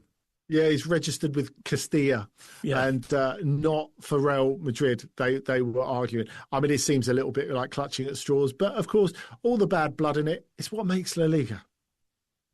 Yes, it does indeed. Interesting selection tonight, Andy. Vinicius Jr. didn't start. As you say, Trent Alexander-Arnold didn't start, but Rodrigo did. And after what seems like an entire closed season of speculation about where the brilliant Brazilian might go, the answer might be nowhere. I think that seems most likely. The reports coming out of Madrid this week is that Real Madrid have decided to keep him. And as he's a very Xabi Alonso sort of player, it makes me feel that would be the wise thing to do. Of course, at the moment, I don't think they can really make a decision until they come to a conclusion about what happens with Vinny Junior's contract. Now, look, I think he'll probably end up staying at Real Madrid, because even though there's a gap between what the club are prepared to offer and what he actually wants at the moment, and talking of Vinny, he's just been booked for the most outrageous dive attempting to win a penalty. Until they've come to that decision over whether he stays or goes, and, if he'd have wanted to go to Saudi Arabia by now, surely he would have done. I think they're wise to hold on to Rodrigo just in case. No matter what happens as well. Yeah, and of course these things they're all tied up with little strings, aren't they? Because if Spurs really want to give Manchester City a fortune for way above what he's actually, I think, worth for Savinho, City will only sell him, we understand, if they can get Rodrigo to replace him. If Rodrigo doesn't go from Madrid, then that's another transfer avenue cut off from the North London side. Overall, Andy, Danny, one that I would suggest, and no one's really mentioned this, I wonder if Brahim Diaz might be good for that role for Spurs. I mean, you're looking at a guy who's 26, who turns like most big games that he plays, who, despite his size, is courageous on the ball. He can open teams up, scores important goals, won a title in 3 different countries, already knows what the Premier League's like because of his time with Manchester City. Why not make an offer? Especially with Arda Güler coming through. He's not starting with Jude Bellingham not in the picture at the moment. So I think make Brahim a little offer. Well, I don't have anything against that. Of course, Real Madrid are involved in every pie. Spurs' next choice for that 10 that they've so far failed to sign. In fact, they need 2 of them now, with the news that Kulusevski's injury is going to keep him out till the new year. Must be starting to affect his World Cup chances if we ain't careful. Is Nico Paz at Como, who Spurs are going to offer a fortune for in the next couple of days. But he, of course, is half owned by Real Madrid, and they don't want him to go to Tottenham. So, as I say, it's a spider's web for everybody, and Real Madrid, as so often, are at the centre of it. Listen, thank you very much indeed for that, Andy. That was Mbappe Watch for this week. And as always... And it's 2-0, by the way. It's 2-0. Kylian Mbappe scored again. Thank you very much. That's how Mbappe Watch works. When we come back, and we'll continue to talk about football in Spain, including the news, I guess not unexpected. I mean, I remember waiting for the Spurs stadium to be finished. Wasn't Everton Stadium beautiful today, by the way? Let's be truthful. That's the second best stadium story this weekend in English football. We'll come on to the best one in a second. But next, we'll be looking at football in Spain, where Barcelona look nowhere near ready to move into the new camp. This is you versus your mates with the the draw for which is Thursday, so it's all coming over the hill very, very quickly, and they're not ready. Yeah, that's right. They're meant to be in for the weekend, and officially they're going to be in for the weekend is the line of when they play the home game against Valencia, which is the weekend of the 13th, 14th of September. But it seems they haven't even applied for the planning permits for the test event yet. Now, they've had some inspections this week, which we don't yet know the result of. But as we've been aware for a while, this is a stadium that is far from finished. We knew that after phase 1, Barcelona would move back in. Then there would be phase 2, at which the stadium would be 2/3 open before we get to the final completed thing about a year and a half down the line. But it seems that the original timescales, surprisingly enough, were really unrealistic. Bear in mind that Barcelona were meant to be in there just before Christmas. That wasn't the case. They played it out at Montjuic. They may end up having to go back to Montjuic again. Now, remember, they played their only home game so far in the pre-season, the Joan Gamper Trophy, which is the pre-season trophy that they do that's dedicated to the man who founded the club, against Como at their training ground at the Mini Estadi. They can't do that for La Liga. Remember, Real Madrid played games at their training ground at Valdebebas, but that was during COVID and there weren't any spectators, so that's different. Now, the remarkable thing to me is just how small the capacity will be if they do get the send-off, and imagine this happens. The Camp Nou will only hold 27,000 for the first phase, which is less than Montjuic holds at the moment. So obviously it'll be different to Montjuic in that everyone will want to get in. They won't be able to receive all season ticket holders. I presume they won't be able to receive away fans as well. One of the big things for them is to get the corporate hospitality parts of the ground open as quickly as possible, because that's the real money spinner, of course. But it's a very unusual situation. And of course, if they don't get in there for the start of the Champions League group stages, it's highly likely they won't be moving in this calendar year, and maybe not till February, because UEFA, there is precedent, of course, for teams moving mid-Champions League season. You think Porto, when they won it in 2004, moved mid-season. Manchester United were the first visitors where they lost those Benny McCarthy goals. You think of... No excuses now for the manager this season. He's got to start getting results and getting results quickly, because once you start getting into October, November, then I think if the results don't change drastically, then that's where the pressure comes. I signed a deal with Ford and used to give me dad a Ford Galaxy, but I didn't realise that the disappointing results. I thought the start of the game was really positive, really taking the game to Fulham, some nice interplay, and then from getting the goal and then second half really passive again, too easy to get onto the back line, and obviously Fulham getting the equaliser, and it looked like Fulham were going to go and win the game, so thankfully they never come away with a draw. But I still think there's a lot to be worked on, and it's early on in the season, of course it is, but I think United really needed to hit the ground running this season, and 1 point from 6 now is obviously a bit of a worry. Go on, Kay. Oh, you're like a coiled spring. Do you know what it is? Go on, just go. Just get it off your chest. I think what Wayne said there was really important. We needed to hit the ground running this season, and with his record last year, he really needed to get some wins under his belt really quickly. And I think he's got a worse win record than Gary Neville at Valencia.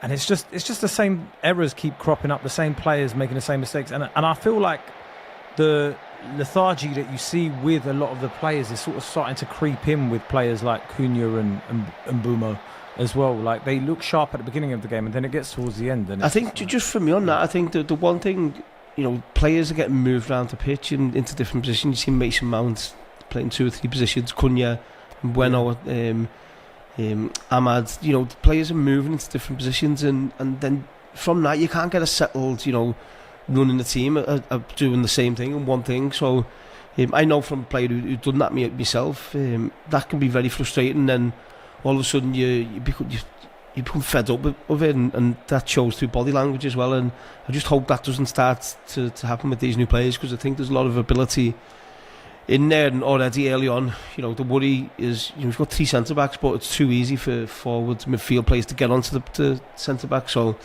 if anything, you should see at the start of a new season, United saying, right, last season's gone, let's make sure we have a good start, let's stick together, and already they're starting to see them gaps. So that's a big concern for me. What would you do, Wayne, if you were manager?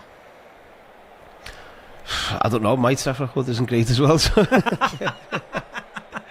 so no, listen, I think the first thing you'd want to do is say, right, we need to be hard to beat. That's the first thing. Let's be hard to beat. Let's be hard to concede chances against. And today again, I think the goalkeeper off corners, every corner you worry when the ball goes in the box. But I think you just have to say, let's do the basics right. And I'm sure we'll get on to Tottenham in a bit, but Tottenham have started the season well because they've got the basics right. And I think that's the first thing as a manager. You really need to try and make sure you fix.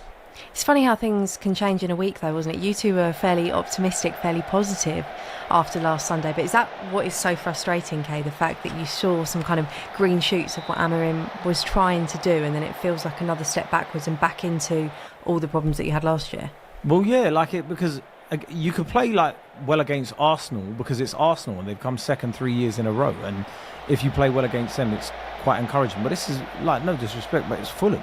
Do you know what I mean? And it's just like, we were expecting a promising result, but that just didn't manifest. And I don't know what can change right now. We're screaming out for a midfielder, and he doesn't fancy Kobbie Mainoo to come on, and he puts on 2 central defenders when we're trying to get a goal. I'm just confused as to what he's thinking.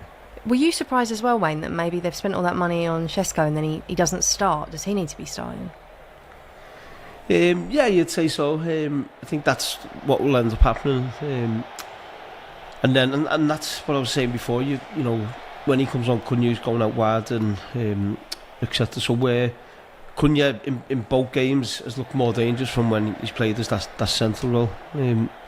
So that when he goes out wide, it looks like he doesn't really want to be there.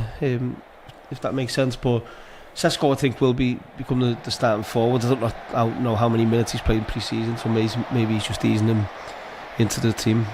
Wayne, from a player's perspective, how important is pre-season? Because I know people talk about it, but how important is it really? It's hugely important, I think, to get everything you want. Of course, your fitness, but the manager has the opportunity to put all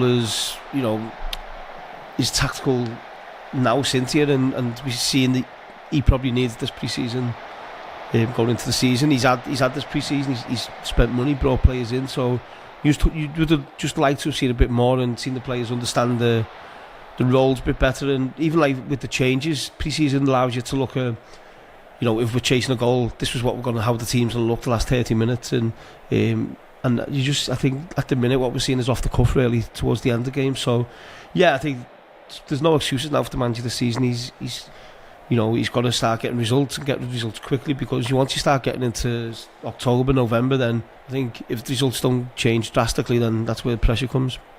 You mentioned the stat before, Kay, about Gary Neville, and I know you absolutely love that stat, but this one has been doing the rounds as well. Ruben Amorim has managed Manchester United in 28 matches against current Premier League teams. He has overseen 4 wins. That's a win percentage under 14.5%, and 2 of those wins came in his first month in charge.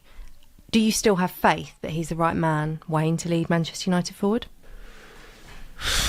It's difficult, and obviously to sit here and say 100%. I don't think anyone could do that. I don't think Ruben Amorim would probably say that himself with what we've seen over the since he's been at the club. But I think the recruitment has been good in the summer. I still want to see 2 or 3 more players be brought in. I'd like to see that. But yeah, it's difficult to say, right, this is going to be our manager for the next 5 years on what we've seen, and we'd love to see him turn that round. And listen, and sometimes we might be going too quick on this because Manchester United, brings a lot more of attention. It's only 2 games into the season, but Kay said it before. The worrying sign is we're seeing things what we were seeing last season, and that's a concern. I would like to have hoped that they all mistakes and players walking and easy to play against at times would have been gone, but today that was a bit of a worry. The one good positive is they all look fitter and they all look like they could run a lot more. So if we enter all the players into the London Marathon, we might have a shot at winning that. It's April, so we've got a bit of time to get them completely ready as well. Okay, well, that was a nice light start thanks to Manchester United. Let's try and move on to one of your other former clubs. Much better day, Wayne, for Everton. I know originally you were hoping to be there. You haven't been very well this week, so you weren't able to be there at the big opening, but it looked incredible, didn't it? Yeah, it did, and obviously a lot of family and friends at the game today, and you're just hoping that the football didn't ruin it.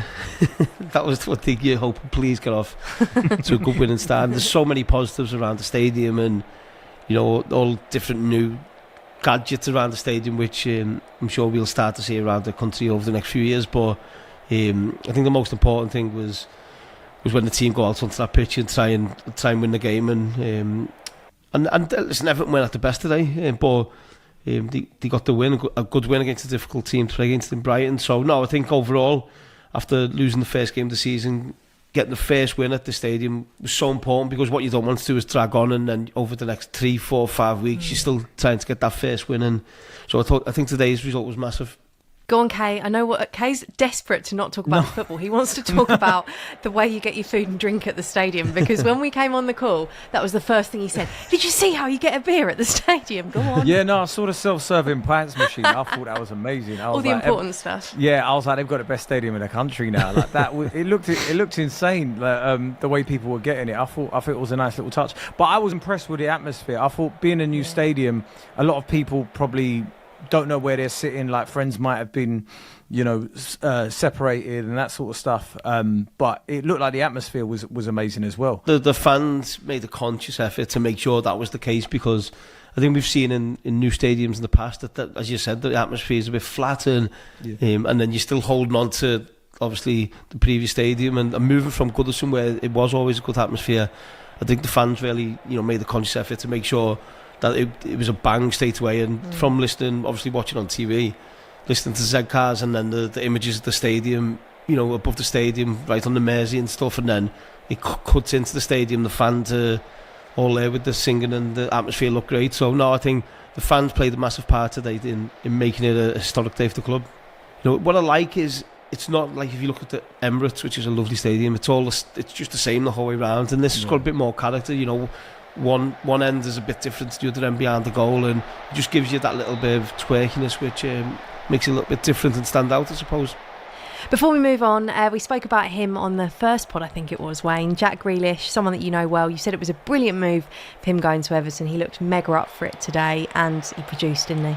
Yeah, he did, and I think obviously getting the 2 assists on his home debut, first start, was great for him. But I really liked, I think it was the first few minutes of the game when there was an opportunity for him to get the fullback, and the fullback tackled him, and he come back and he put an aggressive tackle in, won the ball back, and you could see the reaction from the crowds. The crowds are all up on their feet, and they're big moments. They create the atmosphere at stadiums, and from there he obviously worked his way into the game, got his 2 assists, which I think is good for him, because it'll give him a lot of confidence as well. He hasn't played a lot of football of late, and to get that game in his belt and 2 assists, I think that'll only benefit him and obviously Everton moving forward.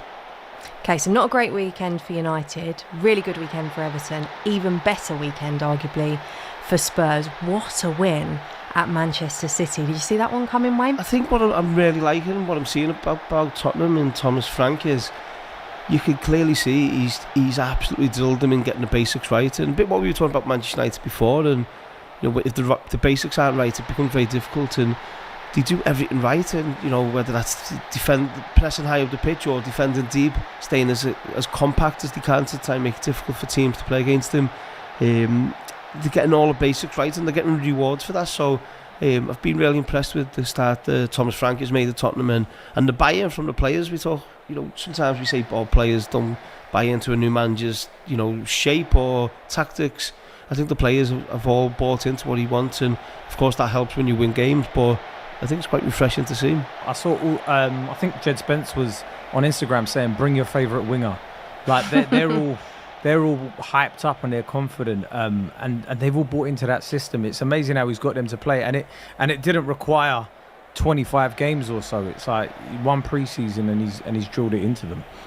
And Richarlison, I mean, everyone was talking about potentially was he going to move away from Spurs, and in a summer where Manchester United have spent big on a striker, potentially Liverpool might spend big as well. Arsenal have as well. Well, look at Spurs; they had a gem all along, Wayne. Yeah, no, Richarlison's a good player, and if you play to his strengths, then he's a handful. And it's similar to what I was saying before about the basics. If Tottenham get the ball out wide, there's no thought; it's going in the box. And so for the forwards, the difference that makes in terms of, before the ball reaches the wide man or the fullback, you might start pulling off the centre back to get across him. So knowing the ball's going to come in the box, so it allows you that little bit more time to adjust your body position or readjust yourself to get that little edge on the defender. So it makes it so much easier for the forward if you know that ball's coming in. All you've got to do is work on your timing, and he's aggressive. He will put himself in there. So I think the change of tactically which has happened is certainly going to bring the best out of Richarlison for sure. Wayne, which team would you have liked to have played in if you were playing right now? Given that's a tough question. Yeah, because you've seen how they're all playing. Which team do you reckon you would have slotted into and just caused havoc? I do like what Arsenal are doing, and I think we've seen that over the last few years, and I think they have the solid, the hard defensively to play through, and they've been crying out obviously for number 9, and they've got that now with Gyökeres. But I think the way Arsenal are playing at the minute, it's not overplaying, but also, as we see the work on set pieces, they are getting balls in the box as well. So I think the way Arsenal played at the minute, it probably suit me more. If we're going to talk about the Spurs side of things and give them plenty of praise, we probably should dissect City. Now, as football fans, we get carried away, don't we? We probably all thought City were back after they beat Wolves last weekend. Perhaps, Wayne, did we see that maybe we all got a bit carried away, and potentially there's still a few of the same issues at City? Yeah, no, I think there's some of the issues there, of course there is, but I think, and what we were talking about Manchester United before, and you can overthink things. I think similar after 2 games, it's very difficult for anyone. I think with Thomas Frank, it's different because we've seen him at Brentford. We know how his team's playing. He's just carrying that on with better players really at Tottenham. But at Manchester City, obviously Pep's changed his assistant coach. He brought some new players in. Against Wolves, I thought they were fantastic. And then obviously against Tottenham, not so good, and he lose the game. So yeah, I still think there's a lot to figure out for Pep and what's his best 11. He's lost some big characters out to that dressing room, into De Bruyne and Kyle Walker, and players who have ran that dressing room really for the last few years. Okay, the other big story from the weekend then that we have to talk about, I think, is Max Dalman for Arsenal. There's been a lot of hype about him over pre-season. 15 years old, came off the bench, won a penalty. What a player he looks, Wayne. Everyone's waxing lyrical, I'm sure you agree. Yeah, he's obviously not seen too much of him, but to play at that age in the Premier League is crazy. I know I played when I was young, but I think he's like 150 days younger than I was, or whatever. More, whatever. So I was sat there actually with my son watching it yesterday, and my son is older than him. Is this your son, Kai, that's obviously playing? Yeah, so I went to watch Kai yesterday. He played for the under-18s. Was yesterday, yeah, and got his first goal for them, which is again 3 years above himself. Is a great achievement. And then we're watching the Arsenal game, and Dalman comes on, and Kai's played against him, and I said, is he your age? And he went, yeah, Kai is 2 months older than him. So I was thinking, it's absolutely crazy that he's playing first team football in the Premier League. Wayne, how did you feel when you were 16 getting put into the first team dressing room and stuff? What's that like? It's a massive confidence boost from the manager, just to have him on the bench. And and then to bring him on, and you could see it's clear the players are all, you know, round him and making sure they're protecting him and whatever, and because he's going to have some difficult moments as well. But it's just refreshing to see a young lad get his opportunity, and you know, and even though he's playing for Arsenal, every time you come inside him, go on, shoot, put it in the top. You want him to put it in the top corner, and whatever. And unfortunately, didn't. But then he wins a penalty, and I'll be honest, I was thinking, please don't give him the penalty. Were you? Yeah, I didn't want. I just, if he gets it and scores, it's great. But I was thinking, you know, if he misses that, the difference in being an absolute success story and coming on to then he misses the penalty, and then all of a sudden you get not everyone, but online people having a go at him. So I was really pleased he didn't. But no, it was such an impressive debut for him. It feels like, though, a young Wayne Rooney would have gone and taken a ball and said, I'm taking this penalty. Yeah, you would. I'm sure he would have wanted the penalty as well. And sometimes that's where your senior players have got to look after him as well, because at that age you're not always making the right decisions. But no, I was glad he didn't take it. But it's at that age, you know, I think Guy Neville said it on the commentary that he still hasn't started his final year to do his GCSEs yet, so he doesn't have to worry about them at the minute. So it's crazy. I'm sure that's not what his parents are saying. His parents are saying probably still get your education as well. I'm intrigued as to what Kai said about playing against him, because he's obviously got a unique perspective that we won't have. Yeah, no, he just said you can clearly see he's a top player, and that's what, you know, for any young player, you work hard and you put the effort in. You never know. Sometimes you could be playing under 15s, and the next time you're playing 18s or Premier League. That's how quick it can happen. So you always have to be ready. And I'm sure for Max and his family and his friends, you know, seeing him just go from here to there, I'm sure they're all living in a dream, a fairy tale where that probably hasn't hit home yet. But you can see his future is so bright. He's going to have a massive future. And everyone you speak to in football, the same name keeps coming back, in Max Dowman. So I think his future is very bright. How do you stay level-headed, Wayne, at that period? Because, like, obviously, you still can't even drive a car yet, but you're the talk of the town. Everyone's talking about you up and down the country, TV, radio, internet, whatever. But still, you're 15, and how do you let that not get to your head? Yeah, it's difficult for anyone, I think. And I think the first thing you'll do is just, you know, stay around your family and friends, close friends, and listen to them, really, because there are going to be people out there who are trying to, you know, be your friend, or trying to, you know, get in touch with you some for good reasons, some for not so good reasons. But you know, you just have to make sure the people who are closest to you stay around them and listen to their advice, rather than, you know, outsiders trying to, you probably don't know you that well, trying to give you advice which mightn't be too helpful. So stay close to your parents, I'd say. Do you reckon they're going to give him a Ford KA as well? Yes, we got it in. Yeah, that was an interesting one from me. Go on, Wayne, explain it. No, so I think I was 14. I signed a deal with Ford, and used to give me dad a Ford Galaxy. But I didn't realise that in the contract, when I passed my driving test, my first car had to be a Ford. So yeah. Nothing wrong with that. I had a nice purpley 4KA with a personalised number plate, and I always remember then, it was a few months later, I was driving a Ford and Clean was in a BMW X5. What was that realisation like? I bet you were going through like, I'm going to get a Mercedes, I'm going to get a BMW, and then your agent comes out and goes, actually, Paul. Yeah, no, listen, it was a nice car. I actually upgraded it after a couple of months to a 4KA convertible as well. So. Yeah. I never thought this was something we'd have in common, Wayne. My first car was a Ford KA. Was it? Yeah. So as well. I changed. Mine was a Ford Fiesta, so looks like we've all got the same. The same taste. The difference is that was a wicked Ford K, and we had no choice.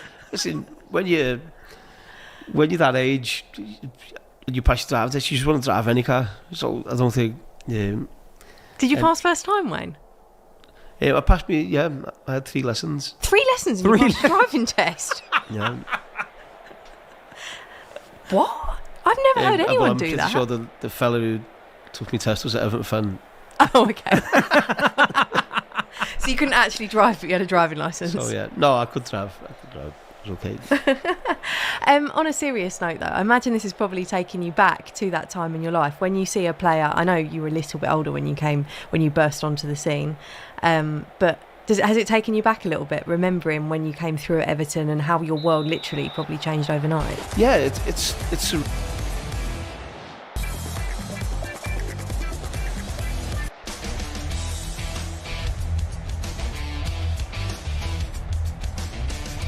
Good morning, 3 minutes past 6 o'clock. It is Monday the 25th of August. This is TalkSport Breakfast with Arnold Clark. Build your own car deal online or with a few clicks.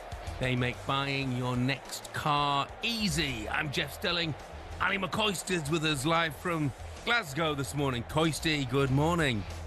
Jeff, a very good morning to you, pal. How are you this morning? I'm very good. Like you, though, I'll have been staying up till after 11 o'clock to watch the FedEx. How good was that? You and I, man. We had a wee chat earlier on, maybe the back of 7, 8 o'clock, and we had the same thing in mind, what our plans were, and didn't they just go according to plan, same as they did for Tommy. I was so chuffed. I was so pleased, mate. The amazing thing is, Nick, he's playing in the States against a home favourite, effectively head-to-head at the end, and yet he's got an American crowd chanting Tommy, Tommy, Tommy. I mean, that could never have happened before, not ever. No, I know. I think it's a combination of the fact that, you know, a lot of people, ourselves included, were willing that we win. He said,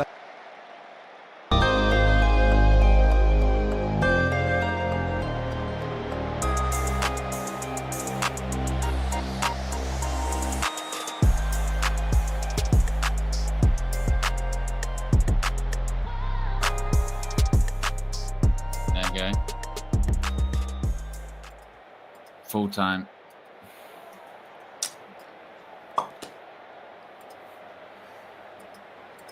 No wins in 2.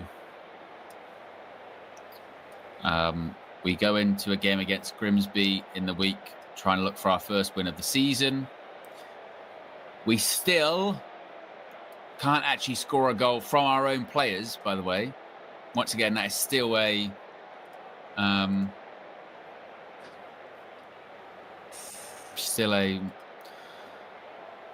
game which we haven't scored from open play. Our Man United player hasn't scored. And for those that will say, you know, obviously nothing's changed. You're right. I think how can we say to KD that anything's changed there? How can we say that? We can't. It's the system, everything. We bought new players. It's terrible. That's the truth of it. It's like we're playing a way that the manager is asking for, and we can't get the results. So what do? Like, we're just rubbish, like, in front of goal. Like, we're rubbish. We're absolutely rubbish. That's it. You know, we didn't lose. I'll take that only solace from the game. What's crazy is, if I go back to the beginning of the game, we had the good little moment, Cunha hitting the post, and then what else do we have? 2 Cunha moments. They don't score for nose. We have a penalty.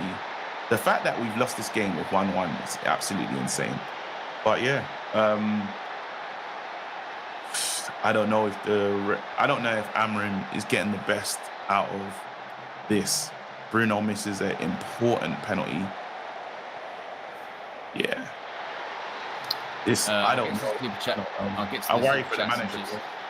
Yeah, I'll get to the super chats in just a second. I am now actually live on my own channel, and thank God I've got something to watch after this, KG, because screw thinking about Man United and football, because nothing's changed. Rubbish. Boyos says free Cobby, the midfield is non-existent. Akil says Amorim, Bruno and Dallo out and goalkeepers too. Danny DeFito says Portuguese masterclass. Ruben and no clue. Bruno misses penalty. Dallo mistake for equaliser. Ruben ain't making Christmas. Pav says Rasmus Sheshko. JP says the commitment to Bruno will be Ruben's downfall. Get Saudi on the line. Gersha says same 10 to 20 minutes FC. Need to take chances. Outplayed again. We didn't even lose, you dickheads. We didn't even lose. We didn't lose, bro. Can't be bothered. Cage's Beard Stylist says, gentlemen, we have a poor manager out of his depth. Don F says, I swear, Amorim, if I speak. And Mason says, what's the point in splashing all that on Šeško when our midfield gets out-muscled and can't control anything? Yeah, it's rough. It's rough indeed. If you haven't already, click the like button, guys. I know it's not a lot to like about in terms of performance, but it does help out the channel. Be sure to subscribe as well to United View.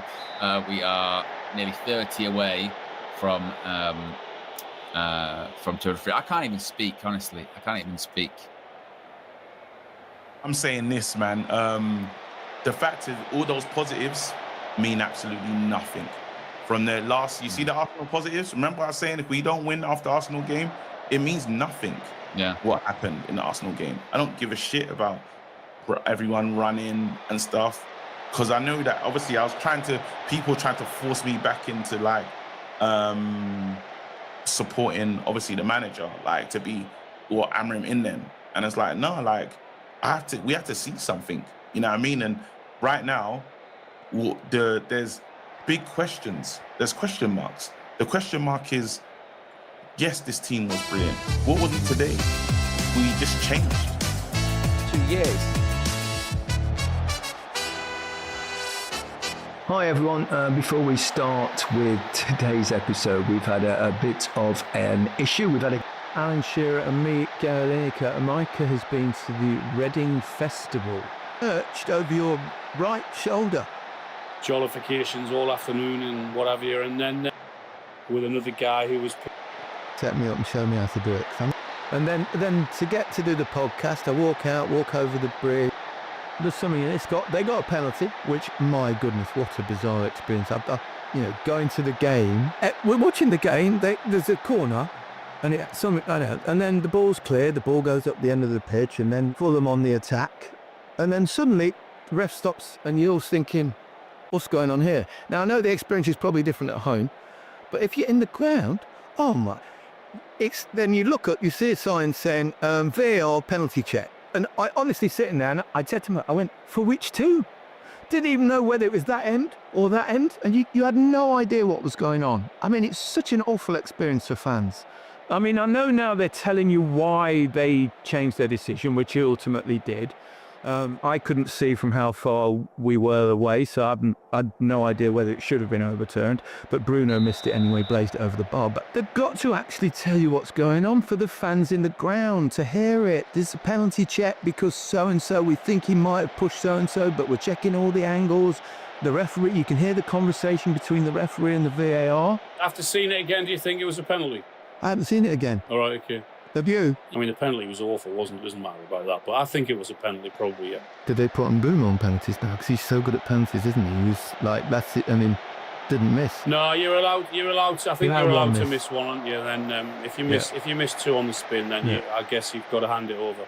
But you're allowed to miss one. I mean, it's another. Well, not. I mean, the first point of the season for United, which lifted them out of the bottom three. That was a bit cool. And but they didn't really kick on offer much in the second half. His changes didn't really work. Šeško came on, was very quiet. There was no service, to be honest. And well, they got ahead. There's a bit of a push on that one, though. A lot of the Fulham fans were complaining about. We couldn't. It's hard to see. I've only seen it on TV, and I'm thinking, if you're going to give the Man United one for a penalty, it was clearly a shove. There's no doubt about it for that one. It's like, come on, really?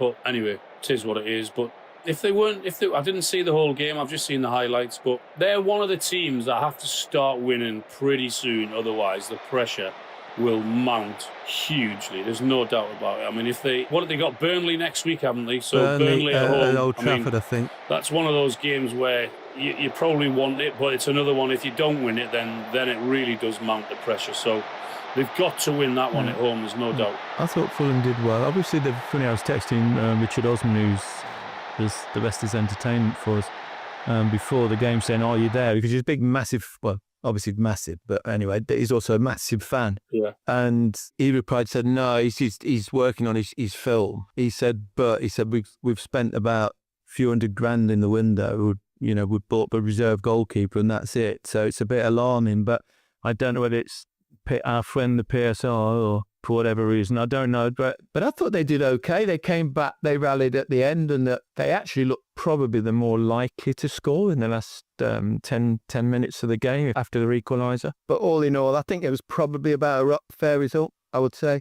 The other two games today, we were in early enough to have the lunch and watched Everton versus Brighton on the TV. What a great start for them in their new stadium. Brighton missed a couple of really big chances, but I thought that was one of the naps of the weekend. Everton winning there in their first game there. Great atmosphere, expectations, everything, and really pleased for Jack Grealish. Couple of assists, wasn't he? So I thought that was the nap of the weekend. Everton beating Brighton at home. Yeah, I thought that was very likely as well. Good win, great start, as you said there for Jack Grealish to do that. The brilliant bit of play for the first one. Yeah, brilliant. Drilled it across to Undiah at the far post. But the name of the ground amuses me a bit. The Hill Dickinson Stadium. Found the lawyers or something. Needs must. I thought they'd paid 2 signings. I thought they'd bought Jimmy Hill and somebody Dickinson. But it was a good performance from them. There was also, did you see the handball? I mean, that not against Dewsbury Hall. No, I didn't see it. Tell me. Well, he's drilled it at him. He's gone down as though, to slightly protect it, because he's hit it hard. And he's put his arm up, but it's very close to his body, and his arm is up in front of his face, and the ball hits his hand. And he's not gone out wide. It's tucked in, and it just suited. I mean, he missed it anyway. Well, he didn't miss it. Pickford saved it. It wasn't a good penalty, so it didn't make any difference. But it was a soft one. The ref did give it on field, so that made a difference. But so they didn't. I saw Jordan Pickford made a brilliant save. I mean, a terrible back pass from Tarkowski. That was a key save, wasn't it? Yeah, what a good goalkeeper. And so consistent. I know there's always used to be doubts in him because he's a little bit hot-headed at times, but, there's a calmness, there's an authority, there's a confidence about him these days, I feel. And he's got, I hate to say things like this when you're talking about someone, especially the England goalkeeper, that he does not make many mistakes. I mean, all goalkeepers do make mistakes, and he will, and he has, but very, very few are. Yeah, and also when you look at his competition, I mean, James Trafford getting the move to Man City and having a terrible day yesterday. Felt for him a bit, because he got, Donnarumma likely to come in as well. On another subject, that for him, I mean, it's a huge call, him choosing Manchester City. We don't know why, or in terms of talks and who he had options, and I know he had options at Newcastle, but for whatever reason he chose to go back to Man City. But can you imagine if Donnarumma signs for Man City, and because he's not going to play ahead of him. Yeah, it's a tough game, particularly if you're a goalkeeper. And the other game today was interesting, obviously, because it was the two teams that swapped places in European competitions, Crystal Palace and Nottingham Forest. And on as even there, Palace got ahead. Ismail Sarr scored some goals, doesn't he? I mean, he's a real athlete, and Munoz was ever murdering down that right wing. With what's gone on over the past few days with Nuno and what's happened at Forest, then I don't think that's a bad result for them. I mean, it was tin helmet time in terms of who's going to come out on top on that battle, because clearly Espirito Santo came out at the weekend, or just before the weekend, and said that things aren't well. And there's obviously an issue with Edu in terms of the sporting director and the relationship between those two. But the first bad run they have, Alan, I'd bid Nuno, and well, that's a battle he's never going to win, unfortunately. I wonder whether he wants to. He's probably decided to think, I'm going to get out in the open and see if I can win it that way. But that's what it looks like. But yeah, it doesn't end well for the coach or for the manager when that happens. No, it's not going to end up with a trophy like you've got over your right hand shoulders. I'm making the most of it. It does actually look like the Carabao Cup. You sure it's not that? You just lifted it for the day, you borrowed it. Let's take a break. When we come back, we'll talk about Saturday's fixtures. You and Michael are on match today. Hopefully, Michael will find a signal in the back of his car at some point. If not, it'll just be you and me.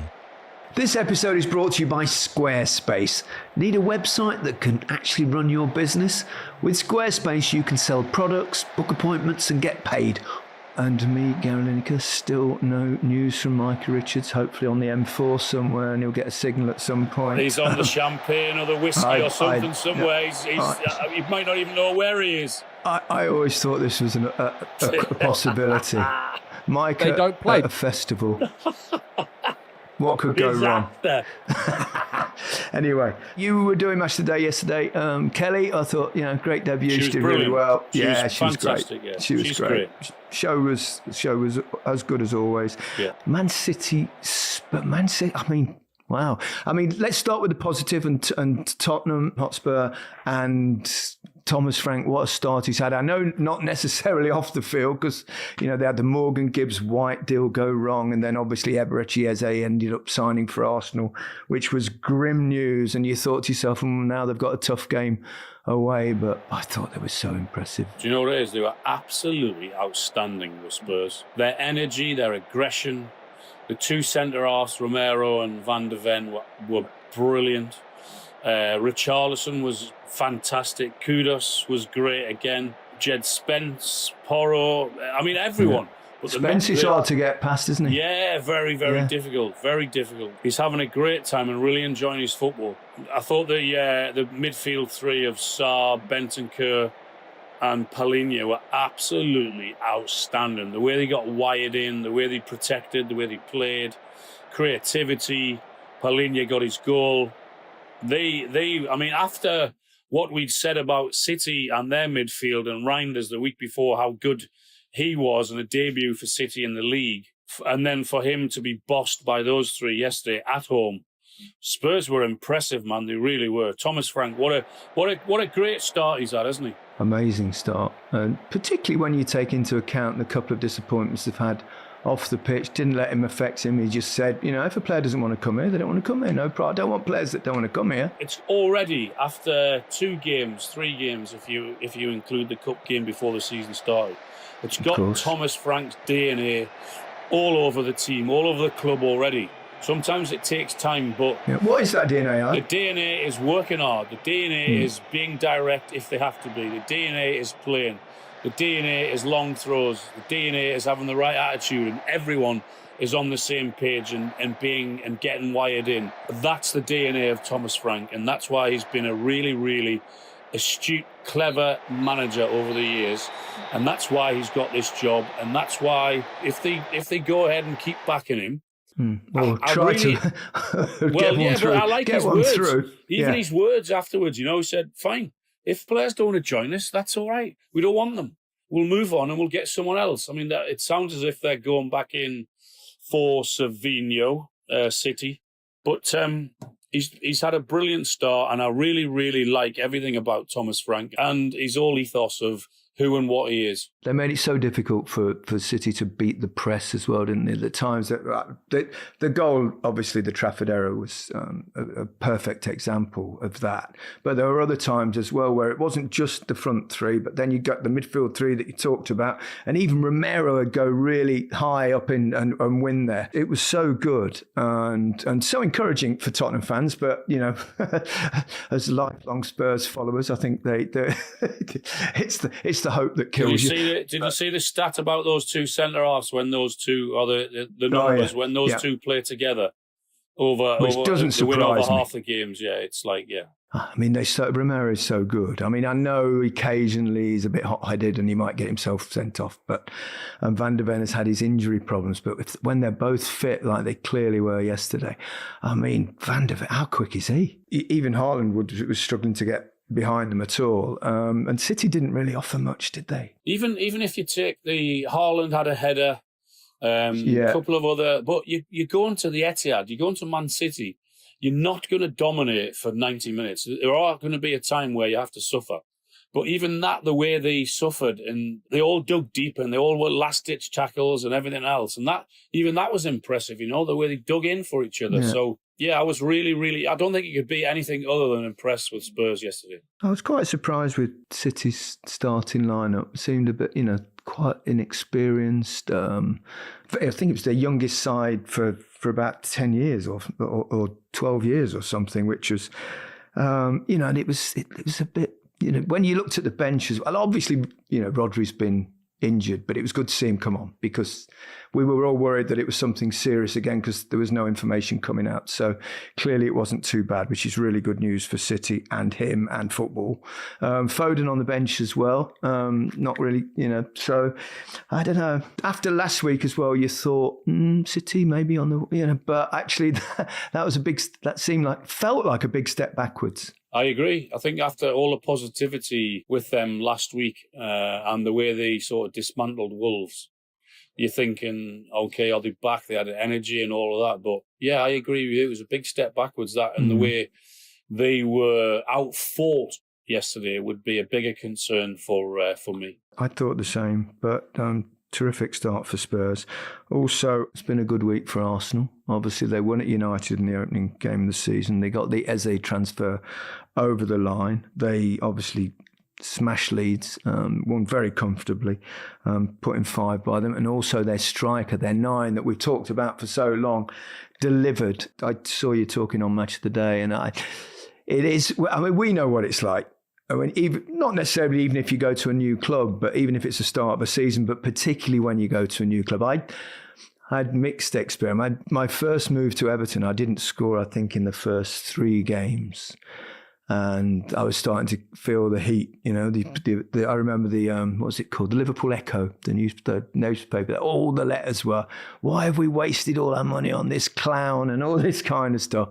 And then I got a goal away at Tottenham, a diving header when we won 1-0. And it just feels like the weight's off the world off shoulders. Same at Spurs. I came back from Barcelona. It took me a while to adjust to the pace of the game again. It took about 5 games to score. And then you do, and the world's a better place. But for someone like Gyökeres with so much expectation, it was crucial for him. And he sort of snatched at one, didn't he, in the first half, when you were quite right. He should have controlled it because he had the time and he could have knocked it in. But the first goal will give him so much confidence because it was actually quite a special effort. Do you know what was even more impressive for me was him grabbing hold of the ball and going Love for the penalty. That, though. Strikers, you've got to. What a chance. Well, you are a striker. That is your best possible opportunity to score. I'm not sure that he would have had if Saka had been on. Then he might not have been on it. But I just thought, great. Go and take the penalty. You've already got one. You must. And you're right. We know what it's like to get off to a decent. I mean, last weekend he would have been thinking, "Oh God, it wasn't what I wanted, and it didn't go the way it should have, and that I planned, and what have you at Old Trafford." But then you're at home, and you've scored one really good goal, and then the belief and the confidence. Give me the penalty, and then. I mean, he would have been on top of the world last night, and I bet he cannot wait for the next game. That's exactly how it is. I mean, I think my analysis sort of also, it is going to take time because Saka's brilliant at it going past players, so you don't want to stop that. Madueke is, Eze is. You don't want to stop what they're good at. No, but they're also good at crossing the ball. You've got Saka is good at crossing the ball. Yeah, exactly. Yeah. Putting balls into his feet. Yeah. Putting balls first time, like his goal. Because it was 90 seconds after half time, and I'm absolutely certain Arteta said something to them about playing the first time ball over rather than taking behind. it. Yeah, you can see that. And also, you've got intelligent footballers like Saka and probably Eze, probably play on the left-hand side. They're going to know what he wants, and they can deliver that. And there's a sense, perhaps, of last season, because they didn't have that necessarily in the middle. That's probably why they didn't cross, but they'll work that out. I suppose on the downside, 2 of their key players, like they went off with injuries. Ødegaard was a shoulder. I can't imagine that's hopefully too bad, but the Saka one looked like it might be a little tweak of the hamstring. Yeah, but then I was thinking, goodness me, look at the players that they brought Trossard on. I forgot about him. Well, then you've got Eze to come in, Martinelli. Yeah, I mean the numbers they've got are really incredible now. The squad that Arsenal have got, so they have to go on and they have to win something pretty big this season. But they've made a good start. It wasn't a great performance at United, but they got the right result. Yeah. Much better yesterday. So that will give them good belief going forward as well. And they're still bloody dangerous from set pieces. The balls, the quality of the balls. Declan Rice's ball in is incredible. It's so accurate. I don't know, 8 or 9 times out of 10, the ball is on the money. The ball is exactly where he wants to put it. It really is, and that is a great skill to have. It really is. Let's move on to the fixture at the bottom of the table. Burnley against Sunderland. I shouldn't say that. That's not fair, because Sunderland have got 3 points. I'm just assuming they might be at the bottom of the table. End of the season. Sunderland fans, Burnley fans, forgive me. I should not have done that. I'm pleased that was you saying that about Sunderland and not me, because the Mackhams will be coming for me again. But there is a reason. There is a reason, because I was going to start this off. I've got a little quiz question for you, Anne. When was the last time all 3 promoted teams won a game in their opening 2 fixtures, which has happened over the last week and a bit? 2016. Bloody good guess. 16-17 season, yes. I must have asked the same question yesterday to the stats guys. Did you? Did you? I did, That's yeah. so good. Oh. Yeah, I did. Damn. Yeah. It's no surprise that all 3 of them have won at home: Sunderland, Leeds, and Burnley, that's going to be key, isn't it? I think particularly at Sunderland and Ellen Road, because of how crazy those fans are. I'm not saying Burnley aren't, but that will be key to them, how they get on at home in their games. Leeds are not going to be judged away to Arsenal. No, exactly. They have to pick up points at home, and the odd draw here and there away from home against teams that are going to be in and around them, and that's how one of those teams, I think, can survive. Burnley, I think the fact that they are hard, I know that in the first game they conceded a few, but that was against Tottenham and they were flying. But, they had that season, didn't they, with conceding so few goals. And I think gives you a chance. If you can, I know it's different in the Premier League and players get chances, they do finish it, which in the Championship, they're less likely to do so, or less frequently. But if they can keep that, and they look quite, actually Sunderland started well, didn't they? Could have had a goal early on. Missed a sitter in the first 2 or 3 minutes, didn't they, Sunderland? Yeah. It might be different if that goes in, but that was like, you get your chances, you have your moments, and if you don't take them, you're going to get punished. Yeah, Burnley weren't beaten at home at all last season. So that tells you that anyone who's not at it, anyone that's in and around mid-table and below, going to Burnley, going to Sunderland, going to Leeds, will find it tough. They'll have to earn if they're going to get something. Yeah, that's what Scott Parker said, something along the line, we've got to make this a hard place to... And he's absolutely right. That's it, difficult place to score, because, all these sides are going to struggle to score goals, and we'll see how they go. And I think probably encouraging to the 3 promoted clubs is also the fact that Wolves and West Ham in particular looked really off it, I suppose. I thought actually Wolves did a bit better in this game, but they still struggled, and West Ham were awful. And Aston Villa awful on Friday night. Aston Villa. Yeah, but Villa, are going to climb up the table. Yeah, certainly not. They're not going to be involved anywhere near a relegation fight. They've just had a slow start, But I'd look at West Ham. I watched the Chelsea game. I know Chelsea played well, but West Ham defensively, and they looked really kind of wooden and a bit slow and cumbersome. And I don't know. I fear for it. They folded like a pack of cards, just like they did at Sunderland the week before. Once they sort of conceded, it was like they had the goal disallowed, didn't they, West Ham? But then after that, it was like Chelsea got 2, and then it was like, how many are Chelsea going to score here? It would be a huge concern, and he knows he's under pressure. And I said on Match of the Day last night about, I don't know the ins and outs of that football club, but it does look. They had an incredible manager there in David Moyes and chose not to keep him.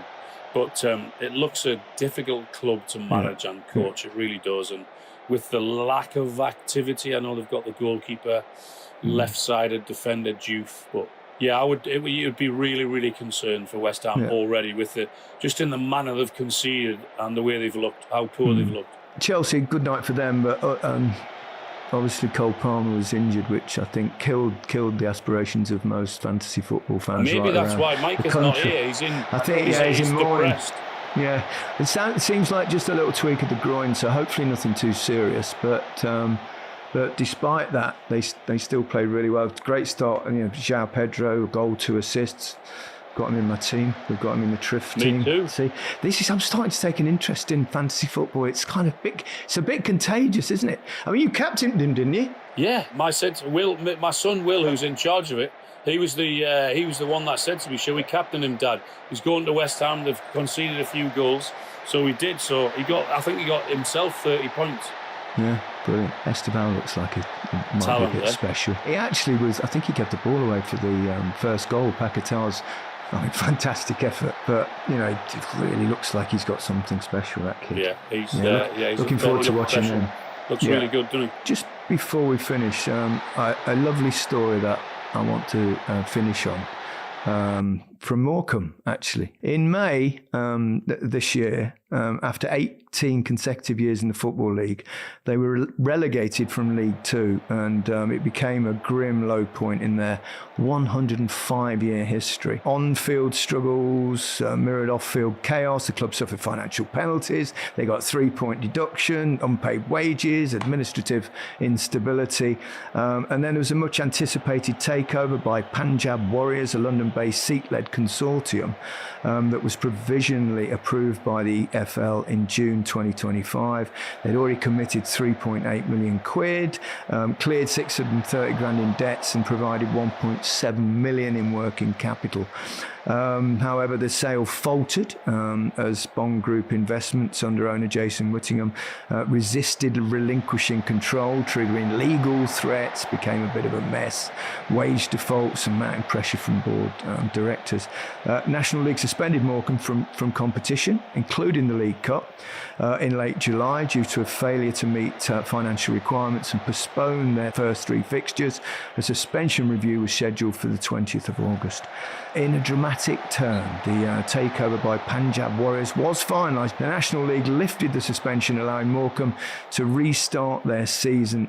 New manager Ashveer Singh Johal, just 30 years old, was appointed, becoming the first Sikh manager of a professional English club and the youngest manager in England's top 5 divisions. Remarkably, Morecambe played their first match against Altrincham and sealed a dramatic 2-1 winner with a stoppage time goal, a symbolic rebirth for the club and its supporters. That's what after all the shit they've had to go through. And I listened to one of their owners actually on TV. He was on Sky Sports News when they'd taken over, and he just said, "All I will say to everyone is, please trust us." Yeah. And what a start that is. So to get the goal that late, and if anyone deserved a little bit of luck, and because of all the stuff that they've been through, then it's them. So well done. Absolutely.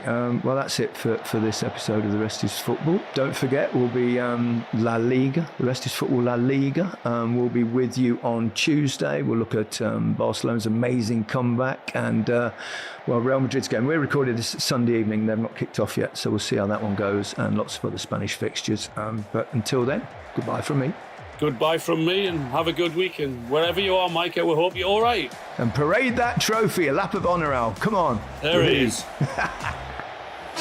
Yes, everybody, hello. Welcome back to Forever United TV Monday morning, bank holiday Monday morning, where we should be relaxed and chilled out. But no, not Manchester United fans. We're stressed and worried about what is coming in the last week of the transfer window, because proof was there on the pitch yesterday that Manchester United have gaping holes and still loads of problems. It was everything that every United fan feared might happen against Fulham yesterday. So what happens next? Big questions over Ruben Amorim's relationship with certain players, key players like Kobbie Mainoo, who hasn't seen a minute of football yet this Premier League season. Why is he last option to come on the pitch? Ruben's comments about Bruno Fernandes and Kobbie Mainoo right at the height of conversation last night on social media and groups with lots of Manchester United fans. We're going to get into that this morning and what Ruben said, along with all of the transfer news. Is there a clamour now in the last days of this window to bring in a midfielder for Manchester United? Going to bring in them reports, as well as giving you updates on Garnacho, Sancho, Anthony, Rasmus, Højlund, and of course Manchester United's new goalkeeper hunt. What is going on with Onana now as well? Let's talk Lamens, let's talk everything. There is a lot to get through. Let's get right into this. Get your comments in the live section, everybody. Get involved in the show. If you're playing catch up later, you might have had a lie-in. I'll let you off. It's Bank Holiday Monday. Get your comments in at the comment section below. God knows what's going to happen. I'm on Sky Sports after this show later on, after 10 o'clock today. I'm probably going to get absolutely slaughtered on that, because I have, of course, as everybody's seen on this channel, been very, very positive about what Ruben's done, what he's building, everything around Manchester United and around the training ground, the atmosphere, environment, culture. It's all bang on point. Everyone is happy again. But that counts for absolutely nothing if you're not getting 3 points. And Ruben Amorim's win ratio is getting lower and lower and lower. And this is all anybody's talking about. The conundrum, the situation that he has built with what transfers he's actually made this summer. Has he now caused himself more of a problem because of the players he has brought in? He's not starting his striker because he wants to play his number 10s in the side. We worked it out yesterday. Manchester United started 5 number 10s yesterday and still had another 2 on the bench to try and get on the pitch, of which none of made any game time. It is a mess within what we have got squad balance-wise at the moment at Manchester United, and certain players are going to miss out. The problem is going to get worse with Kobbie Mainoo because there is now calls for Manchester United to go out and buy a midfielder. Listening to what Gary Neville said after Sky Sports' coverage yesterday on the game at Craven Cottage, United need to go out and buy a midfielder. They need to get a midfielder. Kobbie Mainoo, if another midfielder comes in, he's done. I'm sorry, I've been saying this forever and a day, and the proof is there in the games and what Ruben's doing right now. He came out yesterday and said that he is competing, Kobbie Mainoo this is, alongside Bruno Fernandes. He's in training and competing with Bruno Fernandes. He won't bring Bruno Fernandes off though. Everybody knows this. Bruno has to be substituted. He has to make a statement here to make this squad believe in him. The fact that Dalot and Bruno continuously get game time doesn't look good for him. I'm not trying to create a problem here, I promise. I'm only watching in concern for Ruben because I love what he's done and I love what he's doing with this football club. He understands the club inside and out. But at the end of the day, the only thing that keeps him in a job is results, and he is not getting them. We have spent 200 million on a strike force that cannot get the ball. And again, we haven't scored yet this season. An own goal from a corner from a centre-back coming forward again. Our best chances in the second half were from centre-backs. One from Lenny Yoro, misplaced header deflected in. Yes, get in, thank God. But then Harry Maguire with another header. What else did we do? Why do we disappear? Ruben's balance in his squad is causing a problem now. Bruno Fernandes, Kobbie Mainoo, United's hunt for a midfielder. There was talks yesterday about United even going in, and it's only light talks at the moment, but this is only going to gather momentum right now. Carlos Baleba being hauled off at half-time in the Brighton game against Everton. Rose speculation. I was watching that game. Didn't think much of it, but my concentration was, of course, on the day of Manchester United playing Fulham. So at that point, I'm not really too concerned about it, but now, obviously, all of this talk is going to start to flow into the speculation columns and everything going on in and around Manchester United. So, again, that's a big problem for Ruben to deal with because it just means that Kobbie Mainoo is not going to get into this side. He doesn't fit anywhere else. People are telling me that Kobbie Mainoo is a number 8. He should be in there for Bruno Fernandes. He might be able to play number 8. In between them both, they might be able to play a few minutes here and there. Maybe Kobbie starts, then Bruno comes on, vice versa. But we know that Ruben's going to stick to his guns and not drop Bruno Fernandes because he can create more and has created more throughout his whole career at this football club. This is a day for Bruno and Ruben Amorim haters to come to the fore, and I've seen plenty of them. And you know what? When you look at the comments, when you look at what's happening, yeah, you can move aside the people that were there saying, I told you so, this is what was going to happen all along. Well, he could have balanced it a bit differently. But the majority of the fan base, I think, are being very, very sensible with how they're looking at this right now. They can see that Bruno Fernandes is struggling in a midfield, in the middle of the park. They can see that Kobbie Mainoo's not getting game time. They can see the imbalance in squad of players that we've got. We have now only got one number 9 because Ruben Amorim wants to squeeze in his number 10s that he's brought in this summer.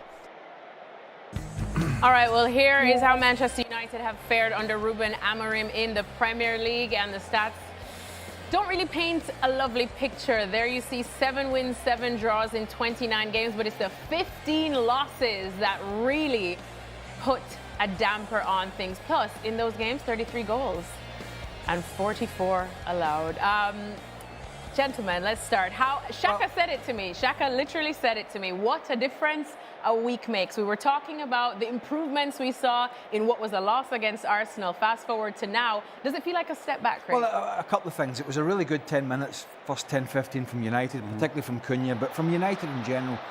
And then Fulham figured them out and started to dominate the midfield and actually gave as good as they got, if not better, for the majority of the game. We just heard from the manager. I want to talk about the captain. I want to talk about that incident with the penalty kick, because I know Shaq's got strong feelings about this as well. What whingy, whiny, little moaning pain in the butt. What an embarrassment. What an embarrassment to a professional footballer that the referee inadvertently nudged him as he was trying to back off, having everybody in position, and yet he made out, and this, Shaq said this to me, he made out that the referee had almost run into him in the process of him running up to take the penalty. That's how threw off his routine. That's how egregious he thought that was. It was. I was sitting watching it, going, "What a big kid!" Any player worth his salt, would have laughed that off and would have taken that penalty within 10 seconds. And yet he whined and moaned and cried, as he does, as he generally does, about something so innocuous it was embarrassment, and that whole process just formulated in his little brain, and then he puts the penalty over, which he may have done anyway, I don't know. But the process that led up to it, makes me just believe the mindset of Bruno Fernandes is so discombobulated it's embarrassing. Because to me, that isolated scenario in the game encapsulate a lot of his career at Man United, which has been good. A lot of it has been good, but there's been a sideshow to the Bruno Fernandes performances, and we saw it again there today. I thought it was embarrassing beyond belief. So, but here's the thing, right? So there's a lot about this game that surely we have to discuss, but let's start here with Bruno Fernandes. And here's why old school players like ourselves continue to question Bruno Fernandes and his role as captain for Manchester United. That cost Manchester United 2 points today. No question, right? So during the game, watching here in the US, a lot of the commentary, a lot of the discussion was about whether that bump put him off, whether it should have put him off, whatnot. Immediately after the game, I see Bruno Fernandes does an interview and says, no, that didn't put me off. I reset, everything was fine, I just struck the ball really poorly. Later on, at some point, he does another interview and says, well, yeah, the referee bumped me. And then what really wound me up was he didn't apologize. Now as you look at the replay, it's the slightest of bumps. Look how much Bruno Fernandes, this is of his own doing, makes of this. Look at how long he stays standing glaring at the referee. That's unwarranted. It's a bump. It's a bump. How is that an excuse for that execution in this game, in this physical a game? And that for me is why, again, Bruno Fernandes comes in for as much criticism as he does. Misses that penalty, doesn't track Smith Rowe for the Fulham goal. And again, we're talking about still Manchester United's most talented player, Manchester United's captain, but I think reneging on his role and responsibility as the on-the-park leader. How does that put you off a routine? What's your routine? You put the ball in the spot. The keeper plays a game of bluff, as keepers do. You've got to make a decision in your mind. Where am I putting the ball? Am I going down the middle? Am I hitting it with pace? Or am I going for accuracy? That's the routine. He made such a song and dance about it. It became the story of that moment. It just became the story. But I for one, thought it just gave you an insight into the mindset of him. And I thought it was beyond embarrassing. In fact, I thought it was almost childish, school playground kind of stuff. I think we also saw two sides to Cunha today. He was absolutely brilliant for 15 minutes.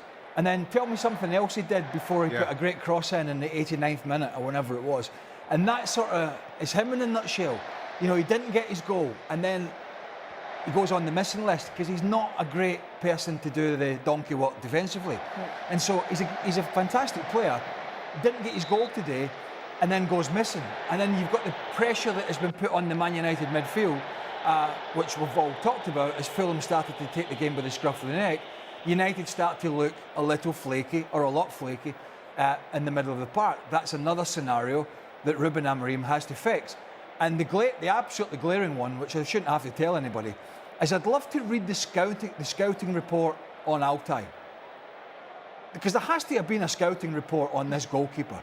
And if somebody has said very good at set pieces and good in crosses, then you're out of job. Have you ever seen an elite level goalkeeper, Shaq, at this level on multiple games look as if he is frightened to death whenever somebody swings the ball in under his crossbar? Which begs the question, by the way, from a Fulham's point of view, when they had it on the other side, why they didn't send out a Sessegnon or a Robinson to whip it in left-footed and send Lukic out to whip the ball away from the goalkeeper. Because whenever they put it in under his crossbar, as was the case last week and as was the case last year, he was absolutely all over the place. And you're not going to put a consistent run of results together with a goalkeeper like that in, because teams are just going to exploit it. I'll start with the goalkeeper and finish with the striker or strikers. I'll say I don't understand it. A week ago against Arsenal, I said as much as he has to take responsibility for the Arsenal goal, I also questioned Ruben Amorim and how Manchester United set up to defend against Arsenal from a set piece. Arsenal did nothing new, nothing that we didn't see all of last season. How you go that unprepared to start the season in Arsenal's first game, set pieces was simply beyond me. Then coming into this one, he says he sticks with Bandier because it's for tactical reasons. He just looked at who we're playing against, and this is the right goalkeeper for me. So he leaves Onana on the bench. And at no point did Manchester United look comfortable from any set piece. Yeah. The goalkeeper didn't look comfortable. Manchester United had this odd zonal marking system that I have never been enamored with, and were exposed time and time again. I remember Muniz had one header far post, free header. I have no idea how he was that free. I have no idea how he missed. I would have scored that now. So Manchester United just continued to live on this knife edge in terms of set pieces, and it's simply beyond me. They continue to be linked with goalkeepers coming in before the end of the transfer window. Maybe that changes in terms of how they deal with set pieces. Maybe a part of Amorim's thinking is that I'm getting a new goalkeeper in, Onana is on his way out, so therefore let me just stick with at least who'll be here in the longer term. And then Who's going to take Onana, though? I would take Onana, no question. You would take Onana? I'd take over Bayern. Absolutely. But which club would take Onana now? Well, if he's on his way out, who's going to take him? Well, who would take him? Yeah. Well, that maybe goes back to Italy, where he had such success with Inter Milan. I don't think anybody in the Premier League takes him. Sorry, I misunderstood what you were saying there. But let me... You can't be that bad. You cannot continue with, and I'm not an Onana fan, but you cannot continue with a goalkeeper who is so horrendous. And I'm not suggesting that the defensive structure is great, but he is so bad on those in-swingers, it's scary. He has zero presence in goal. Yeah. He really does. Now, there's a lot you could say about Andre Onana, but at least he has a presence. At least he has a voice. At least you can see him shouting with the back four. No, he makes a lot of mistakes, and a lot of them are glaring. But this Bandier is by no means, by no measure, an upgrade on Onana. I would stick with Onana. But to your question, again, I don't think anybody in Premier League takes him. Maybe goes back out to Italy. Now, to Craig's other point about Cunha, and yes, he started wonderfully well. Manchester United played the second half, Sydney finished the second half, with £200 million worth of